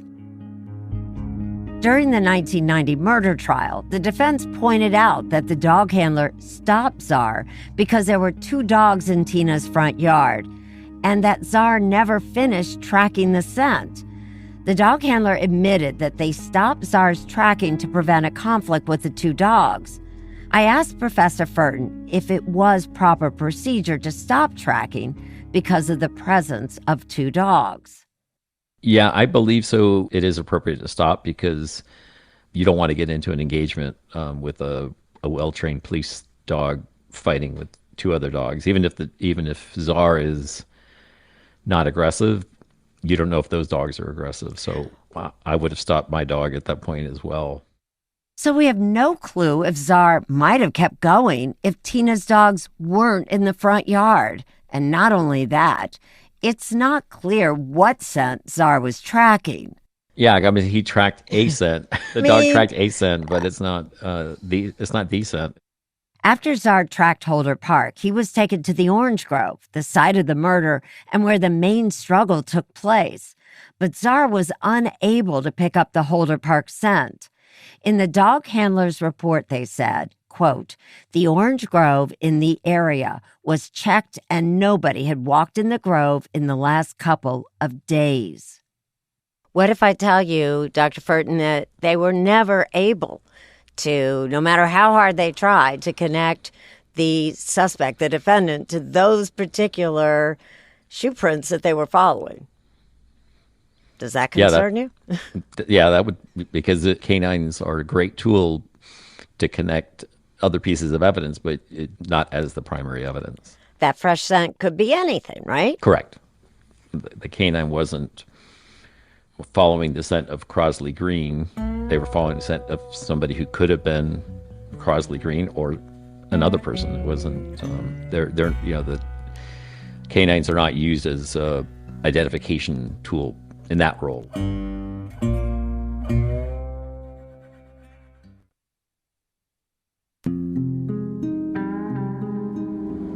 What is it going to take for people to understand that I didn't kill this young man? What is it going to take for me to get a fair hearing in lower courts? While Crosley's attorneys were fighting to get him a new trial, The days stretched into weeks. Weeks evolved into months, and months turned into years. Crosley had been on death row since he was 33 years old. Now, at the age of 49, he had been living with the very real possibility of death by either lethal injection or the electric chair for 16 years. Life outside was moving on without him. Crosley had long dreamed about the day he'd be reunited with his two sons, who were now grown men. There's a lot of things I want to do, but the first thing I want to do is to get my sons, take off and go somewhere, just where we'll be together. No one else. When we went and seen him, he was on death row. That's Shuma Stokes, Crosley's son. And it's just like, just like it wasn't enough time in the day. Me, him, my brother, Gaston, Gap, and my Aunt Tina, we went and seen him. And it just like, when we got ready to leave, it just was like, sad. I ain't want to leave. Shuma was 16, and his brother Gaston, who they call Gap, was 6 when their father was sent away. I just ain't want to see him in that position. Did you worry that your dad might be executed? I mean, yeah. And it's like, wow, this actually happening? We hear the stories every day, and we like, oh man, ain't worried about it. But until it happened to yours, then that's when you take notice. And that's when you know it's for real. And then you find out there's really being some injustice being done. And that's how it was. I was like, I went off on the deep end for a while. And what about his brother Gaston? My brother took it to heart, because he was young, he was real young. And for him to, what he had to go through, going through school, being picked at, and not only him, my cousins, they went through it. The downstream or collateral consequences of one person's incarceration on his immediate and extended families, on communities, and even on society cannot be understated. It was rough for us to go through that, because you got people calling your parent a murderer, he should die. Mm-hmm. I mean, kill him. I mean, man, we went through some stuff. And my brother, man, that messed him up. Gap, that messed him up pretty bad. Even as an adult, Shuma says he struggles to control his emotions, alternating between anger, loss, and despair. By the mid-2000s, Crosley Green's legal battle had spanned nearly 2 decades. He was running out of options, but his luck was about to change. Crosley's attorney went before the Florida Supreme Court, determined to get Crosley off death row. In the hearing, his attorney told the court that during Crosley's sentencing phase in 1991, the prosecution, while seeking the death penalty, wrongfully used a prior conviction for robbery. That conviction, when Crosley was 18, had actually been vacated, but Chris White still presented that prior felony to the jury, and Crosley was sentenced to death. Now Crosley's attorney argued that the conviction should have remained sealed because the judge ruled him a juvenile since he was younger than 19 and had erased the charge from his record. After years of appeals, the Florida Supreme Court finally issued a ruling in 2007, upholding his conviction, but agreeing that there was an error in sentencing and that Crosley should be resentenced. Crosley was now entitled to a new hearing on sentencing, but if he was going to get off death row, he needed the best of the best. The first moment I met Crosley, I met him and he came out in an orange jumpsuit, shackled, hand, ankle, and around the waist. Meet defense attorney Keith Harrison. And we went into a little room that was It was probably about 4 feet by 8 feet. And I told him that we would do everything we could to get him out of prison. I didn't know it at the time, but our 48 Hours report had caught the eye of officials at the American Bar Association. In 2008, the ABA's Death Penalty Project sent a copy of our report to attorneys at Crosley Green, an international law firm renowned for its diversity among its lawyers. Their mission? To get Crosley Green off death row. On the case was Gene Thomas and Keith Harrison, both partners at Crosley Green in Washington, D.C. We looked at the record, and as a lawyer, it just made me so angry, and we were just so offended that such a gross injustice had been done that we really wanted to work on it. Thomas has had a long history of litigating post-conviction death penalty cases.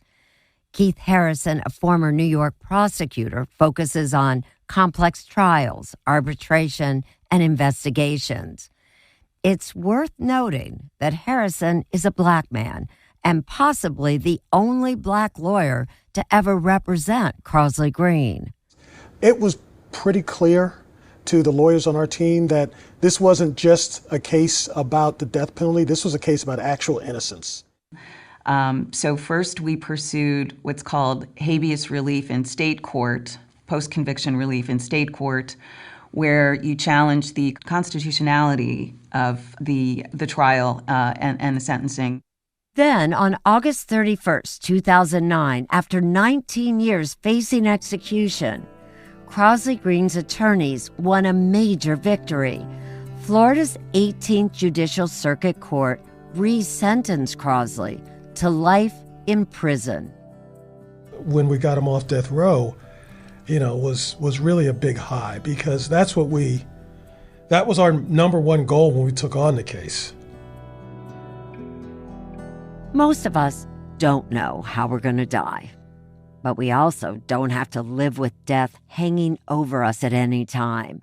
After years of living inside a 6-foot-wide, 9-foot-long cell on death row, Crosley Green finally could begin thinking about a future. How did he feel about that? For number one, I felt relieved. When I say I felt relieved for the fact that I do not have to worry now about them signing my warrant, and I have to march over there and be on death watch. So I felt real good at that time that was over with. But I know I have another 100 yards to go. How optimistic are you now that you will ever get out of here? How optimistic I am? I've spent quite a few years on death row. So my best answer is that I still got hope that one day I'm going to go free. And I know I'm going to go free. In the past, Crosley told me that his state-appointed lawyers rarely talked to him. But over the course of fighting for his release from death row, Harrison and Thomas really got to know Crosley, the man, not just the inmate. The first time I met Crosley on death row, I told him, what we were trying to do and that we were going to try to, get him off death row, and introduced myself. And he said, "I'm just excited to see you, and I'm so glad you're here." And I was like, well, he's had other post-conviction lawyers and stuff. I wasn't sure what he was talking about. And he said, look, I've been praying for God to send me, somebody that's going to, help me. I prayed to God to send me an angel, and I know you're that angel. And when somebody says something like that to you, it's it sets you back a little bit. Which is why they all stayed on Crosley's case even after getting him off death row, and are now working on it pro bono. This is the only case I pray about, and I pray about it almost every day. I look at this case as not a weight, but an opportunity to do justice, to do the right thing for someone who really, really deserves, everything I can and my firm can give him. So I just look at it as an opportunity, and I'm just going to keep trying to press every button, pull every lever, and do everything I can to, to win his freedom. Keith Harrison thinks and has told the court that we're witnessing a case of what is known as a racial hoax, a racist narrative as old as time. This is not just a simple case of mistaken identity, that the wrong person got picked out of a lineup. On the next episode of Murder in the Orange Grove, the troubled case against Crosley Green, all of the evidence points to the fact that there was no third person at the scene of the crime. There was an accident, it would be fair to conclude, and she made up a story after the fact.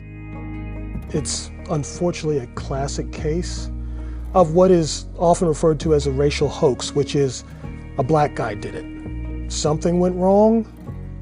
A witness said, oh, a black guy did it. And the prosecution pursued that theory of the case.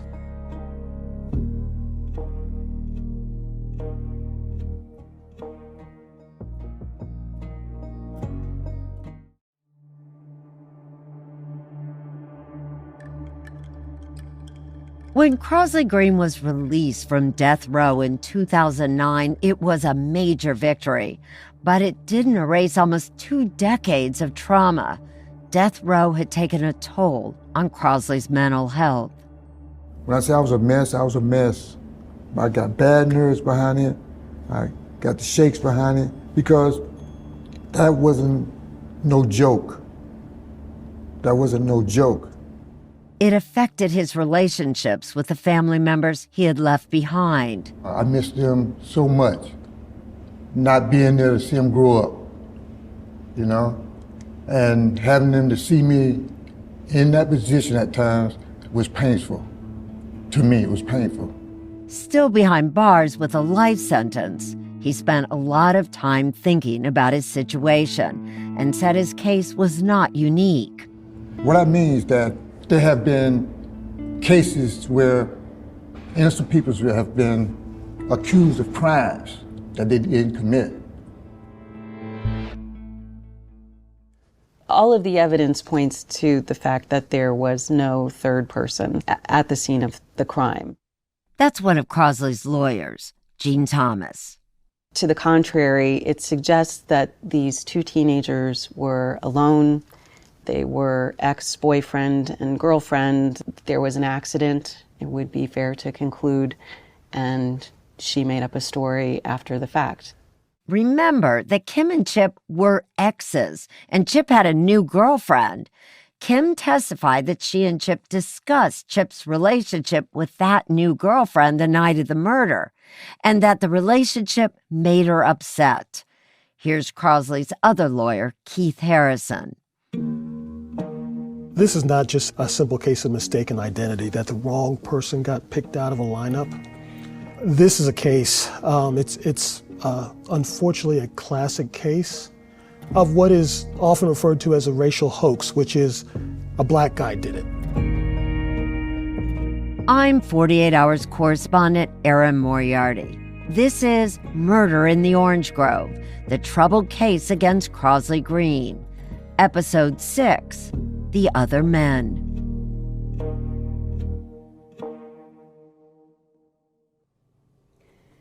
Crosley, you were in court when Kim looked at you in that courtroom, pointed her finger at you and said, "This is the man who robbed and kidnapped me." What was your reaction? She points to you. What was my reaction? Was that, why? Who told her to say something like this? And it ain't true. Why would she get up there and say it the way she said? And it's not true.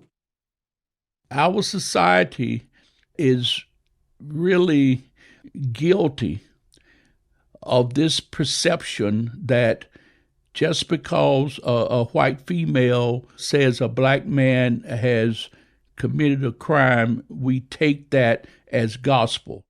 This is Bill Gary, the president of the North Brevard County branch of the NAACP. We introduced him to you in episode 4. I asked him about the possibility that Crosley could be a victim of a racial hoax. I think you can go back and look at any number of situations where that was the circumstances and what happened to those persons there. I mean, I could go down the line of different cases. A racial hoax is when a person is accused of a crime, often falsely, because of the person's race. One of the best-known examples, the case of 14-year-old Emmett Till, who in 1955 was lynched after being accused of wolf whistling at a white woman. Her claims in 1955 led to Till's kidnapping, his murder, and really became a pivotal moment in the modern civil rights movement. And Susan Smith up in South Carolina, who claimed that a black man had hijacked her car. In a tragic ending to a 9-day ordeal, authorities pulled Susan Smith's car and the bodies of her 2 small children out of a nearby lake bed. And now officials have confirmed that Susan has perpetrated a cruel and tragic hoax. The situation in New York when the man was in the park bird watching. There is an African-American man. I am in Central Park. He is recording me and threatening myself and my dog. And I'm sorry, I can't hear you either. I'm being threatened by a man in the ramble. Please send the cops immediately. If you are poor and black or brown, you are much more likely to be caught up in that justice system and not receive justice.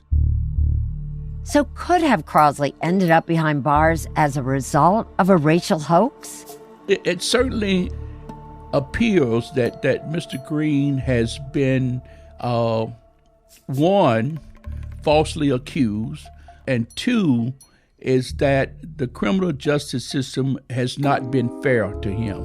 It certainly seems that there is an amount of mean-spiritedness that has permeated that case from beginning to present day.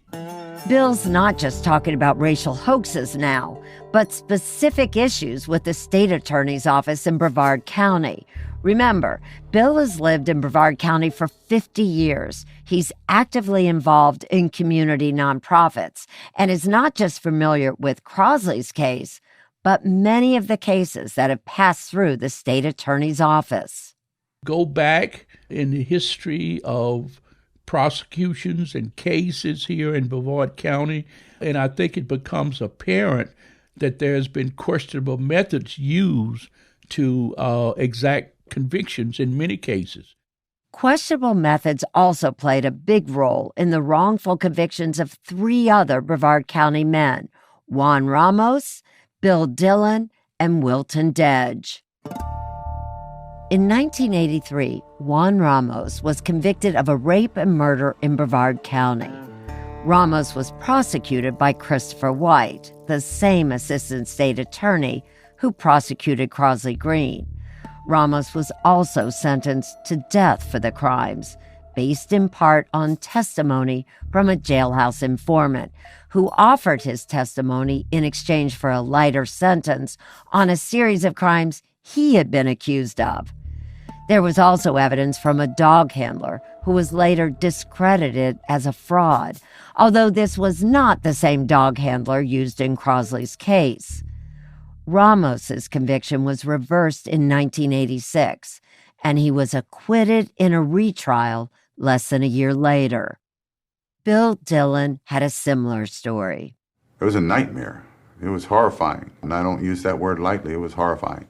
In 1981, 8 years before Crosley was arrested, Dillon was a 20-year-old athlete whose biggest concern was trying to land a spot on the Detroit Tigers, a professional baseball team. But before he was able to go on his second tryout, he was accused of murdering a man in a wooded area near Canova Beach in Brevard County. The killer in that case was described by witnesses as around 5'10" with a mustache. And how tall are you? I'm 6'4", And I never, ever had a mustache. When I met Bill Dillon, I couldn't help but feel there was a deep sadness in him, almost like he couldn't believe or accept what had happened to him. Once a rising star in baseball, maybe even a contender for the major leagues, his murder conviction irreparably damaged him and completely changed the trajectory of his life. I also couldn't help but notice that a pattern seemed to be emerging here. The same discredited dog handler who testified in Ramos's trial also testified at Dillon's, claiming that his dog was able to track Dillon's scent across the highway to the crime scene, even after a hurricane had come through the area. And like in Crosley's case, prosecutors found witnesses who said they saw Dillon wearing clothes that matched those worn by the killer, a bloody yellow t-shirt. And again, like in Crosley's case, someone close to Dillon testified against him at trial. For Dillon, it was an ex-girlfriend. Donna Parrish eventually came to my trial and said that she saw me standing over the body, putting on a pair of pants. I guess because some reason the killer had long pants or something or whatever, I'm not sure. How devastating was that testimony? It was really, to me in my mind, it was very, very devastating. When she dropped that bombshell on me in that courtroom, I was highly upset, I'll tell you that right now. First of all, she was lying. And second of all, my lawyer didn't seem to see what was coming there, which really irritated me to a point. And what I really couldn't understand, Erin, was how were they able to just lie like that and just get away with it? Donna Parrish recanted her testimony less than a month after the trial. She said that she had been pressured to lie in her own mind because she had been threatened with 25 years for murder, accessory to murder. But Dillon still served more than 27 years in prison before tests showed that DNA found on that bloody yellow shirt belonged to someone else. He was released on November 18th, 2008. I used to think while I was in prison sitting there, what did I do, or what went wrong, or who tried to cross me up in this? And then I realized it was like a program. To me, it was like that some certain person had sort of turned a switch and just said, okay, convict him, it doesn't matter. We just need to get some people or him off the street, no matter whether I was innocent or guilty. And then there's the case of Wilton Dedge. In 1982, 20-year-old Dedge was convicted of committing a brutal rape in Brevard County, despite the fact that the victim described her attacker as 6 feet tall. Dedge was only 5'5". That same discredited dog handler claimed that his dog detected Dedge's scent in the victim's home. And Christopher White prosecuted that case. They got me and they started building a case around me. They pull off the dog off the shelf. Well, we really don't have any evidence. Let's bring in this guy. He'll make the evidence for us. You know, and it seems they've become a habit of doing it. And it really needs to stop. And again, it was DNA evidence that finally proved Dedge's innocence. Over 2 decades later, he was released from prison in August of 2004. There was a lot of anger. I mean, and then the stuff I had to deal with in there, the people, the atmosphere, the guards, the confinement. I lost a lot. Of course, hindsight is 20/20, but it seemed peculiar to me that so many cases in a relatively small county would later be overturned for problematic evidence. I feel that it's a terrible thing that an innocent person would be put behind bars. In 2015, I asked former prosecutor Christopher White how he felt about helping to put Wilton Dedge behind bars for years, only to find out later that he was the wrong man. And I don't like being a part of that if that occurred. But we presented the evidence, it laid out like it did, and it went the way it did, and all I could do is tell him that I was sorry that it worked out the way it does. I pressed White further. But what about the fact that Wilton Dedge didn't even fit the original description of the assailant? Are we going to talk about Wilton Dedge? Because if we are, I'm going to leave. I mean, this is about, I thought it was Crosley Green. It is, but you do know that the Innocence Project of Florida has accused Brevard County and your office, the office you worked in, of creating a culture of corruption, including... They have probably accused most every office in the United States of something similar.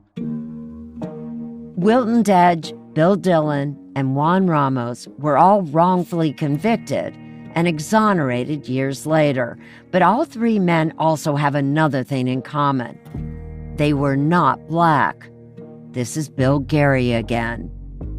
They were wrongly accused and prosecuted. And thankfully, they were able to get the kind of legal representation that they needed to prove their innocence. But many black men have not been able to do that. And that continues today.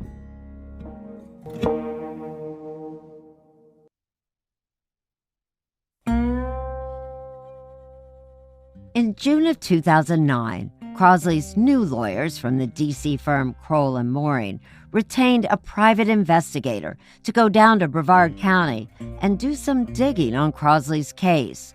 The investigator tracked down two new witnesses who claimed to have seen Crosley the night of the murder and backed up his alibi that he was at the house of his ex-girlfriend, Lori Raines. His lawyers argued that Crosley was entitled to a new trial based on newly discovered evidence, including those two new alibi witnesses. Okay, is everybody ready to go? Yes, Your Honor, we're ready to proceed. Yes, Your Honor. On May 27, 2011, Crosley and his lawyers arrived at a Brevard County courthouse for an evidentiary hearing. Now 53 years old, Crosley appeared thin and frail. In this hearing, the judge would not be looking at the case in its entirety, just the new evidence raised by Crosley's lawyers. Up first to testify, 36-year-old Brandon Wright. Good morning, Mr. Wright. If you come right over here to be sworn. That's good. Brandon was currently serving over 21 years on a drug conviction and wore shackles around his wrists and ankles as he gave his testimony on the stand. But back in 1989, Brandon Wright was just a 14-year-old boy living in Mims. Keith Harrison questioned him about seeing Crosley at Lori Raines' house the night of the murder. Beginning approximately what time did you see Mr. Green at Lori Raines' house on the evening of April 3rd, 1989? I think it was about 11:15. Brandon corroborated what Lori Raines had always said, that Crosley could not have committed the murder of Chip Flynn because he was at her house at the time it took place. What were you doing at Lori Raines' house at around 11:15 on the evening of April 3rd? Well, I was at Lori Raines' house because that's where we sell drugs from. Now, were you selling drugs that evening? Yes, sir, I was.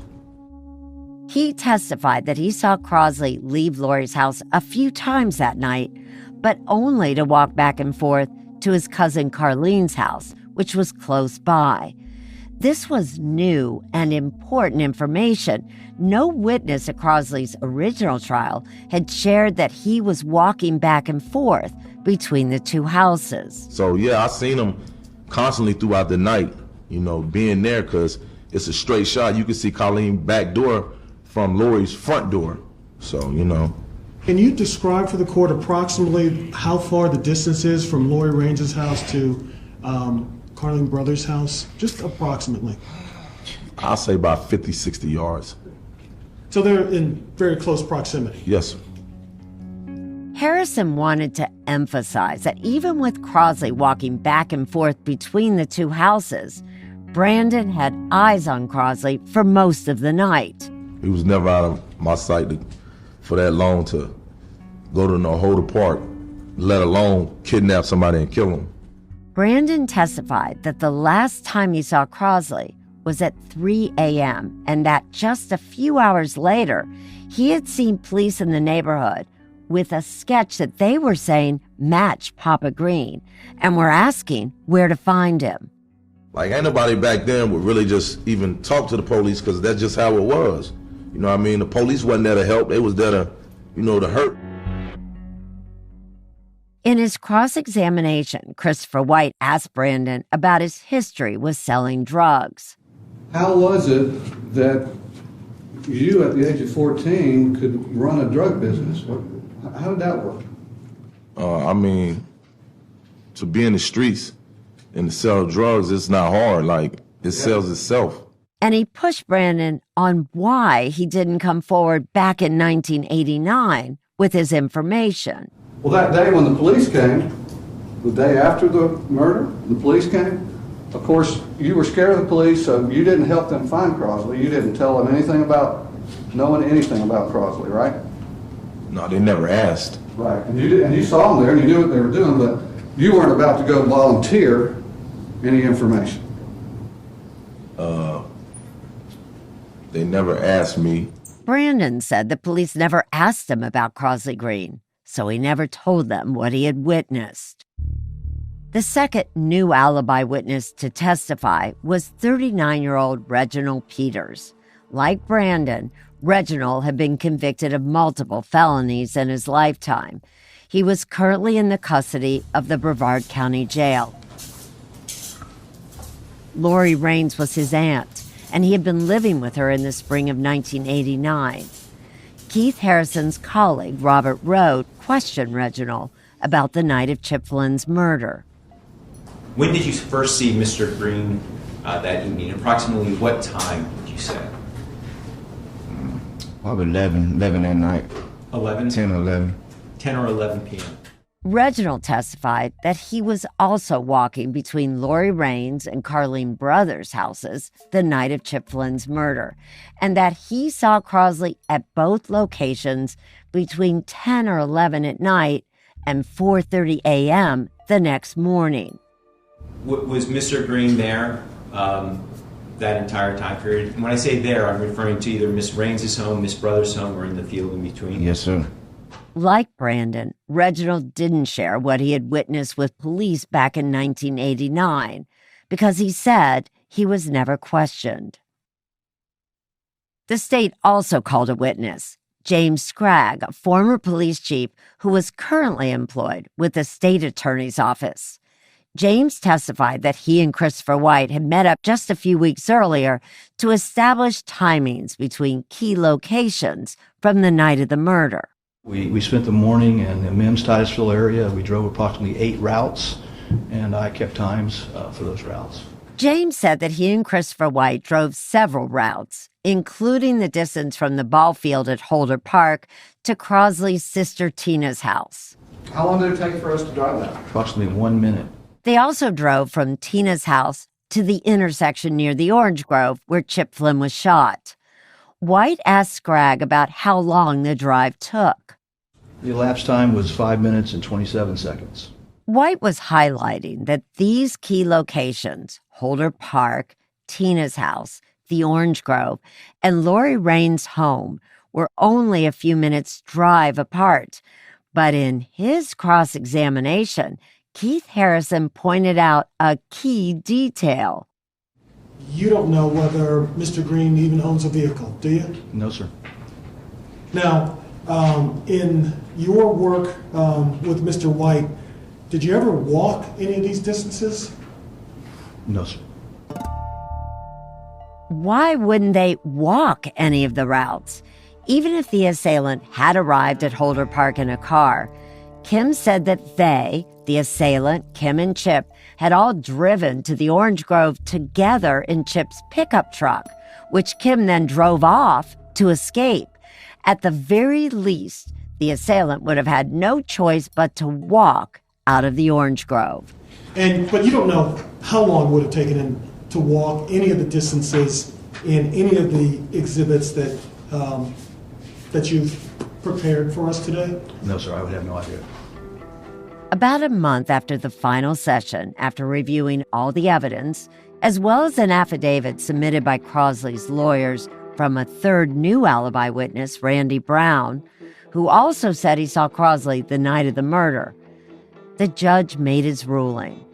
Crosley Green would not be granted a new trial.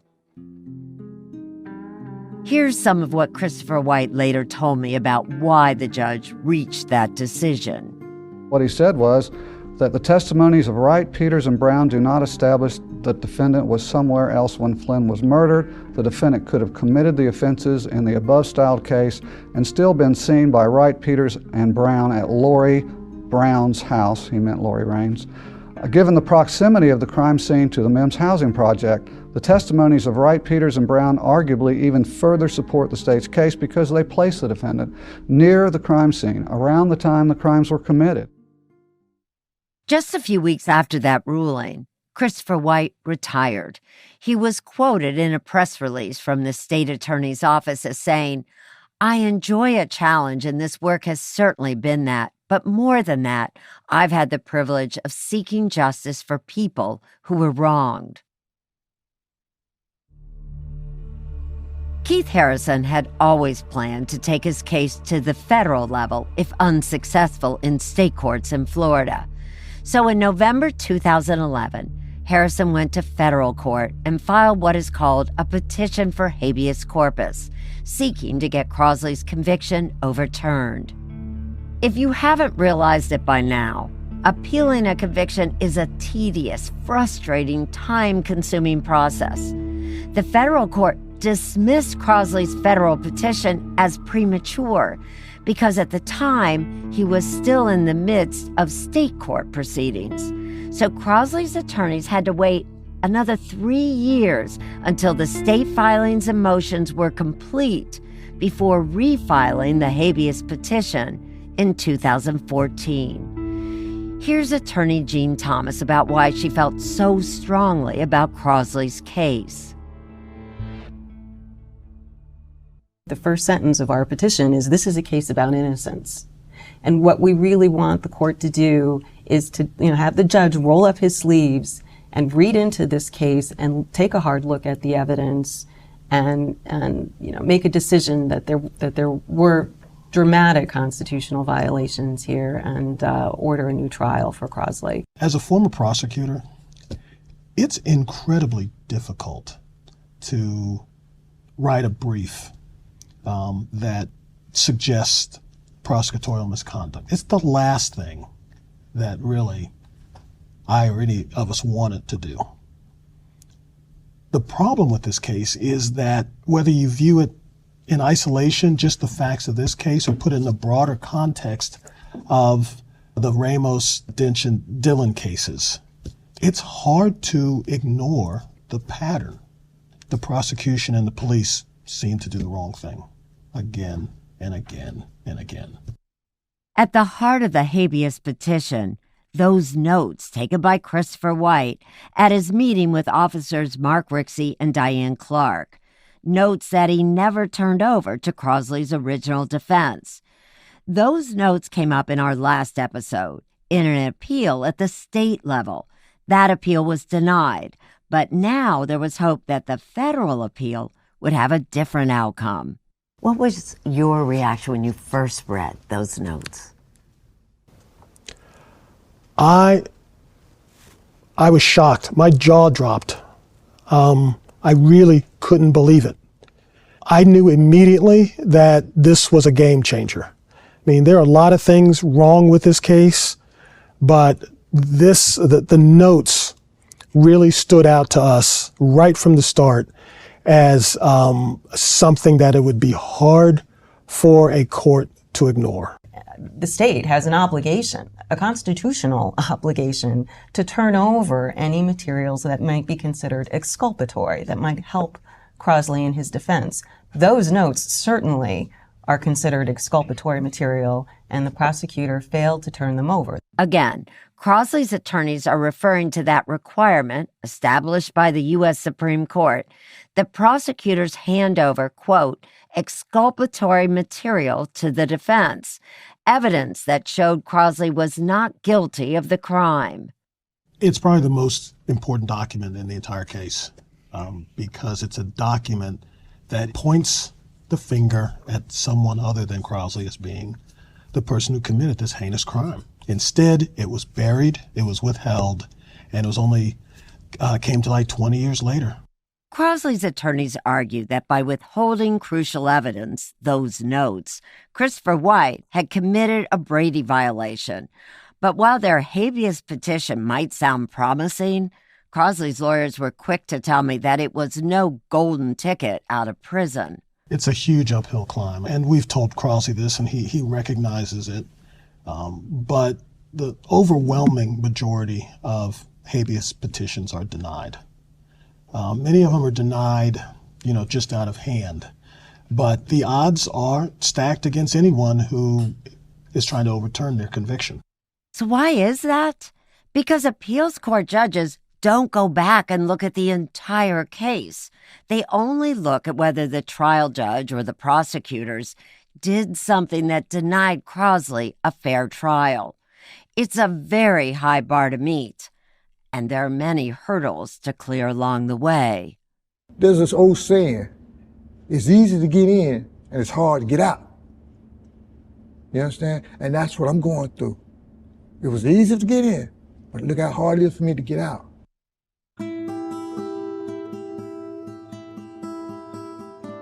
I met with Crosley for a second time back in 2015, this time at Hardy Correctional Institution.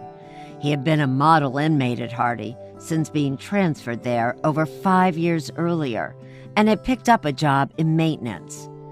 We had written to each other over the years, but it had now been over 15 years since our last face-to-face meeting on death row. It was also now 25 years since his murder conviction. Crosley was 57 years old, with graying hair and a closely cropped beard. Did you think we'd forget you? No, I knew you didn't forget me. All right, come on, have a seat over here. We were preparing a second broadcast on Crosley's story. As a reporter, I try not to get too close to anyone. I want to be able to view the information with a clear and impartial lens, but I admit that this was the interview I was most looking forward to. I was finally back in Florida to see Crosley. I showed him some old pictures of his family. They don't look that way now, they're full of gray. I bet. Well, we've all gotten older, Crosley, I hate to say. There was a notable difference in Crosley this time around, a lightness. Well, it's interesting, when I saw you 15 years ago, you said to me you were really angry. Yes. How do you feel now? How do I feel now? I'm joyful. I'm hopeful. I'm happy. I'm not sad. Or nothing like that. How do you explain that? My family, my sisters, my brother, a few people writes me, Christian people or whatnot. Could you hear what he said clearly? Crosley's lawyers and family were no longer the only ones in contact with him. Crosley was hearing from a lot of people, including other Christians. He attributed the change I saw in him to his faith. That's what carried me through a lot of this. By me accepting God at an early time, real hard. And I just changed at that time, And that change been ever since then until now. On May 30th, 2015, the second 48 Hours broadcast on the Crosley Green case aired, telling a new generation of viewers about his story. I'm Erin Moriarty. Tonight on 48 Hours, last chance for freedom. The broadcast also featured Crosley's latest hope for his case, that habeas petition filed in federal court. The federal court could uphold Crosley Green's conviction, overturn it, or decline to review it. It's his last chance for freedom, and all Crosley Green can do now is wait. That broadcast made more people aware and invested in Crosley's case. I began receiving mail, and more importantly, so did Crosley. And finally, on January 22, 2016, more than a year and a half after the habeas corpus petition was filed, U.S. District Judge Roy Dalton Jr. made his ruling. He denied the appeal on a technicality. He said the petition was filed too late, that it should have been submitted back in 2011, which, if you remember, was when Keith Harrison originally filed the petition, but was told then it was premature. Too early and then too late. Crosley's case was stuck in an aggravating legal quagmire of red tape and technicalities. Crosley's lawyers fought the judge's decision for almost a year, finally arguing in front of a federal court of appeals that the petition was properly filed. After so many disappointments, I feared this hearing would not go any differently for Crosley. So you can imagine my shock when I read that the appeals court this time reversed the lower court's ruling, opening the door for Crosley's appeal to finally move forward. In 2018, Crosley was finally able to file a case in federal court, a victory in itself, although the odds that a judge would overturn Crosley's conviction were still slim. Well, it's extremely rare. There are thousands of petitions filed by people seeking to overturn their convictions every year, and it's only a very small percentage that ever get granted. But against all odds, Crosley's petition was one of them. Denial after denial, one loss after another. Crosley Green's murder conviction was finally overturned. We had a federal judge rule that Crosley Green had been wrongfully and unconstitutionally convicted over 30 years ago. It was a miracle that finally there was a court that actually looked not at the procedural hurdles, but actually looked at the merits of Crosley's case and what went wrong in the trial court and said, yes, his constitutional rights were violated. You're right. This evidence was critical to the defense. It should not have been withheld from the defense team. It should not have been withheld from the jury. And that in light of all of that, he's entitled to a new trial. Crosley's lawyers called him in prison to tell him the news. I was choked up. It was through a phone call, and I was choked up. I couldn't believe it, really. And I was at loss of words.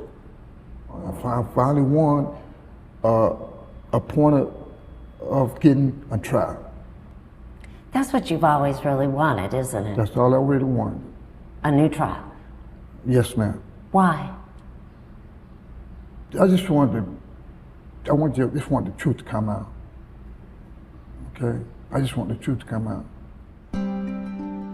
I had seen many versions of Crosley over the years. On death row, he had been an angry man. During his decades in prison, he had aged and become a man of faith. And now, at 60 years old, I'm the real Crosley Green. The one that very humble and love peoples, love being around peoples, you know. A person that can get along with anyone. the state had 90 days to either appeal this decision or retry Crosley. If it did neither, Crosley could finally be released from prison. Justice and freedom, it seemed, were right around the corner. Every day since I've had that ruling from the judge, I've been thinking about going home, being with my family. I'm just hoping and praying that day comes soon. In the next episode of Murder in the Orange Grove, the troubled case against Crosley Green, I called his brother, O'Connor, who couldn't even speak. He was crying. And we let the family know. They hit the road. They had to drive all the way across the state, about 5 hours. And then Gene and I decided, well, there's one chance, one flight that might get us there in time. So we rushed to make that flight, and it was really surreal.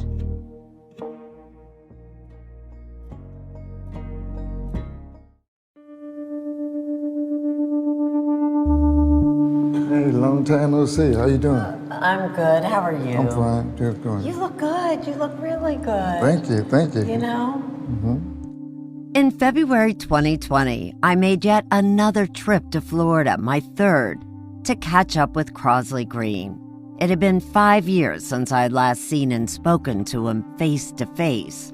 I couldn't let go of Crosley's case. I couldn't get it out of my head. It had been 21 years since I first started reporting on it.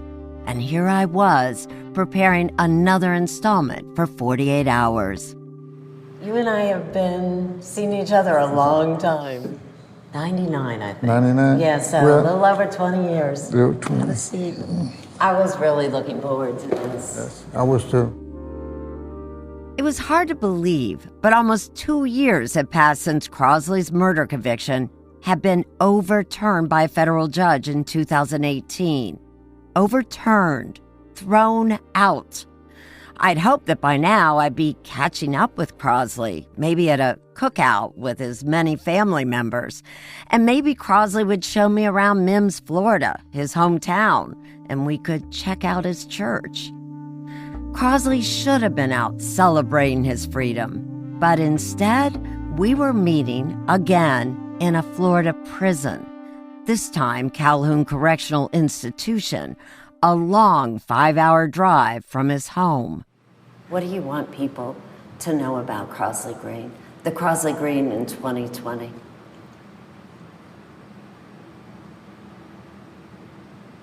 Whew. 30 years, 31 years. That's enough to break a man. That's enough to destroy a man. But I want the people to know that I'm not destroyed. I'm not down. I'm still alive. That was really important to Crosley, to let me know he wasn't a broken man, even after all the heartbreaking disappointments over the last 31 years. This podcast series has delved deeply into many of them. When I went to see Crosley in 2020, he was 62 years old, and he had spent half his life in prison. And in some ways, this was the cruelest development of all. Crosley's prayers had been heard, and against all odds, his conviction had been overturned. And yet, he remained behind bars. How was Crosley not free already? I'm 48 Hours correspondent Erin Moriarty. This is Murder in the Orange Grove, the troubled case against Crosley Green. Episode 7, Free at Last?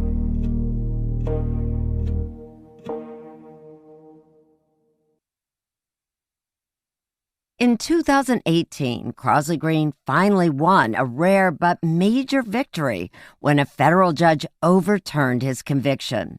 The judge had agreed with Crosley's attorneys that former Assistant State Attorney Chris White, who handled Crosley's 1990 trial, had violated Crosley's constitutional rights when he withheld crucial notes from the defense.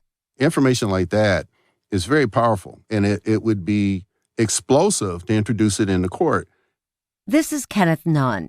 He's a visiting law professor at Howard University, who also served on the Florida Innocence Commission, a group that suggests changes to Florida law to avoid wrongful convictions. I would assume there are people sitting in prison right now, actually innocent, but because they can't prove that either the prosecutor made an error or withheld evidence or the judge did, they're just going to sit there for the rest of their lives. Yes, or their defense attorney, because they may have been the one to make the error as well. So if you can't show there was an error that was made by somebody, then you can sit in prison for the rest of your life. Professor Nunn knows Crosley's case well. and we met up recently to talk about its never-ending twists. Nunn said that prosecutors are obligated to turn over evidence, like the notes in this case. He said it's fundamental to our criminal legal system, which hinges on due process. Finally, he got his conviction overturned. How unusual is it to get that kind of ruling? Well, that's if you have a federal court after many, many levels of state review to look at the case and say there was a conviction, it happened 30 years ago, but it shouldn't have happened, and to correct that. That is not an everyday occurrence in the criminal legal system. So it's a big deal. A really big deal, because with that ruling, in the eyes of the law, Crosley Green was once again an innocent man, and yet he remained behind bars nearly 2 years later in 2020. Crosley wasn't released immediately. Why not? Judges want to make sure that the community is protected and that people who committed a crime actually receive the punishment that they are due. So they're going to give the prosecution an opportunity to show that there was a problem in the case. After the federal judge's ruling, the state had 90 days to decide whether to retry Crosley's case, which is what Crosley was hoping for, or to appeal the decision. The state decided to appeal. All Crosley Green has wanted through all these years is a new trial. Correct. I mean, we have seen everything that went wrong with his trial, including this very questionable photo lineup, all the witnesses who recanted their testimony, contradictions in the only eyewitness's testimony. Why wasn't he given a new trial at that point? It's a very big hurdle for the prosecution to win a case after 30 years. If they're thinking, we're going to have a new trial, then we have to call witnesses that may not be alive at this point, 30 years later. We might not be able to find, whose memories may have dissipated. And they have the burden of proof. It's much easier for them to say, okay, we'll just have an appeal. We're going to kill some trees and send some papers up and have another court look at this, and then that will make a decision. It just seems like there's so many obstacles to have someone just take another look at this case. Congress and federal courts are more concerned with preserving convictions than they are concerned with making sure that innocent people get released from prison. While the state pursued an appeal, everything was put on hold, including Crosley's release. The same federal judge who overturned his conviction also ruled that Crosley had to stay in prison for the appeals process, even though, I should point out here, Crosley was a model prisoner. The assistant warden at Calhoun Correctional told me that Crosley had a near-perfect record, and yet he remained in prison. It was a devastating blow to Crosley and his family. And for his attorneys, Keith Harrison and Gene Thomas, it was perpetuating the wrongful incarceration of an innocent man. I actually think it's a tragedy that he remains in prison. Crosley at this point is innocent until proven guilty. If it were the original trial, there's the Speedy Trial Act, which guarantees that the trial must take place within a certain amount of time. But on appeal and on these post-conviction proceedings, there's no clock running. So now the fact that we have a decision that he was wrongfully convicted and he is entitled to a new trial, it's incredibly frustrating that there's nothing to make the process happen faster. Since he's been sitting there waiting for his day in court again, what has he lost? Well, he's lost family members, and it was very hard on him, in part because he had historically played the role of a father figure in their family. He still thinks of himself in that role, and it was extremely hard for him not to be there for his family at their time of grieving. The closest two are my two sisters. You know both of them, Brenda and Tina. And they was like back to back, within 2 years of each other, you know. Couldn't go to their funeral? Couldn't go to their funeral. That's been tough. That's been tough. You've lost a lot. Yep.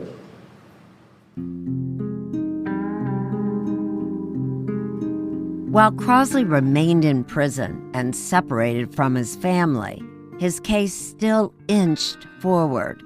In March 2020, the lawyers on both sides argued in front of the 11th Circuit Court of Appeals in Jacksonville, Florida.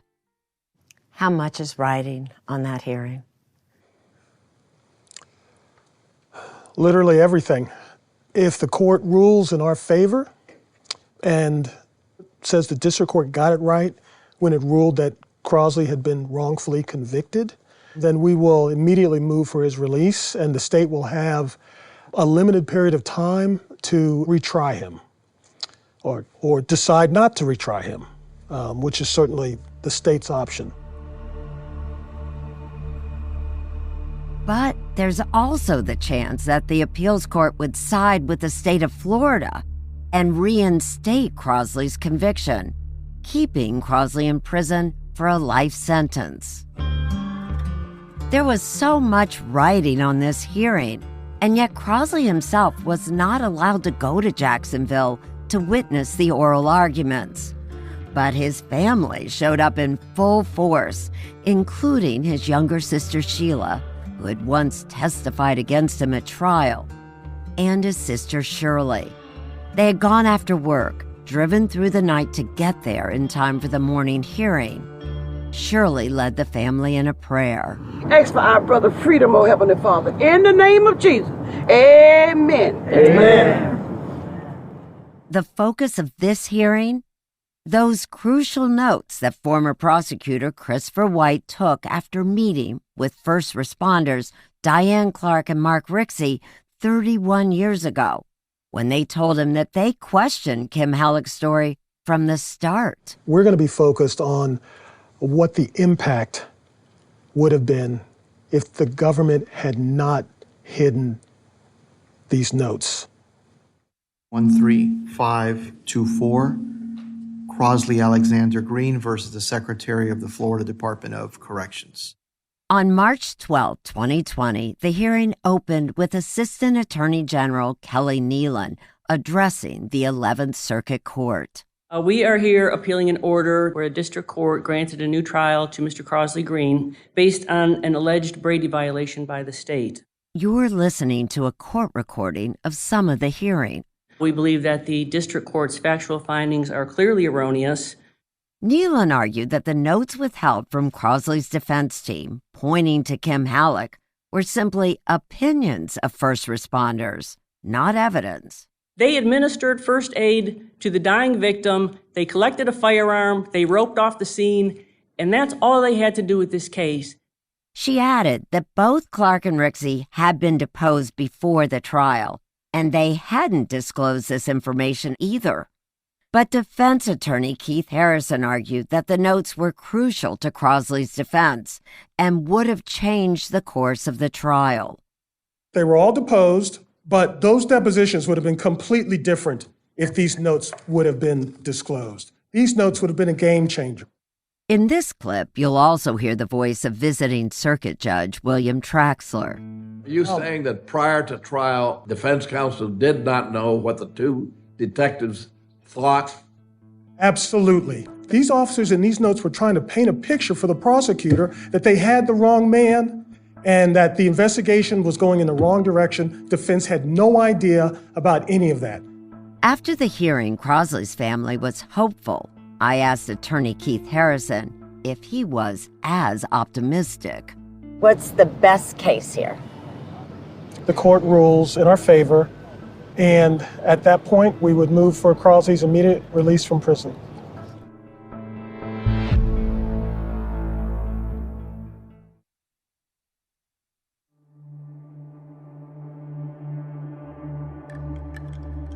Crosley Green had won a big decision in federal court, but because the state of Florida appealed it, his future depended on what the Court of Appeals decided. His attorneys, as I mentioned, went before the 11th Circuit Court of Appeals on March 12, 2020. But there was no timeline for when the appellate court needed to make a ruling. And in this case, the timing couldn't have been worse for Crosley Green. We are going to begin right now with breaking news because the World Health Organization has declared the coronavirus outbreak a pandemic, citing alarming levels of spread. Of all the ups and downs in Crosley's case, a global pandemic was truly something no one could have predicted.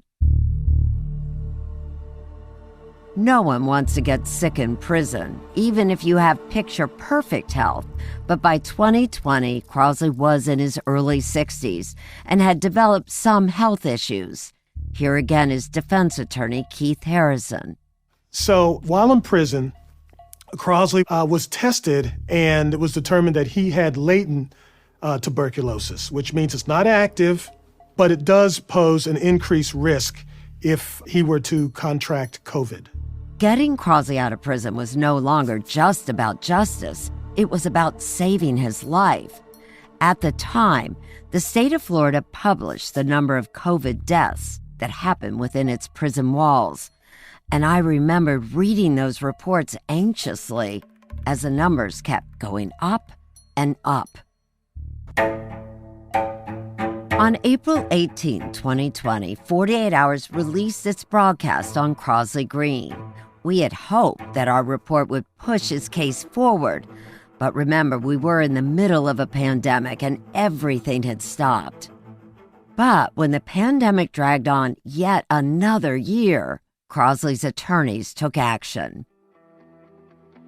In March of 2021, they filed an emergency motion asking for Crosley's immediate release due to the threat of COVID-19 while they waited for the decision.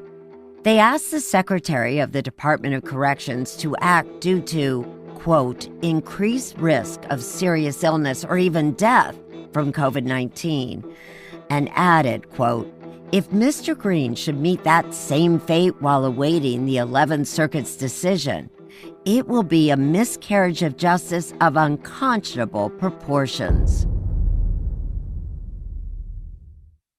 On April 7, 2021, phones started ringing and pinging at the Kroll and Mooring law firm in Washington, D.C. It was a whirlwind of a day. My phone started just blowing up, and I looked at it, and, it was a text that said, we did it. Crosley's going to be released. The court directed us to inform the warden to release Crosley as quickly as possible. I have never seen an order like that. Even though attorneys Keith Harrison and Gene Thomas had worked toward Crosley Green's freedom for 13 years, this was such a surprising development, a moment they both dreamed of, and now it was happening.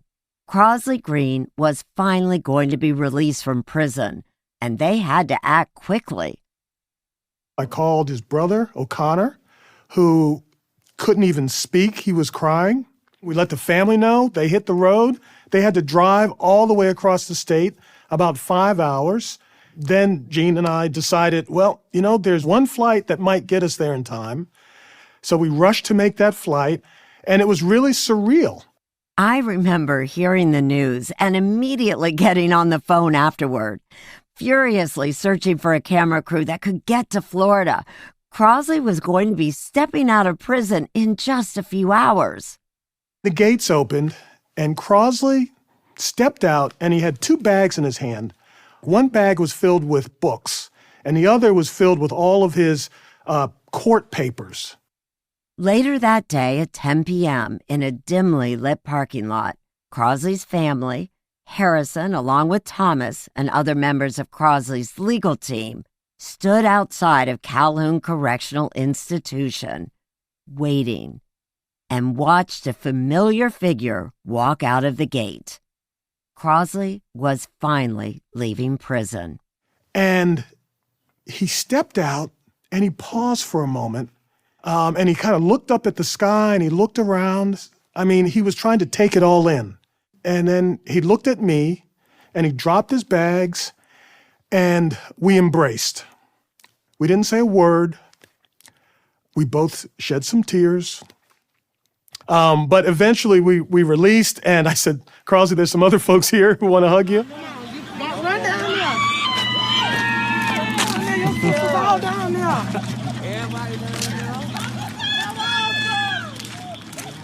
A local cameraman we hired was there to capture this big moment. What's going through your head? Okay. I can't wait to see the rest of my family. That's what's going on in my head. I want to see my kids, my grandkids. After nearly 32 years behind bars, Crosley Green was released from prison due to concern over his age and health issues. But it was only a temporary release. The appeals process was still underway, and if Crosley lost the appeal, there was still a looming chance he would have to return to prison. But the federal judge who had overturned his conviction decided that for the time being, he could wait at home with his family. Crosley's freedom had been decades in the making, but his actual release happened over the course of just a day. I knew this day was going to come, but I couldn't tell you when. I just gave it to the Lord and let him do what was on his will. Have faith. And I had a lot of faith in that he was going to do this for me. Glad you're home. We're glad to see this day, Lord. Thank you, Jesus. Thank you. It was incredible. I mean, tears were flowing. The family was, just screaming and crying, and it was just glorious. It was so joyous. It was like a clash where Crosley just basically ran into the arms of his screaming family. It's a moment that I'll never forget. This is the day that we long for, oh God. We thank you, Father God, right now in advance for you bringing our brother home, Crosley Green. Crosley's family stood in a circle with Crosley in the middle and Keith right next to him, all holding hands. They said a prayer. In Jesus' name we pray. Amen. Amen. Amen. Amen. Thank you, Jesus. Amen. The next day, Crosley's legal team held a press conference. First of all, I want to thank God. I want to thank God that I'm standing here today as a free man. I want to thank my lawyers for making it possible. It's hard to really put into words of my feeling that right now. But my feelings are so strong as of being a free man today. Crosley was released on a Wednesday night and was staying at his brother-in-law's house. I got there 3 days later for his first interview as a free man. Hey, Daddy, how you doing? It was a sunny day, a bit windy, and his family was all around us, having a big barbecue. The food was plentiful, music was playing in the background, and everyone was feeling good, especially Crosley. As I walked up to him, he looked the most relaxed and happy that I had ever seen him. Oh my God. Hey. Can I hug you? Can I hug you? Okay. I think we have to after all this time. Oh my God. Thank you, thank you, thank you, thank you, thank you, thank you.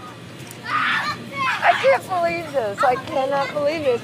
You know, that first time when I met you, you were in a very different place. Do you remember that? Yes. Oh my God, you look great. You look great. Thank you. You look great, though. You're still looking good, girl. Remember, the first time I met Crosley, he was on death row. But this time, we were in the fresh air.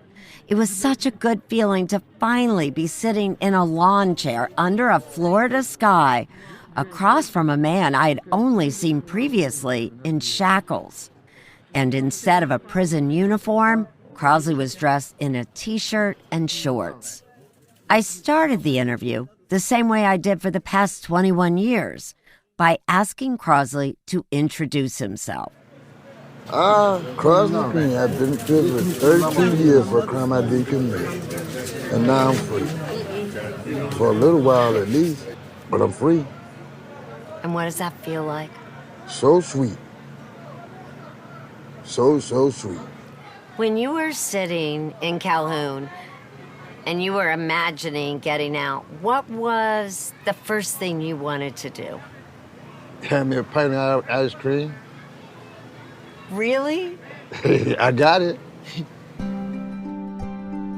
For years, Crosley had craved something that most of us take for granted, a scoop of strawberry ice cream. So on his first full day of freedom, Crosley went to an ice cream parlor. With him were some of his grandchildren. These are my two favorite babies here. I'm glad to be home with them. How you feel, Bubba? Good. You feel good? Okay. Okay. And what did it taste like? Oh, man. So good. Was that really the first time that being free sunk in? Yeah. I was able to get what I want. I don't think I fully appreciated what freedom really meant until I spoke with Crosley that day. For over 3 decades, he was unable to make any decisions for himself, what to eat or when to eat it, when to take a shower or for how long. But on this day, Crosley was finally able to do what he wanted when he wanted to do it. He finally had the power to choose something for himself. I've also been interviewing several of Crosley's relatives for decades, but until this moment, I hadn't had a chance to meet his extended family, and it's a big one. Tell me do you know who everybody is here? This is my great-nephew. This is my great-niece. This is my granddaughter. I got another granddaughter here. Crosley was meeting some of his relatives for the first time. You did miss a lot, didn't you? Yeah, I missed a lot. How old are you? 13. How old are you? 11. She's 11. That's 13 years already gone I can't get. That's 11 years already gone I can't get. What else? What else has just struck you that is different? In just these days, have you noticed? I still wake up at the same time, around 3 o'clock, 3:30. And you know what I do? I walk out the door and sit on that back of that pickup truck, you know what I'm saying? And look up and say, thank God I'm free, you know? Man, I get me a cup of coffee, sit down and smoke me a cigarette. Listen, this is a wonderful thing. It's a wonderful feeling to be free. It really is. See, I'm gonna show you. This is just a little joke. Okay. Suddenly, Crosley stood up and he started to unclip his microphone. He began walking away. I wasn't quite sure what was happening. And you can actually hear the confused voice of Dennis, my cameraman, who thought that Crosley was abruptly ending the interview. And then Crosley started to laugh. No, my bad. But yeah, still, I'm gonna do this here. No, don't worry about it. Don't worry about it. We're not going to be able to hear you. Yeah, but no, I don't want you to hear me. Oh. Hit this here. I don't want you to hear me. I have no idea what he's gonna do here. You don't know? I don't. What are you gonna do? What, you don't know? No. I ain't got to do this interview. Oh. You understand where I'm coming from now? I do. You now could choose. I can choose. I made this choice. That's the thing about this whole interview. I am able to make a choice now to be with my family. This moment really caught me off guard. Crosley was showing me what his newfound freedom meant to him. In the past, when I interviewed him in prison, someone else told him where to sit and how long he could talk. Today, he could call the shots. He could stand up during the interview, or he didn't have to talk to me at all. I started to laugh, but luckily for me, Crosley did put his microphone back on, and sat down to continue our conversation. If it wasn't for my family, I wouldn't be here. My sister, Celeste, she always told me, don't give up. Your day gonna come. I used to always say, all right, girl, when I get out, we're gonna do things. You know, but that day never came. She died. Crosley's sister Celestine, known as Tina, was buried in a cemetery just down the road from where we were sitting. And this was when Crosley described the boundaries of his freedom during his temporary release. Crosley couldn't visit Tina's grave or go most anywhere else without special permission from his probation officer. He was free, but within limits. Show me, where right can here, you go? right here, I can't go on that sidewalk. What would happen if you went on the sidewalk? Well, that's my borderline. He walked up to an invisible border, a property line between his brother-in-law's house and the neighbors that he couldn't cross. Show me, take me a little bit where you can go. How far here? About right here. Crosley stood on the grassy edge of the yard right along the sidewalk. I was told I couldn't go to the mailbox, and I want to be out here and have this freedom here. If it ain't over 12 yards, I take them 12 yards of freedom. He walked across his 12 yards of freedom and then showed me his new jailer. Here it is right here. This ankle bracelet right here. Crosley pulled down the sock on his right leg and revealed an ankle monitor, a constant reminder that his movements were limited in his home confinement. Crosley, though, does that ankle bracelet also remind you that your time home might be temporary? It does. It does. I gotta be honest with you, it does.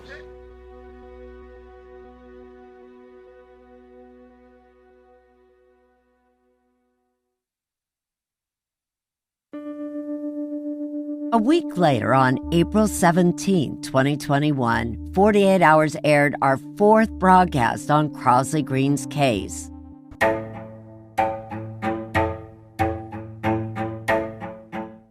And for the first time since I started reporting on his case back in 1999, I finally got to say the words, Crosley Green is out of prison. But as we've already discussed, Crosley was not truly a free man. He was living in a legal limbo, waiting for the appeals court to make its decision. Still, he moved on with life.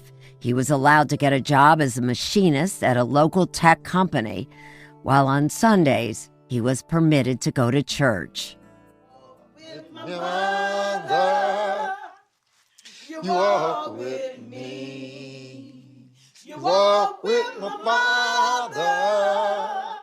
You walk with me. Crosley knew he was living on borrowed time, and he faithfully followed the rules of his temporary release.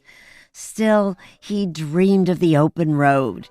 He asked around if anyone was selling a used motorcycle that he could buy, and he was put in touch with a woman named Kathy Spikes. One of his friends called me asking if I was selling my motorcycle. And I said I didn't have it, but I would help them look for one if they were serious. And then about 2 weeks later, We talked on the phone, and we talked about bike a little bit. we talked for about 6 hours. He told me about being incarcerated, but didn't tell me full details. Just told me that he was recently released. And he was on house arrest, so he couldn't go anywhere. And he just wanted to see a different side of life. I mean, did you have some hesitation that you're talking to this man and you enjoy talking to him, but he's admitting he's under house arrest and he just got out of prison? Didn't that make you a little nervous? Pause? Yeah. Yes, but also I'm told not to judge. They hit it off on the phone, talking over the next few weeks. Finally, Crosley took a chance and asked Kathy if she would meet him in person. I was in a place to where I said, I wanted to be with someone, and I did not know who or when or what. But I was kind of open at that point to meeting different people. So I just said, okay. Kathy decided to take a leap of faith and meet this mystery man she was suddenly drawn to. He wanted a root beer that night. So I took him a root beer. It was June 30th. And then I text my sister, I think I met my husband. You're kidding. That's why I know the date, like, exactly. The feeling was mutual. For Crosley, it was love at first sight, too. Meet someone that's going to be a perfect partner for me. And matter of fact, since that first day, she's been right there by my side. Kathy is a certified nurse's aide, quick to smile and laugh. She works at a hospice center caring for the sick and those facing death. She had moved from Ohio to Brevard County after visiting Florida on vacation. Kathy had always put her career first, but when she entered her 40s, she wanted to find love. She appealed to a higher power. I wrote a letter to my grandmother who's in heaven, asking her whenever she speaks with God, let her know what kind of man I want, what I want as a husband. And 2 weeks later, he calls. And how did you describe the man you wanted? When I'm weak, he's my strength. When he's weak, I'm his strength. I had prayed and really asked the Lord to put somebody in my life. You know what I'm saying? And I've told her that. I said, listen, the best thing that ever happened to me was that you got in my life. I said, because that's the one thing I did ask God for. If I ever get set free, give me somebody that I'm going to settle down with, enjoy life with. So both of you separately had prayed that you would find love. Yeah. And you found each other. Yeah. This was a development I never expected. I later asked Kathy about the moment she learned that he had been in prison for murder, and if that caused her to have any second thoughts. I went home and I Googled, and I'm thinking, oh my goodness, this cannot be true. And called my sister and told her like I was ready to jump ship. But at that time, I've already invested probably 3 months of just talking and just being around him. And then I was like, okay, the person that I was with was a person that had compassion, a person of much faith, a person that will give somebody the shirt off their back. The more him and I have spoken about it, I don't believe it at all. Even though Crosley remained under house arrest at his brother-in-law's, that didn't stop him and Kathy from dating like a typical couple. We Netflix and chill. Netflix and chill. Ain't that what we did for the first weeks? Why you? Well, I tell her that. That's the truth. My brother-in-law get a kick out of her and me, always enjoying ourselves, laughing, having fun. It's like, to him, little teenagers just fall in love. Is that kind of the best way to describe you, like two teenagers in love? In a sense. We ain't just like little teenagers. At times. At times. We really do. But it go farther than that with me. Mm-hmm. I think it does with her, too. That teenage love turned into a strong, unshakable bond. Crosley asked Kathy to marry him. I would have never thought that I would, first of all, fall in love with someone that was accused of such a crime, but let alone, being in love with them to know that that's my husband and willing to stand by that. Neither Crosley nor Kathy wanted to talk about it, but the threat of going back to prison loomed over the couple like a rain cloud.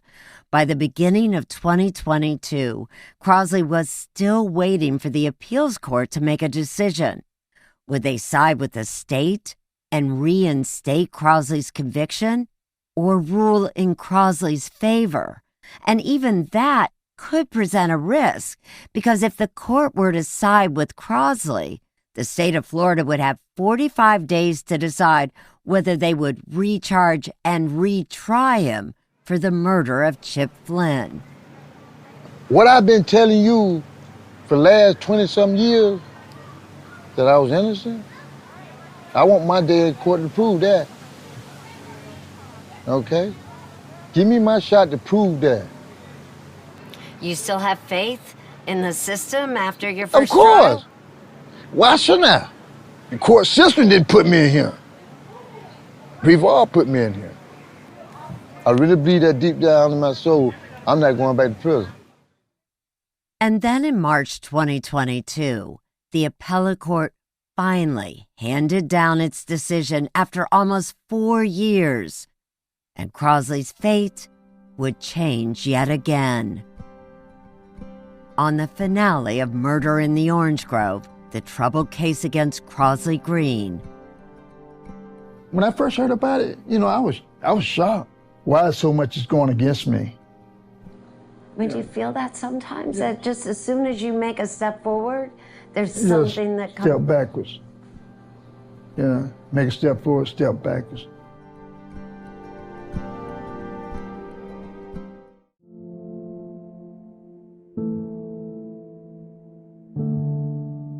Since his temporary release from prison in April 2021, Crosley Green was trying to make every minute count. Okay. Oh, all right. I always wanted this. Not probably, I always wanted this. He met a beautiful woman named Kathy Spikes, who turned out to be the love of his life. I mean, we wake up in the morning laughing. Who laughs at 5 o'clock in the morning besides us? It's a whole thing of the genuine that he has in his heart. It won't do anything but gravitate me to him more. And with faith in the face of uncertainty, they decided to get engaged. She's crazy about kissing, you know what I'm saying? Ooh, boy. It's okay. Hey. Come on, do it. Come on, do it. Every moment seemed special. Crosley was spending time with over 10 grandchildren, most of whom he had never met until his release. He had a good job as an advanced machinist, working with coworkers he liked, and he became an active member in his church where he enthusiastically sang with the choir. To walk with me, walk with my Father, you walk with me. Freedom, however limited, was looking good on Crosley Green. How long would it last? On March 14, 2022, almost a year after his release, the 11th Circuit Court of Appeals in Jacksonville, Florida, ruled in Crosley's case. The 11th Circuit essentially decided that the evidence of innocence that was withheld would not have made a difference at his trial. It was the worst possible decision for Crosley. As Crosley's attorney, Keith Harrison, explained it, the 11th Circuit Court sided with the state of Florida, ruling that the prosecution's failure to disclose those withheld notes would not have made a difference in Crosley's trial.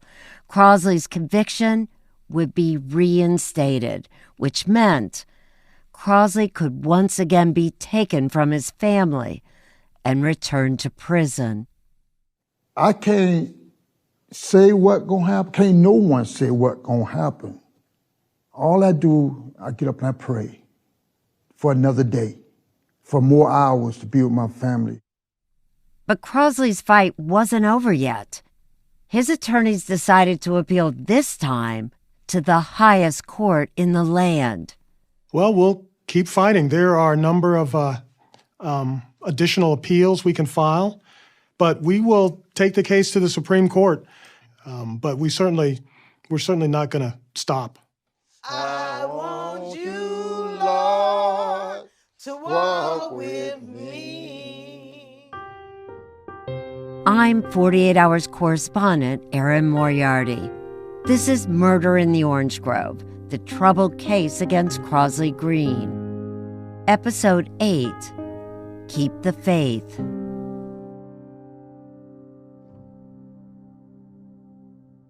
When I heard that the 11th Circuit Court of Appeals had ruled against Crosley, I was first just shocked.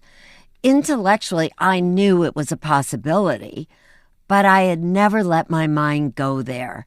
I mean, how does a man who spent more than 30 years in prison and then freed return to a life behind bars? There are certain rules that have to be met in order for a case to be granted relief at the federal level. And those rules make it very difficult to do so. Professor Kenneth Nunn, a visiting law professor at Howard University, sat down with me later to try to make sense of the 11th Circuit Court's decision. As Professor Nunn explains, the circuit judges found a procedural error. They ruled that the issue of the prosecutor's notes should have been properly heard first at the state level. That sounds like a technicality. It was a technicality. And the problem is that he can't go back now to the state courts to present this way. And it sounds like he's pretty much finished in the federal court, too. There's just one other court left, which is the U.S. Supreme Court. That's it. And how often does the U.S. Supreme Court take a case like this? The U.S. Supreme Court doesn't have to take any case. Most of the cases that appear before the U.S. Supreme Court go there by what's called a writ of certiorari, or cert petition. You have to file a cert petition with the U.S. Supreme Court and ask them to take your case. And you have to say, look, the reason why you should take this case is because it's important. Crosley's lawyers, Keith Harrison and Gene Thomas, knew their last shot to get Crosley a new trial was to petition the highest court in the land. And they didn't go alone. Harrison said that over 100 prominent law professors, 5 former state Supreme Court judges from states like Texas, Missouri, and Mississippi, along with a group of current and former prosecutors, wrote amicus briefs in support of Crosley Green.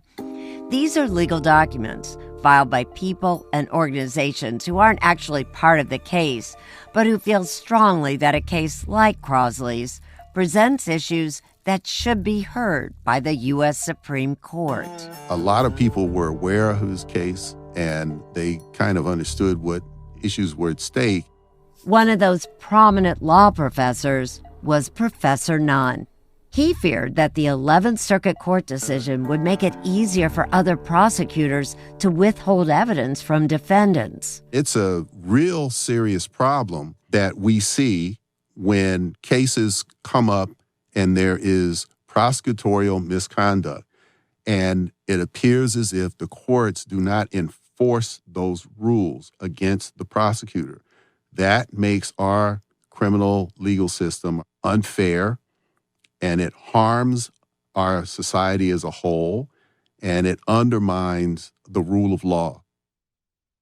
The Supreme Court says it receives approximately 7,000 to 8,000 petitions every year, hearing only about 80 of those cases. Almost 2 years after Crosley walked out of prison, he got his answer. Keith Harrison, Gene Thomas, and the Kroll and Morin legal team didn't want Crosley to hear it over the phone, and they didn't want him to hear it alone. On February 27, 2023, they asked Crosley and his family to meet in a conference room at the Holiday Inn in Titusville, Florida. Good to see you, Crosley. Good to see you. Good to see you. It was a somber Keith Harrison who shook Crosley's hand that morning and then led him to a table draped in a black tablecloth with several chairs around it. Crosley took a seat, and his legal team, who recorded the discussion, filled in the chairs around him. Schumer. Schumer? How you doing? Hey, how you doing? Good to see you. Crosley's sister Shirley White, his brother O'Connor Green, and his son Shuma Stokes then entered the conference room and took their seats. That's when Harrison broke the news. All right. Well, look, thank you for coming in. I will just get right to it. the Supreme Court is not going to hear our case. So they have denied our petition. What happens next is that notice will go to the 11th Circuit, and at some point the 11th Circuit will issue a mandate reinstating Crosley your conviction. I was not in the room for this meeting, and looking at Crosley on video, it's hard to read his facial expression here. He seemed focused, just trying to absorb what he was hearing. He slowly nodded his head in understanding. Why do my brother have to continue going through this? Crosley's older sister, Shirley White, took the news hard. Is y'all gonna send him back to prison for a crime he didn't commit? Y'all gonna take him away from his family again? You took him 33 years. Y'all gonna do it again to my brother? It's unfair. It's unjustifiable.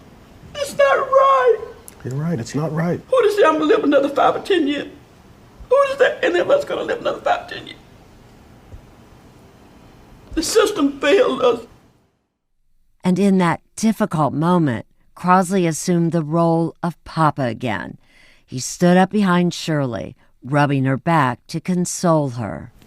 I truly believe that we all gonna be together one day. We all gonna be together one day. Not like this, brother. Shirley said, "Not like this, brother." Crosley then looked over at his little brother O'Connor, who was sitting next to Shirley, crying and wiping tears from his eyes as well. Crosley, always the stoic, strong one, cracked.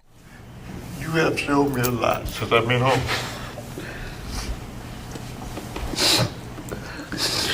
Right.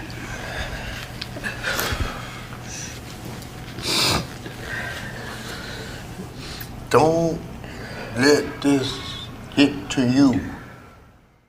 It was very difficult to watch Crosley's family deal with yet another blow. For Crosley's son, Shuma, the thought of losing his father again to the system was inconceivable. He didn't hold back his anger and frustration as he left the table and stood by the conference room door. You ain't the only one doing time. We're doing time right with you. We doing the time with you. You know what I'm saying? It's a family thing, and now it's getting torn apart again. Now we got to open these scabs and all of this. Oh, we know it was, it was a possibility, but now it's here. My kids, grandkids, all of that. Everybody got to go back through this again. Got to go back down this road, man. That hurt, man. That hurt. As Crosley went over to embrace Shuma, Shuma started to cry. Love you, baby.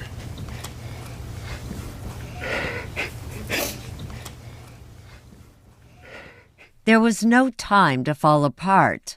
Crosley, his family, and the lawyers had a public press conference to get through. Good afternoon, and thank you for joining with us today.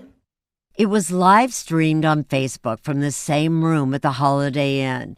Several people joined the press conference in person, seated in chairs facing a podium.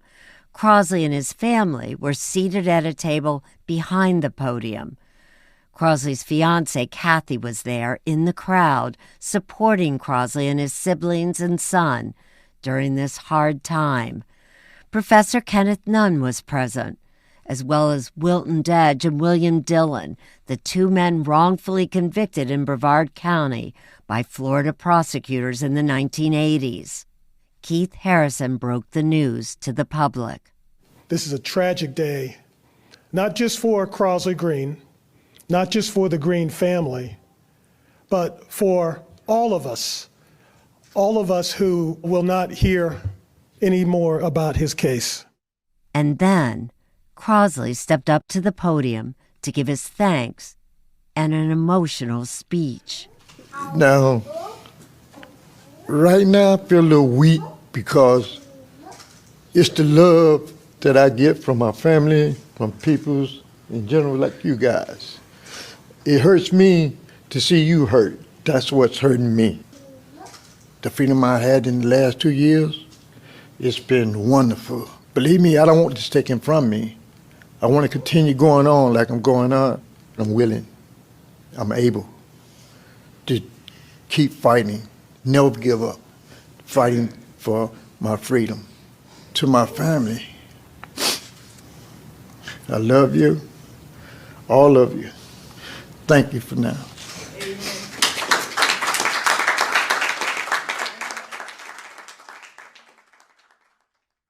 A lot of people ask me all the time, and they'll say, he's not angry? I mean, you're not angry about having to go back. You've already served so much time. God knows I'm not angry. I continue to have hope, faith, and all. I just move forward. Truthfully, you know, I feel like the only judge I'm facing now is the three judges that I always faced: the Father, Son, and the Holy Ghost. I can't say much about man.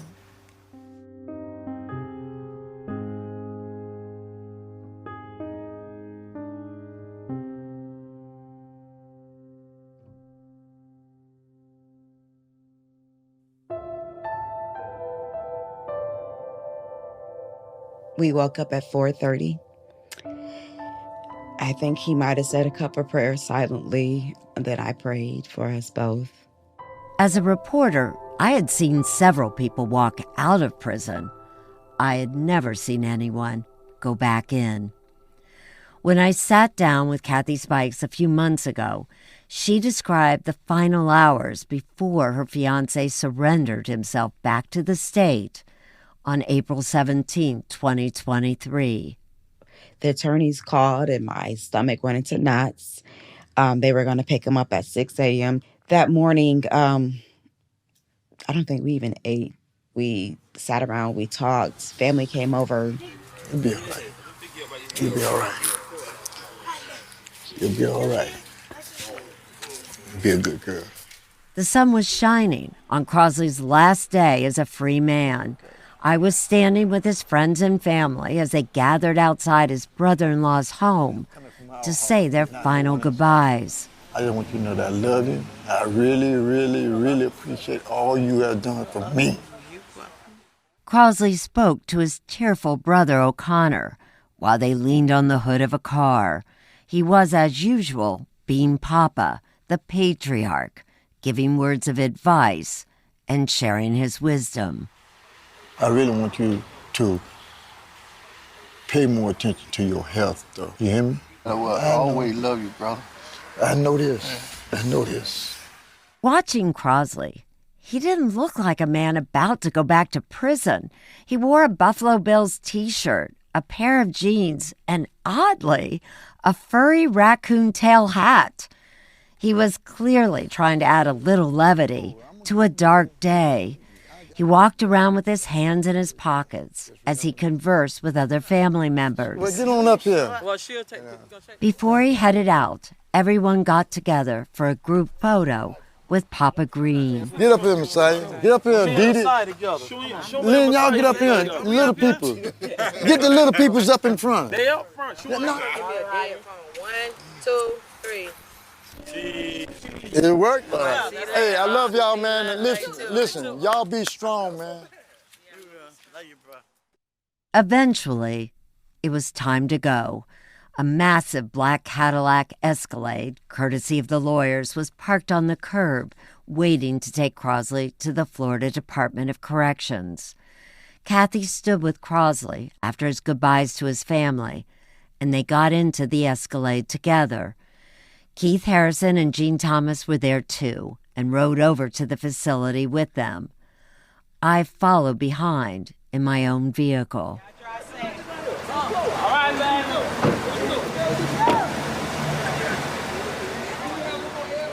During the drive, Crosley and Kathy held on to each other in a tight embrace and shared tender kisses, savoring the last moments of physically being together. When they arrived at the Florida Department of Corrections, Harrison and Thomas got out first. Crosley and Kathy followed. It was almost like, I'm not going to cry. Preparing yourself for like a funeral.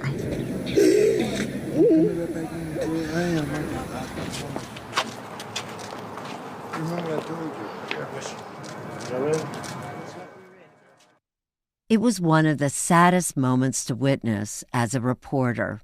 Hand in hand with Kathy, Crosley walked with his attorneys into the Florida Department of Corrections to turn himself in. It was more or less like walking through a door and never knowing when you're going to come back out.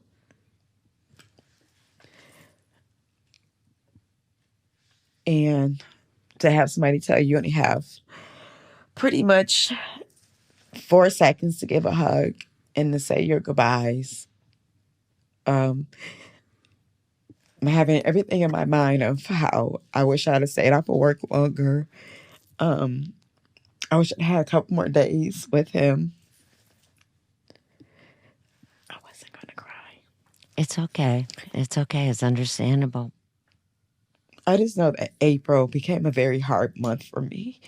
And like I told him, April just seems like a reoccurring tragedy over and over again. You know, the crime happened in April.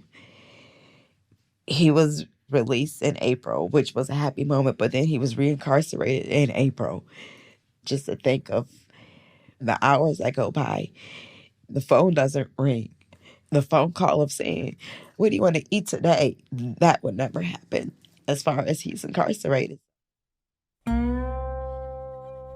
Crosley's 3-decade-long journey through the court system was over, but not his chance for freedom. Crosley is a perfect candidate for parole.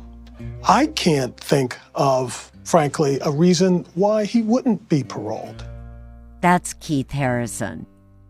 They can't point to his being a model inmate. They can't point to anything he did when he was out for 2 years. That's almost like a trial parole. You know, so there's really, as far as I can see, no basis, no reasonable basis upon which he would be denied parole. His attorneys now turn to his parole board as the next step to getting him out. But to their shock, they were hit with another blow. The parole commission has essentially miscalculated his eligibility. Keith Harrison and Gene Thomas discovered that back in 2015, the Florida Parole Commission had made a mistake when calculating the date when Crosley would become eligible for parole. According to the lawyers, Crosley should have been eligible to apply for parole in 2014, but somehow the commission incorrectly set it to 2059, a difference of 45 years. How did they make that miscalculation? Well, it had nothing to do with Crosley Green's actions in the prison system. He had been a model prisoner. Instead, the Florida Commission set Crosley's parole eligibility based on his original 1990 conviction when he had been found guilty of robbery, kidnapping, and first-degree felony murder. But Harrison said that under Florida rules, only the felony murder charge, not the additional charges of robbery and kidnapping, should have been considered. It's part of the same crime. It's what's called a lesser included offense, part of the same crime. So it's like essentially double counting. And in fact, the rules say that the amount of time for those underlying offenses should be 0. That's what the rules say, 0. What's more, the Parole Commission made its calculation back in 2015 without notifying Crosley's attorneys. They were unable to represent Crosley at the time to correct the error. Crosley was not present. Crosley was not represented by counsel. We were never informed this was going on. Did Crosley know it was going on? Crosley knew that somebody from the Parole Commission staff came to talk to him in prison, but he did not understand what was going on, nor is there any evidence that he ever received their decision. And what did Crosley think about all of this? When I first heard about it, I was shocked. I said, man, you mean tell me I was eligible for parole back in 2015, 2014, and I didn't know nothing about it? I really was just dumbfounded, okay? why so much is going against me. Would Yeah. you feel that sometimes? Yeah. That just as soon as you make a step forward, there's Just something that... step backwards. Yeah, make a step forward, step backwards. And we immediately, filed essentially an administrative appeal. We got a very quick hearing on it. And that's how, on June 21st, 2023, Crosley's legal team appeared before the Parole Commission asking for a correction for Crosley's parole date. But someone else had earlier told the same commission she didn't want that parole date to change. The voice you just heard was none other than Kim Halleck, now going by her married name, Kim Landers. Thank you for allowing me to give a statement, and hopefully this will keep Crosley Green behind bars for the duration of the fight. Kim said she hoped that, quote, this will keep Crosley Green behind bars for the duration of his life. The teenager who was with Chip Flynn in that orange grove before he died was now 53 years old, and for several years had worked for Brevard County. In her statement, Kim said Crosley had used the media to, quote, manipulate people to think he's innocent. This is the first time we're hearing Kim's voice since her police interview on April 4th, 1989, hours after the murder. She was never willing to talk publicly about that night. The recording of her statement to the commission is difficult to understand, so listen carefully. I genuinely believe he remains a danger to society and should never be given the opportunity to hurt me or anyone else in the future. Crosley had a chance to be a law-abiding citizen before his current incarceration, but chose to be a career criminal and, in the end, a cold-hearted murderer. As you can hear, Kim sounded frustrated and rushed in her statement. At this point, an unidentified voice in the recording cuts in. There is no reason to believe... Landis, yes. If you need to take a breath, that's fine. I'm all right. Okay. I'm all right. Okay. There is no reason to believe that at this point in his life, Crosley Green to be anything other than he's always been a complete menace to society. In closing, I request that this board uphold the 2015 parole decision and leave this murderer's parole date as is. In the end, the commission reduced Crosley's parole eligibility by 5 years, based on, quote, positive conduct while on release, which brought the original calculation down from year 2059 to 2054.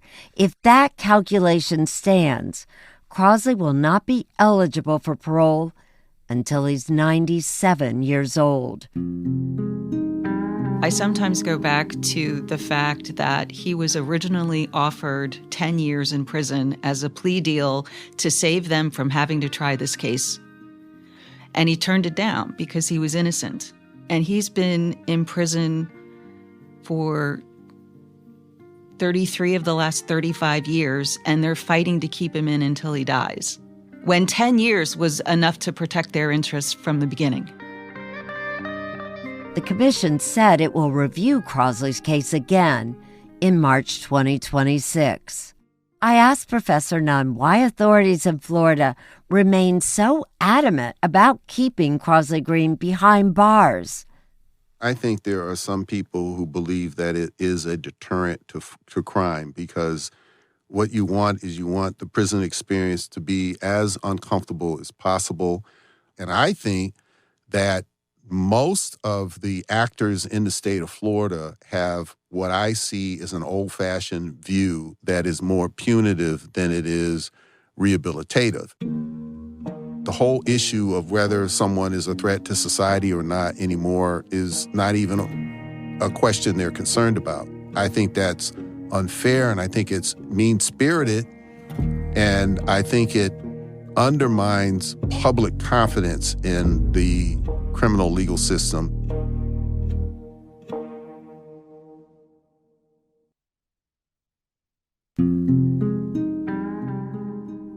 From technicalities to miscalculations, it seemed like everyone could make a mistake, but Crosley was the one paying for it.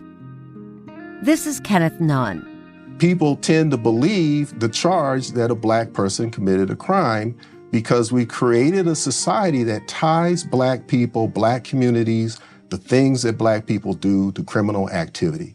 And when criminal charges are laid at the foot of a Black person, it's very difficult to shake them off. As of the recording of this podcast in 2024, Crosley's legal team petitioned Florida's courts to compel the Parole Commission to recalculate Crosley's parole dates. The lawyers are now waiting for a response. If they don't win this time, they will ask for clemency from Florida Governor Ron DeSantis. That is probably a long shot. You know, right now, as we speak, there are almost 60,000 signatures on a change.org petition. I mean, does that what it kind of comes down to at this point? How important then is public interest in this? Can that make a difference? Well, I think it can make a difference. I think it's important because it does keep the pressure on. It makes officials go back and look at the case. Since all of his avenues of relief are in the political realm and not in the legal realm per se. I mean, politics boils down to what the people want. And so if you can show 60,000 or 600,000 people who support this case, then I think that's a positive and it could inure to his benefit. Since the first airing of Crosley's story on 48 Hours back in 1999, through to our most recent story in April of 2023, there have been people who don't know Crosley personally, but who are so convinced of his innocence, they've shown up time and time again to support him in court. They've started petitions in his honor, sold T-shirts that say, "Free Crosley Green," and made their own calls to Brevard County demanding Crosley's freedom. I think what matters about Crosley Green's case is what it says about us. Are we a society that really cares about justice? Or do we just pay lip service to it? Is it okay for a person who hasn't committed a crime to spend decades in prison for something he didn't do? I think that many Americans would find that to be probably the most terrible thing to happen to them. And it tells about who we are as a people, who we are as a country, what kind of justice system we have, and what our legacy is going to be for future generations if we don't do something to correct the problem that occurred in this case. And we just let Crosley Green sit in jail when there's no justification for it. We want to think that the legal system works for everyone, that it doesn't matter if you're poor or Black or without resources. When the system doesn't work, our job is to shine a light. And so here I am, still reporting on the troubled case against Crosley Green. Hey, how you doing? Hey, Crosley. Hey, good to see you again. It's great seeing you. I told you I would be here soon. This wasn't quite as soon as I hoped. It's soon enough. It's really not soon enough. I knew I needed to talk to Crosley again, now back in prison. I visited him on June 19th, or what is better known as Juneteenth, 2024. It's June 19th. It's a day in which it's about justice. You know, it's about justice. It's about people supposed to get together, pull together, and figure something out. The irony wasn't lost on either of us that this was a day to commemorate the emancipation of enslaved people in the U.S. And here Crosley was back in prison. Crosley is housed at the Sumter Correctional Institution in Bushnell, Florida. This minimum security prison is around a 2.5-hour drive away from his family. Over the years, I had seen Crosley on death row. I had seen him serving life, and I had seen him living his life. I wasn't sure what to expect on this trip, but I was anxious to let him know that he had not been forgotten. You started telling me that this time is a little harder than it's been in the past? Yes, it is. You know, you have to understand that I was out for 2 years. And it felt good. It really felt good to be out there and doing the things that a normal person does in life. And just coming back here, you know, you sit back, you think about that. And you think about the people that you love, people that love you. Crosley looked thin but healthy. He was allowed to talk with me in a conference room without any shackles or restraints. What is the toughest time of the day? What is the toughest time of the day? There's a few tough times during the day. You know, the afternoons, it's tougher in the afternoons. And it's tough in the evenings, you know, because normally I come home after work when I was out. My sons come over, my sister and them might come over. We all sit out, eat ice cream or Century Store, get some pizza, chicken or whatever. I miss that. Okay, I really do miss that a great deal. But what he misses most is what so many of us take for granted. What he misses every single day is what he felt when he was with Kathy. And I never experienced a lot of stuff because of the time I've been locked up and stuff like that. I never experienced having to sit or be around a person that always made me laugh, made me happy, you know, loved me and stuff like that. I'm getting to do stuff that was pretty much what I never thought I would be doing, and it felt good. I mean, that's what a lot of people take for granted, that having a woman who loves you and having dinner at home, that's your idea of freedom. I never thought I'd have a life like that, okay? And for me to start to have a life like that, that was special to me. A lot of times, Kathy come to visit, and she do it on a regular basis. And it bothered me because she's doing a lot of traveling.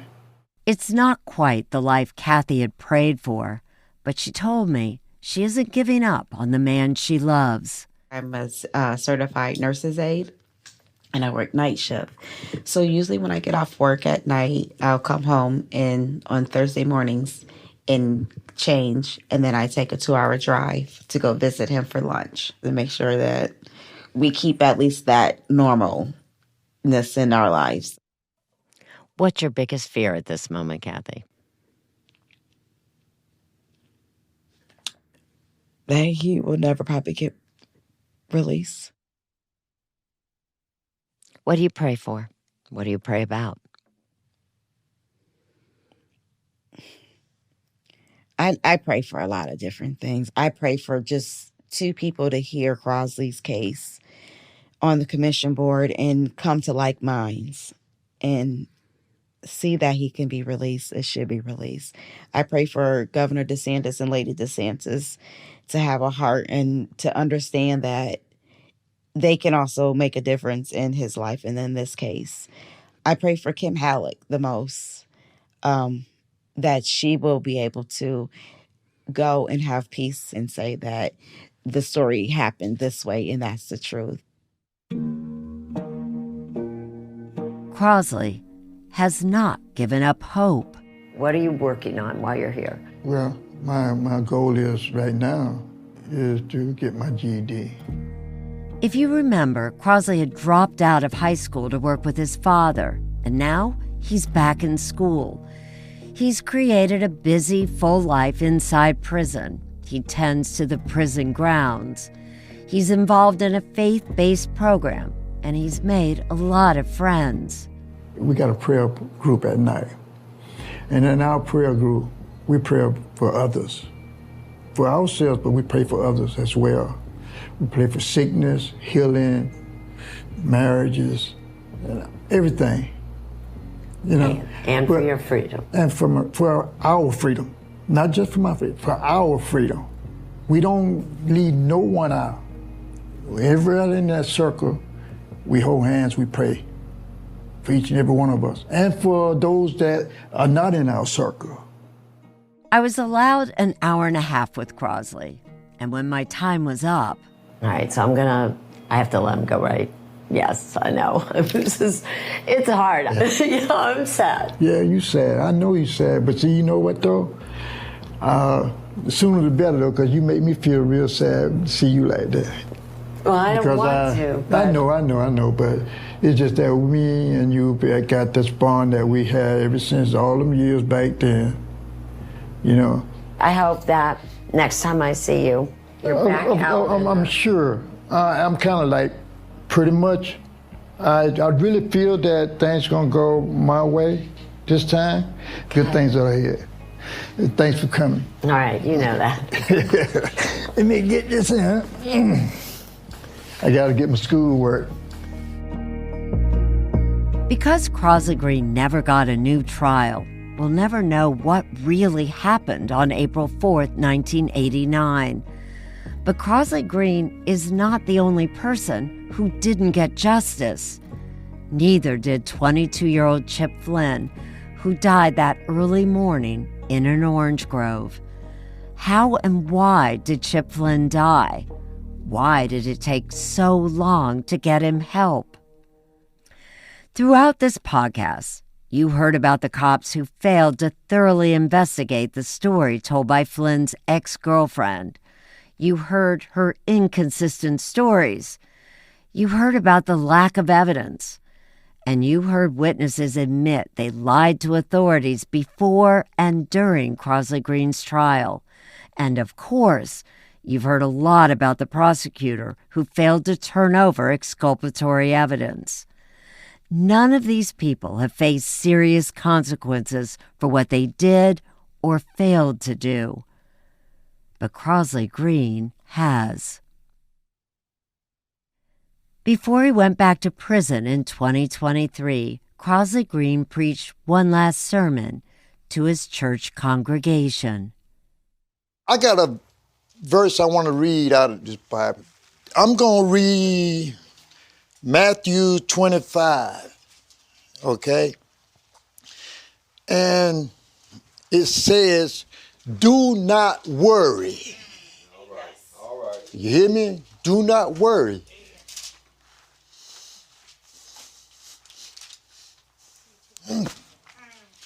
And this is what I be trying to tell my sisters, my family. Do not worry. I don't worry when I'm by myself. But when I get with you guys and I see your expression, even with friends or supporters, I see their expression, I see tears fall from them, it bothers me. And I tell them, don't worry, man, I'm okay. I'm always telling y'all, don't worry, I'm okay, I can do this.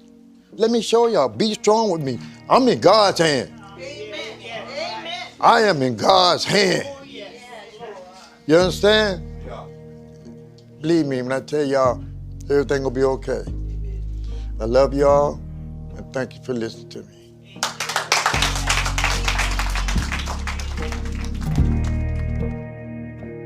Murder in the Orange Grove was reported by me, Erin Moriarty, alongside producers Alan Pang, Annie Cronenberg, and Allison Bailey. Kiara Norbitz is our coordinating producer, and Florence Barreau-Adams is our story editor. Additional production support from Dylan Gordon, Marlon Polycarp, Caroline Casey, and Christine Driscoll. Judy Tygart is the executive producer of 48 Hours. Gail Zimmerman, Asena Basak, Mark Goldbaum, Charlotte Fuller, Judy Ryback, and Stephen McCain produced the original 48 Hours episodes. Associate producers were Michael Loftus and Shaheen Toki. Patty Aronofsky was the senior producer. Special thanks to Megan Marcus, Jamie Benson, Nick Poser, and Gail Spruill.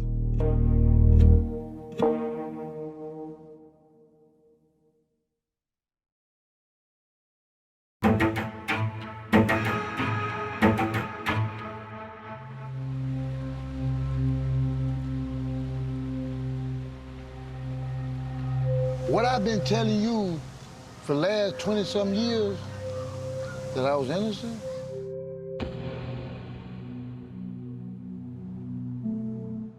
We don't know what happened that night. All we know is that Chip Flynn picked up his ex-girlfriend, they had sex, they smoked marijuana, then Chip Flynn got shot. In the early morning hours of April 4th, 1989, the police received a 911 call from Kim Halleck. I was dispatched almost immediately. They did eventually find Chip Flynn lying in an abandoned orange grove. He's been shot. I get a call shortly after 2 o'clock that he has died. There was a statement taken from Kim Halleck. The black guy stepped out with a gun, and I heard about 5 or 6 gunshots. You don't see anybody else around. Shots were fired. You don't see any shell casings, and it just makes you wonder. I don't know, the black guy told me I was a slut. I don't believe a word she says. It's unfortunately a classic case of what is often referred to as a racial hoax, which is a black guy did it. So you get then called in by the prosecutor. I told him I thought she did it. I said to him, you know, I think you need to take a close look at Kim Halleck. Were you at all surprised when Crosley Green was charged with Chip Flynn's murder? It was a total shock. This was like picking a name out of a hat.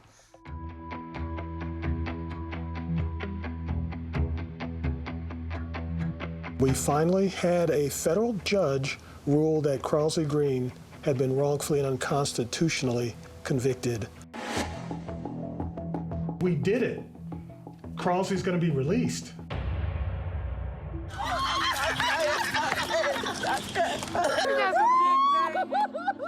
Our brother!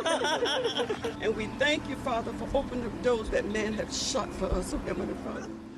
It was so joyous.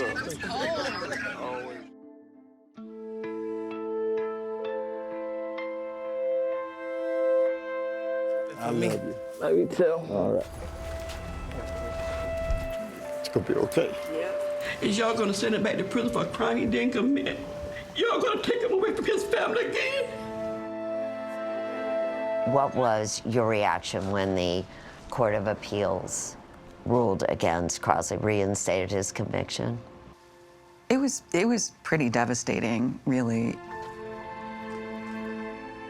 I gotta tell myself in tomorrow, I don't think I'm going, but that's me, because it's always a miracle. God always sends out a miracle to someone. You never know when, how, where.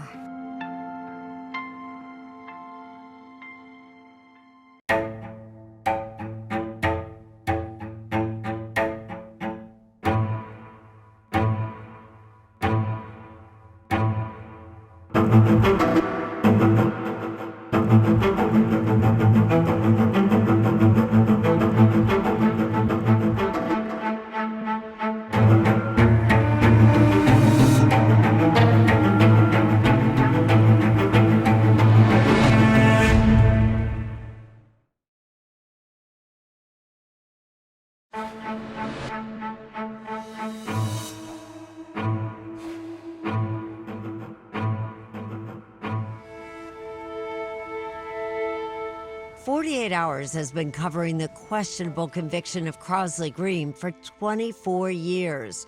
Crosley's attorneys say that race was a factor from the beginning. The evidence that Crosley Green is innocent is literally overwhelming. Crosley's ordeal began in April of 1989. Charles Flynn, better known as Chip, was found shot in a Florida citrus grove. He had been with his ex-girlfriend, Kim Halleck, that night. She told investigators that they had been robbed and hijacked by a black man in Holder Park as they sat in Chip's truck a little after 11 p.m. Told Chip, there's a black guy on your side, and he rolled up the window real quick.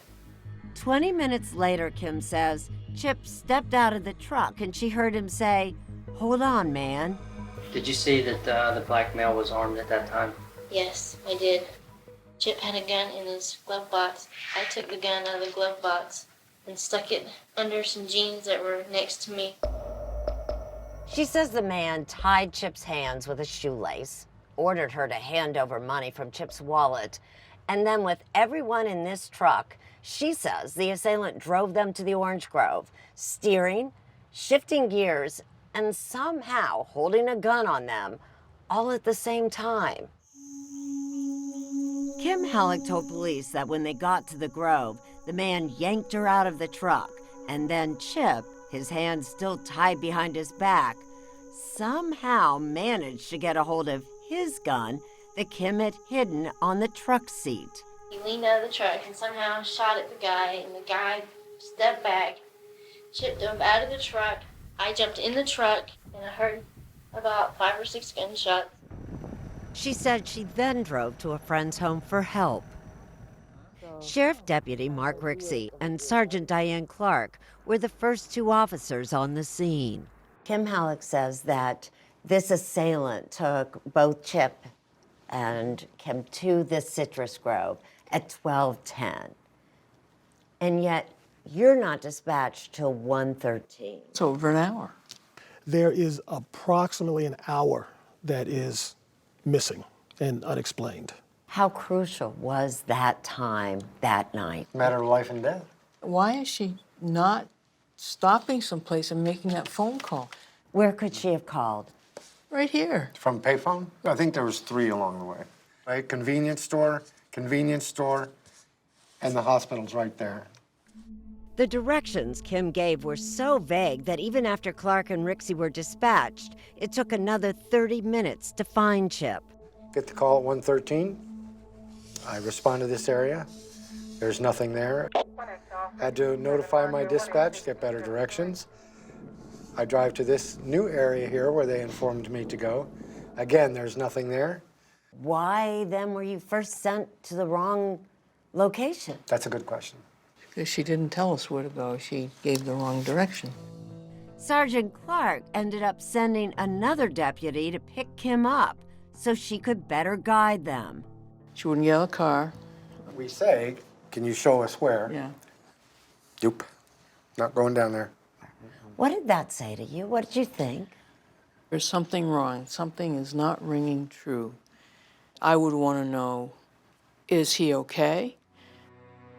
They found Chip laying on his stomach with his hands tied behind his back, bleeding from a single gunshot wound to his chest. He was in pain, but I seriously thought he'd be okay. First words out of his mouth were, get me out of here. I want to go home. Did he mention anything about an assailant? Nope. No. Did he mention anything about being robbed? Nope. No. Did he mention anything about being kidnapped? Nope. No.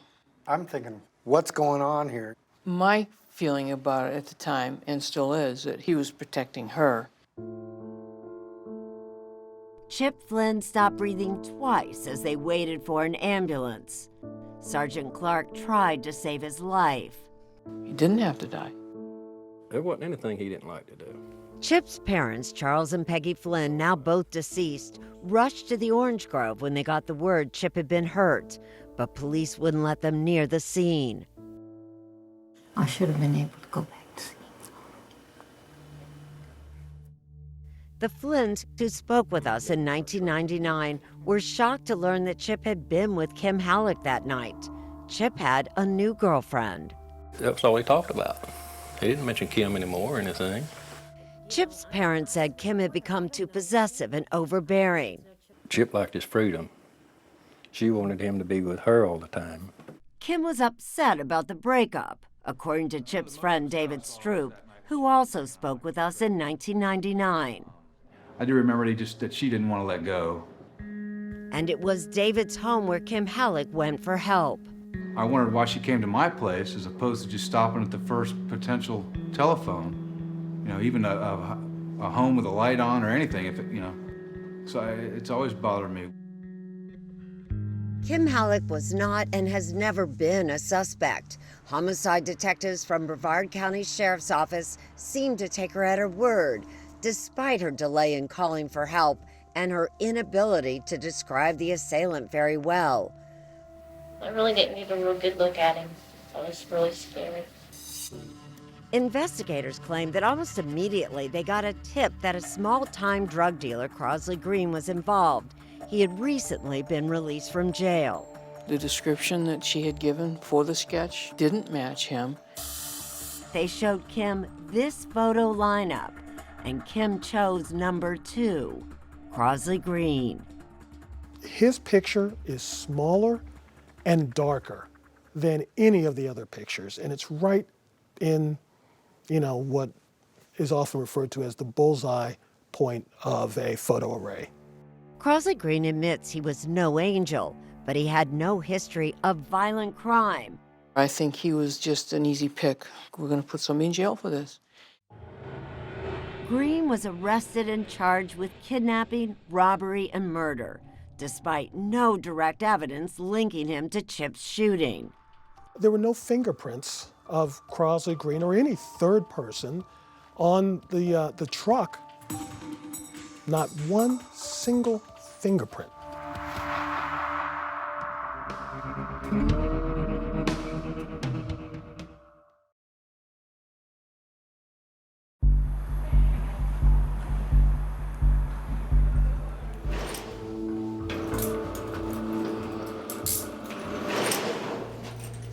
There was no case against Crosley Green.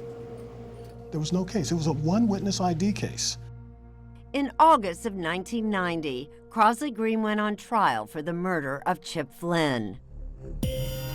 The case hinged on the testimony of Kim Halleck, the state's star witness who identified Green as the black man who attacked the couple, defense attorney Keith Harrison. That's the weakest kind of case where the only evidence you have is somebody said that guy did it. The state claimed there were also shoe prints found at Holder Park. Prosecutor Christopher White, now retired, said a dog followed the scent of those prints to the vicinity of a house where one of Green's sisters lived. White spoke with us in 2015. The shoe impressions were followed from the site where the truck was parked, supporting what Kim said about there being a third person there, a black male who abducted them and did these things. Those shoe prints, however, were never linked to Crosley Green. But the prosecution also had 3 witnesses, all with criminal problems of their own, who claimed Crosley confessed. One was Crosley's own sister, Sheila. The defense argued that Crosley couldn't have killed Flynn because he had an alibi. Crosley says he was seen at the time of the murder by multiple witnesses at a party 2 miles away. But his former attorney only called one to testify, and on September 5th, 1990, an all-white jury convicted Crosley Green of kidnapping, robbery, and murder. He was sentenced to die in Florida's electric chair. Hi, Crosley. I'm Erin Moriarty with CBS. I first met Crosley Green in 1999. What's it like being here on death row? It's hell. It's hell to me because I'm here for a crime I didn't commit. A team of lawyers from Crowell and Moring, led by Keith Harrison and Gene Thomas, took Crosley's case pro bono. They say jurors never heard the real story. When you look at all of the facts, you see that the state wanted to achieve a certain result, and they manufactured evidence. They coerced witnesses to lie. Even before the trial, Kim Halleck's account had serious inconsistencies. She told police that the assailant had managed to steer Chip's truck, shift gears, all while holding a gun on them. And yet, she told Chip's parents a very different story. She was having to shift the gears for him. He would just mash the clutch and she would shift the gears. He was making her do that.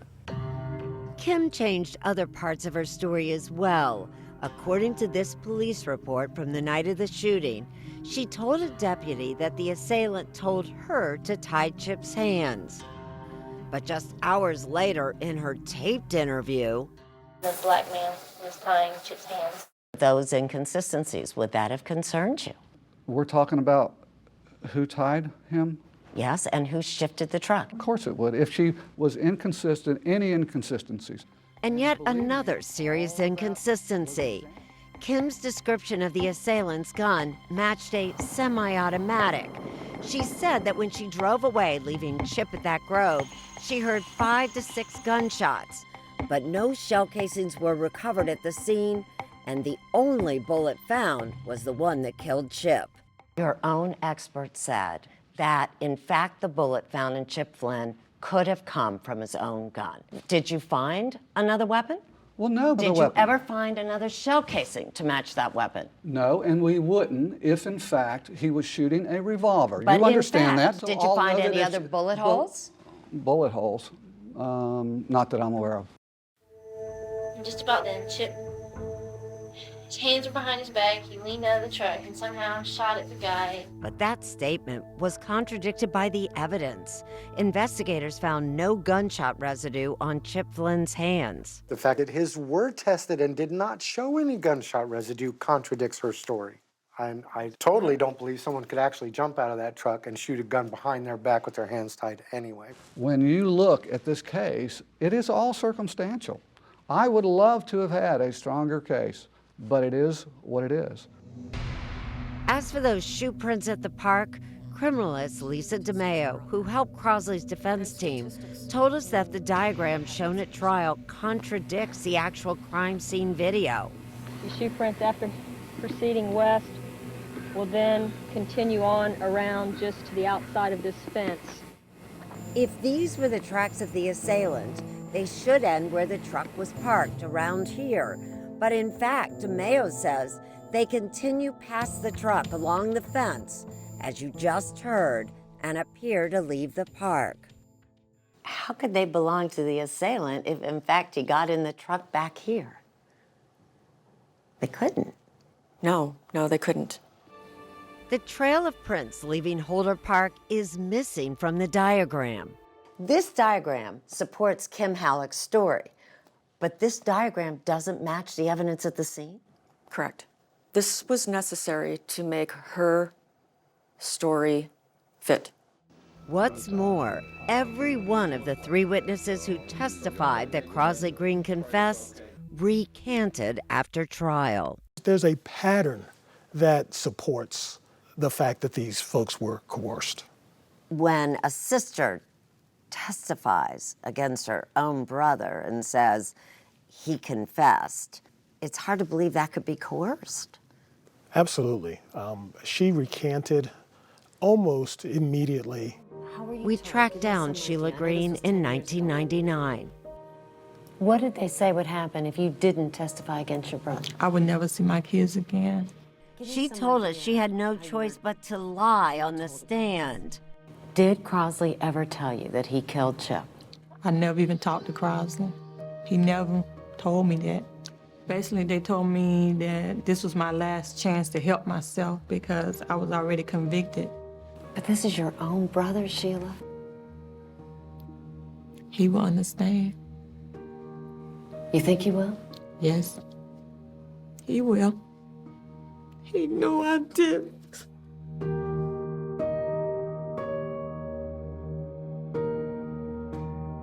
What do you make of Kim Halleck's account? Chip's parents recorded Kim's account of the night Chip was shot. Hear what she said happened on Facebook at 48 Hours.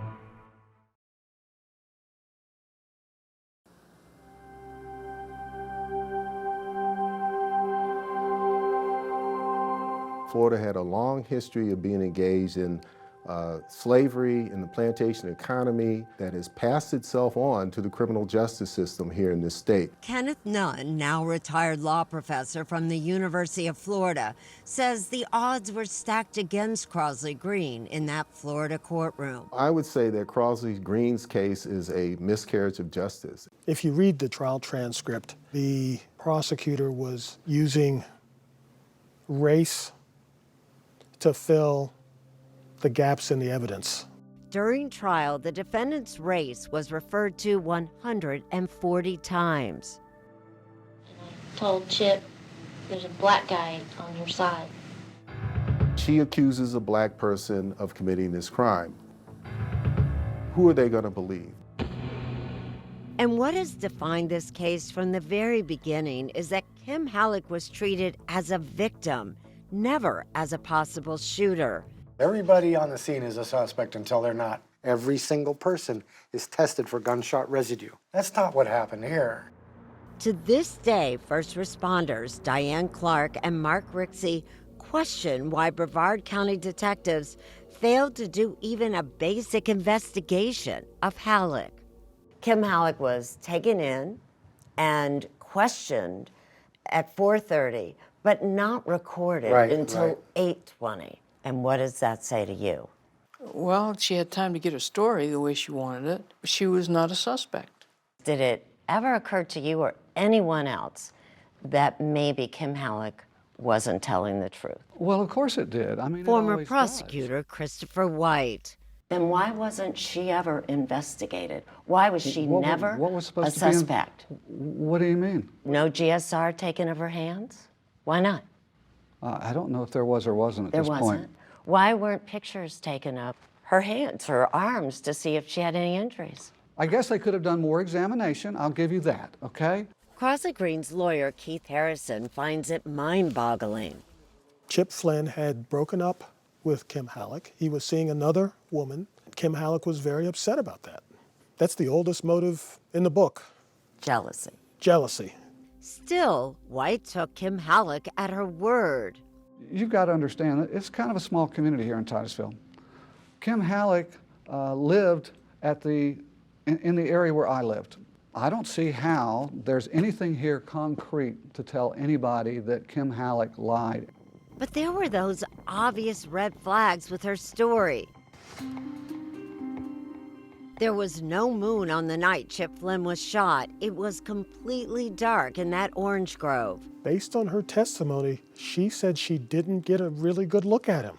Yet Kim Halleck chose Green out of this photo lineup. A flawed lineup, Professor Nunn says, that is no longer allowed under Florida's current laws. You can't tell the witness that the suspect is in the batch, and that happened in this case.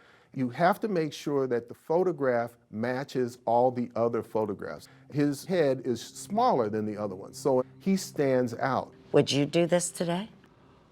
Well, no, ideally I would not. Could she have picked the wrong person? I don't think she did, you know? Was she guessing more than she was sure? I couldn't tell you for sure. That still leaves you with the issue whether or not it's Crosley, and you have arguments pro and con about that. But the one thing I'm sure of, based on the evidence in this case, it wasn't Kim Halleck. She was the only other one there. Who else would have done it? The only way all the facts are reconciled is if she shot him. I told everybody I ran into who had any interest in it, I thought she did it. I told the homicide sergeant, I told the homicide investigator. And 4 months after the shooting, both Rixey and Clark met with prosecutor Christopher White. They wanted to make sure he knew of their suspicions of Kim Halleck. And how did Chris White take that information? He was dismissive. I said to him, she is involved, and I don't believe it's the person you arrested. I never heard anything else about it afterwards. I think that they got into an argument. She pulled the gun out of the glove box and either intentionally or unintentionally shot him. They freak out. I don't want to get in trouble. We got to come up with a story. Let's make up this story. Why didn't you take their word seriously? I reviewed all the evidence that we had with that hypothesis in mind. Do they give me cause to believe that Kim Halleck may have committed this murder? My answer is no. Kim Halleck has not responded to our repeated requests for an interview, but she did tell the Washington Post, "I'm tired of being beat down by the media." And she said, "I've been told I'm the one that did it, and I did not kill anybody." You're that sure that Crosley Green is innocent? I would bet my life on it, yes. But in 2000, 11 years after Chip Flynn's murder, the state claimed it had more evidence against Green. 2 tiny body hairs allegedly found in Flynn's truck. They tested them for DNA. Matter of fact, I wanted them tested. I knew I haven't been in that truck. I've never been in that truck. There was sufficient DNA there to obtain a result using MTA DNA. That DNA, mitochondrial, cannot be used to identify a specific person. It can only identify broad family relations, and Crosley Green could not be excluded from that group. It's not a match. The mitochondrial DNA test cannot definitively say this DNA is this individual's DNA. Crosley's maternal relatives, for example, would be in this group that is not excluded. In fact, Crosley's brother O'Connor believes the hairs could be his. He happened to be a friend of the original owner of the truck. It's possible because I drove the truck kind of regular. I'm not saying I drove the truck 1 or 2 times. I don't drove the truck several times. Are you at all troubled by the fact that Crosley Green could not be eliminated? That's nothing. That's not evidence. That is not evidence. It does not tie him specifically to that truck. You have that one hair that could have come from someone else, his brother. Uh-huh. Is there any other physical evidence? Any other physical evidence, anything that connects Crosley Green to this case? Well, I guess the simple answer to that is no. In 2009, after 19 years facing execution, Crosley Green's attorneys won a major victory. Because of an error in sentencing, Green was taken off death row. I felt real good at that time, but I know I have another 100 yards to go. But Crosley Green's request for a new trial was denied, even though some of the evidence was now in question, and all those witnesses who testified against him said they lied on the stand. Have you ever had a case where 3 witnesses have recanted and lied? Have you ever had a case? 3? You know, I never have. That doesn't trouble you?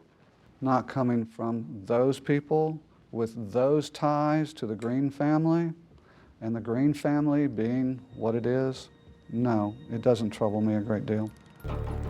But in an odd twist of fate, Christopher White provided just what Crosley Green's defense team had been waiting for. I was shocked. I knew immediately that this was a game changer.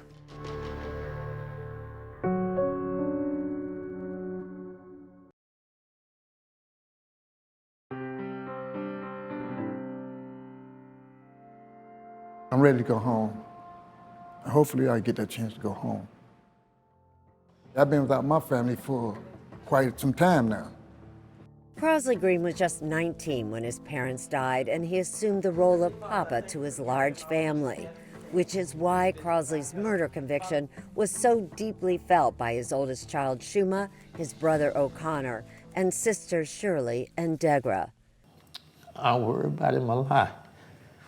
And it's breaking the family. It's breaking the family down. Watch it. Y'all go over that way, son. Shuma was 16 and his brother Gaston was 6 when Crosley was sentenced to death. It damaged us. I got rebellious. I just went to getting in trouble. No sense of direction. Because my dad was gone. I never was with my sons when they grew up, you know? And I got grandkids now. I don't know how much time I got left on earth myself.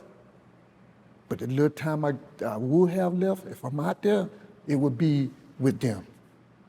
But Crosley Green will never be able to make up lost time with 2 of his sisters. They died while he's been in prison. Brenda and Tina. That's been tough. That's been tough. They have been with me all the way up until the time they die. You miss them? Yeah. As for Sheila, the sister who helped put him on death row, he forgave her years ago. Does she feel a lot of guilt? Of course she do, but that's my sister, and I want her to know that I love her. And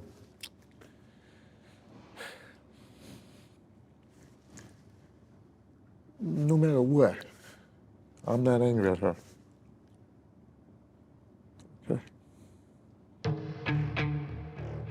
With the witness recantations, the only person who still connects Crosley to the crime is Kim Halleck.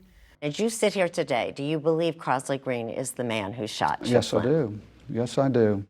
But as it turns out, Christopher White made a decision in 1989 that would ultimately turn the tide for Crosley Green. Mark and Diane suspect the girl did it. She changed her story a couple of times. White took these notes after his meeting with Mark Rixey and Diane Clark when they told him their suspicions about Kim Halleck. One thing was she tied his hands behind his back. She never asked how the victim was while at the homicide. She wouldn't go down there to the scene. Why wouldn't the guy say who shot him? White never turned those notes over to Crosley's original lawyer. This is the evidence of innocence that was hidden by the prosecutor. What was your reaction when you first read those notes? I was shocked. I really couldn't believe it. They can't just hide that evidence. They can't cover it up. They have to disclose it to the defense.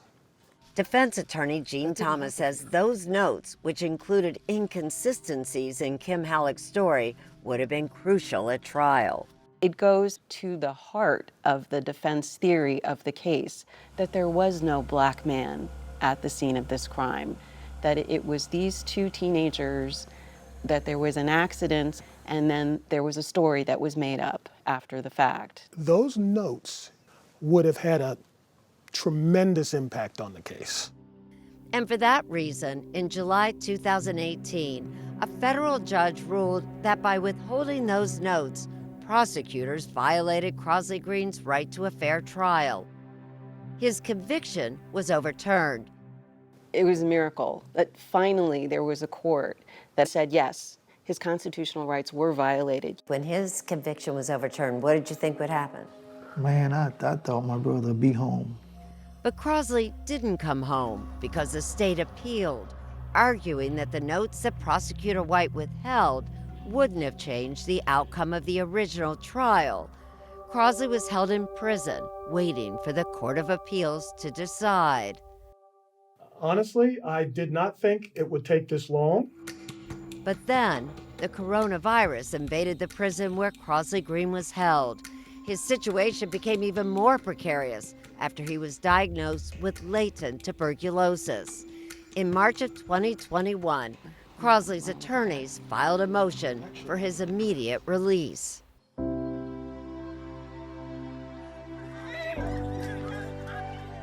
This is the day that we long for, God. And we thank you, Father, for opening the doors that man has shut for us, oh Heavenly Father. Father, we thank you for those that you gave us favors with, Father God. For you bringing our brother home, Crosley Green. I can't tell you what I was thinking or what I saw or how I felt. Oh, that's right. Hold your head up, Papa. Hold your head up. Thank you.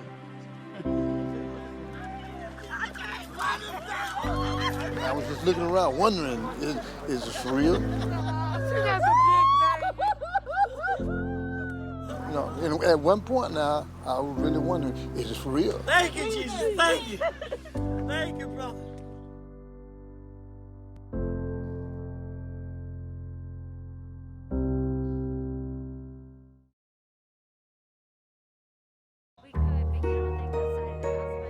Now that Crosley Green is home, his very large and loving family has descended upon him.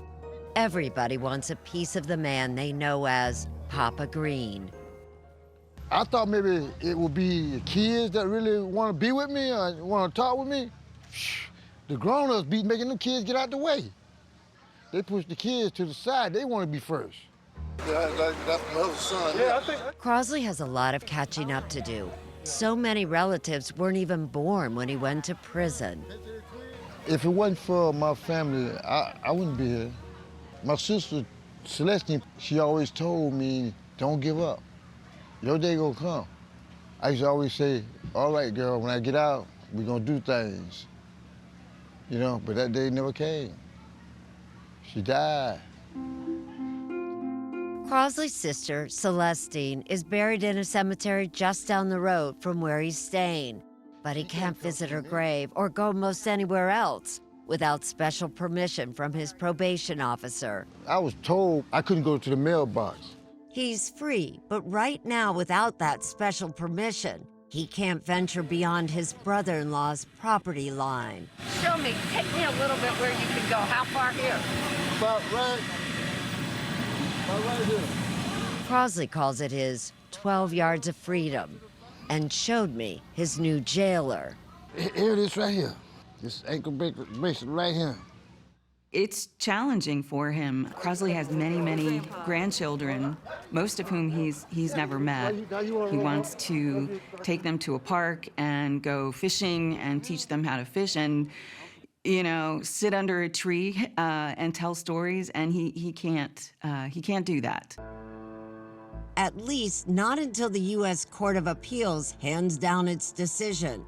There is a chance the court will side with the state, reinstate Crosley's conviction, and send him back to prison.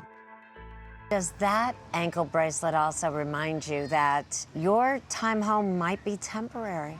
It does. I gotta be honest with you, it does. But I really don't believe I'm going back. I really believe that deep down in my soul, I'm not going back to prison. But less than a year later, in March of 2022, the U.S. Court of Appeals came back with a decision that caught everyone off guard. It was unexpected, and it was pretty shocking. The court ruled that those notes Christopher White failed to turn over to Crosley's defense would not have changed the outcome of his trial. His conviction was reinstated. Crosley's last hope? To ask the U.S. Supreme Court to take his case. But in February of 2023, come on in and have a seat. The attorneys gathered the Green family together to break the bad news. The Supreme Court is not going to hear our case. Crosley has run out of legal options, which means he has to go back to prison. His sister Shirley took the news hard. Is y'all gonna send him back to prison for a crime he didn't commit? Y'all gonna take him away from his family again? You took him 33 years. There was a fair amount of anger. Why do my brother have to continue going through this? It was very emotional. It was raw. That's not right. There was a lot of deep sadness. You could almost feel like the family was kind of coming apart right there in front of you. They failed us. The system failed us. But we just got dropped in her last round.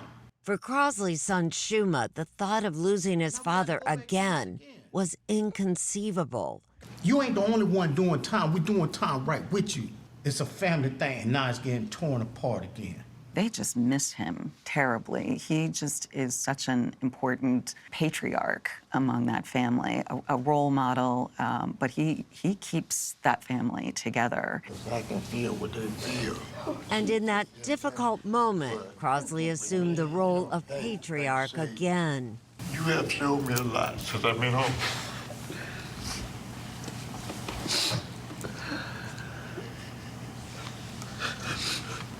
But we're gonna get this together. We're gonna be all right if we stay together. I can't be hurt because I still got faith. I got the Lord on my side. I'm happy. I am happy. Love you, baby. On his last weekend as a free man, Crosley seemed almost hopeful. I'm a religious person, and I have a lot of faith and trust. And most importantly, I still believe in the system. I don't have no hatred, I don't have no sadness. I can't dwell on that. Couldn't sleep. I would start getting angry, and that's not me. Crosley has made the most of the time he spent at home. This year has been a remarkable year. I got a job I never missed a day on. He made high-tech metal parts and left a big impression. Crosley says his coworkers called him PPE.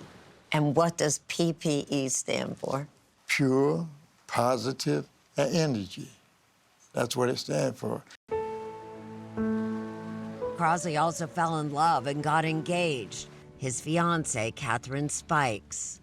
When we did meet, it was butterflies, but at the same time, it was excitement. How soon did you know that this was the guy you wanted to be with? After our first phone call. What man these days sit on the phone for 6 hours? I think just the compassion that he showed me, that it was just the sound and tone of his voice that made everything like, oh my God, you can make everything all right for me. Does it make it tough to go back? Yes and no. No, because I've always tried to prepare her for the worst, like myself. Let's just say if I do not get that miracle tomorrow, but it's coming, you know, I'm not gonna have to tell her goodbye or anything like that. I'm gonna always love her. On his last Sunday, just like every other Sunday since he's been out, Walk with me, Lord. Crosley went to church. Brother Crosby up. This time, he said goodbye. Do not worry. And this is what I be trying to tell my sisters, my family. Do not worry. I see tears fall from there, it bothers me. I'm okay, I can do this. Let me do this, let me show y'all, be strong with me. I'm in God's hand. Amen. Amen. I am in God's hand. On Monday, April 17, 2023, 2 years after Crosley's conditional release, You know, I love you, baby. he said a goodbye to his family. I love you. Love you too. Love you. Love you too. He left each one of them with a few words of wisdom. I love you. I want you to continue doing what you're doing. You have to just take one day at a time. Everything gonna be okay. Yeah. On what could be his last day outside prison walls. Hey, I love y'all, man. And listen, y'all be strong, man. Then he joined his fiancée, Kathy, and attorneys Everything will be okay. for the drive to the correction center.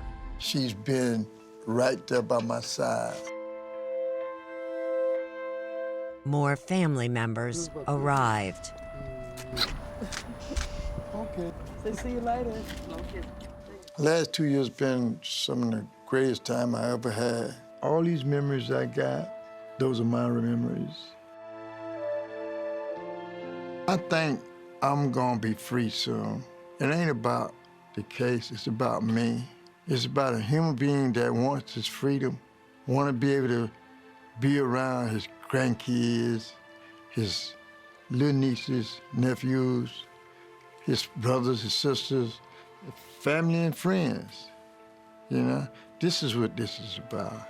They need me. I need them too, but they need me more.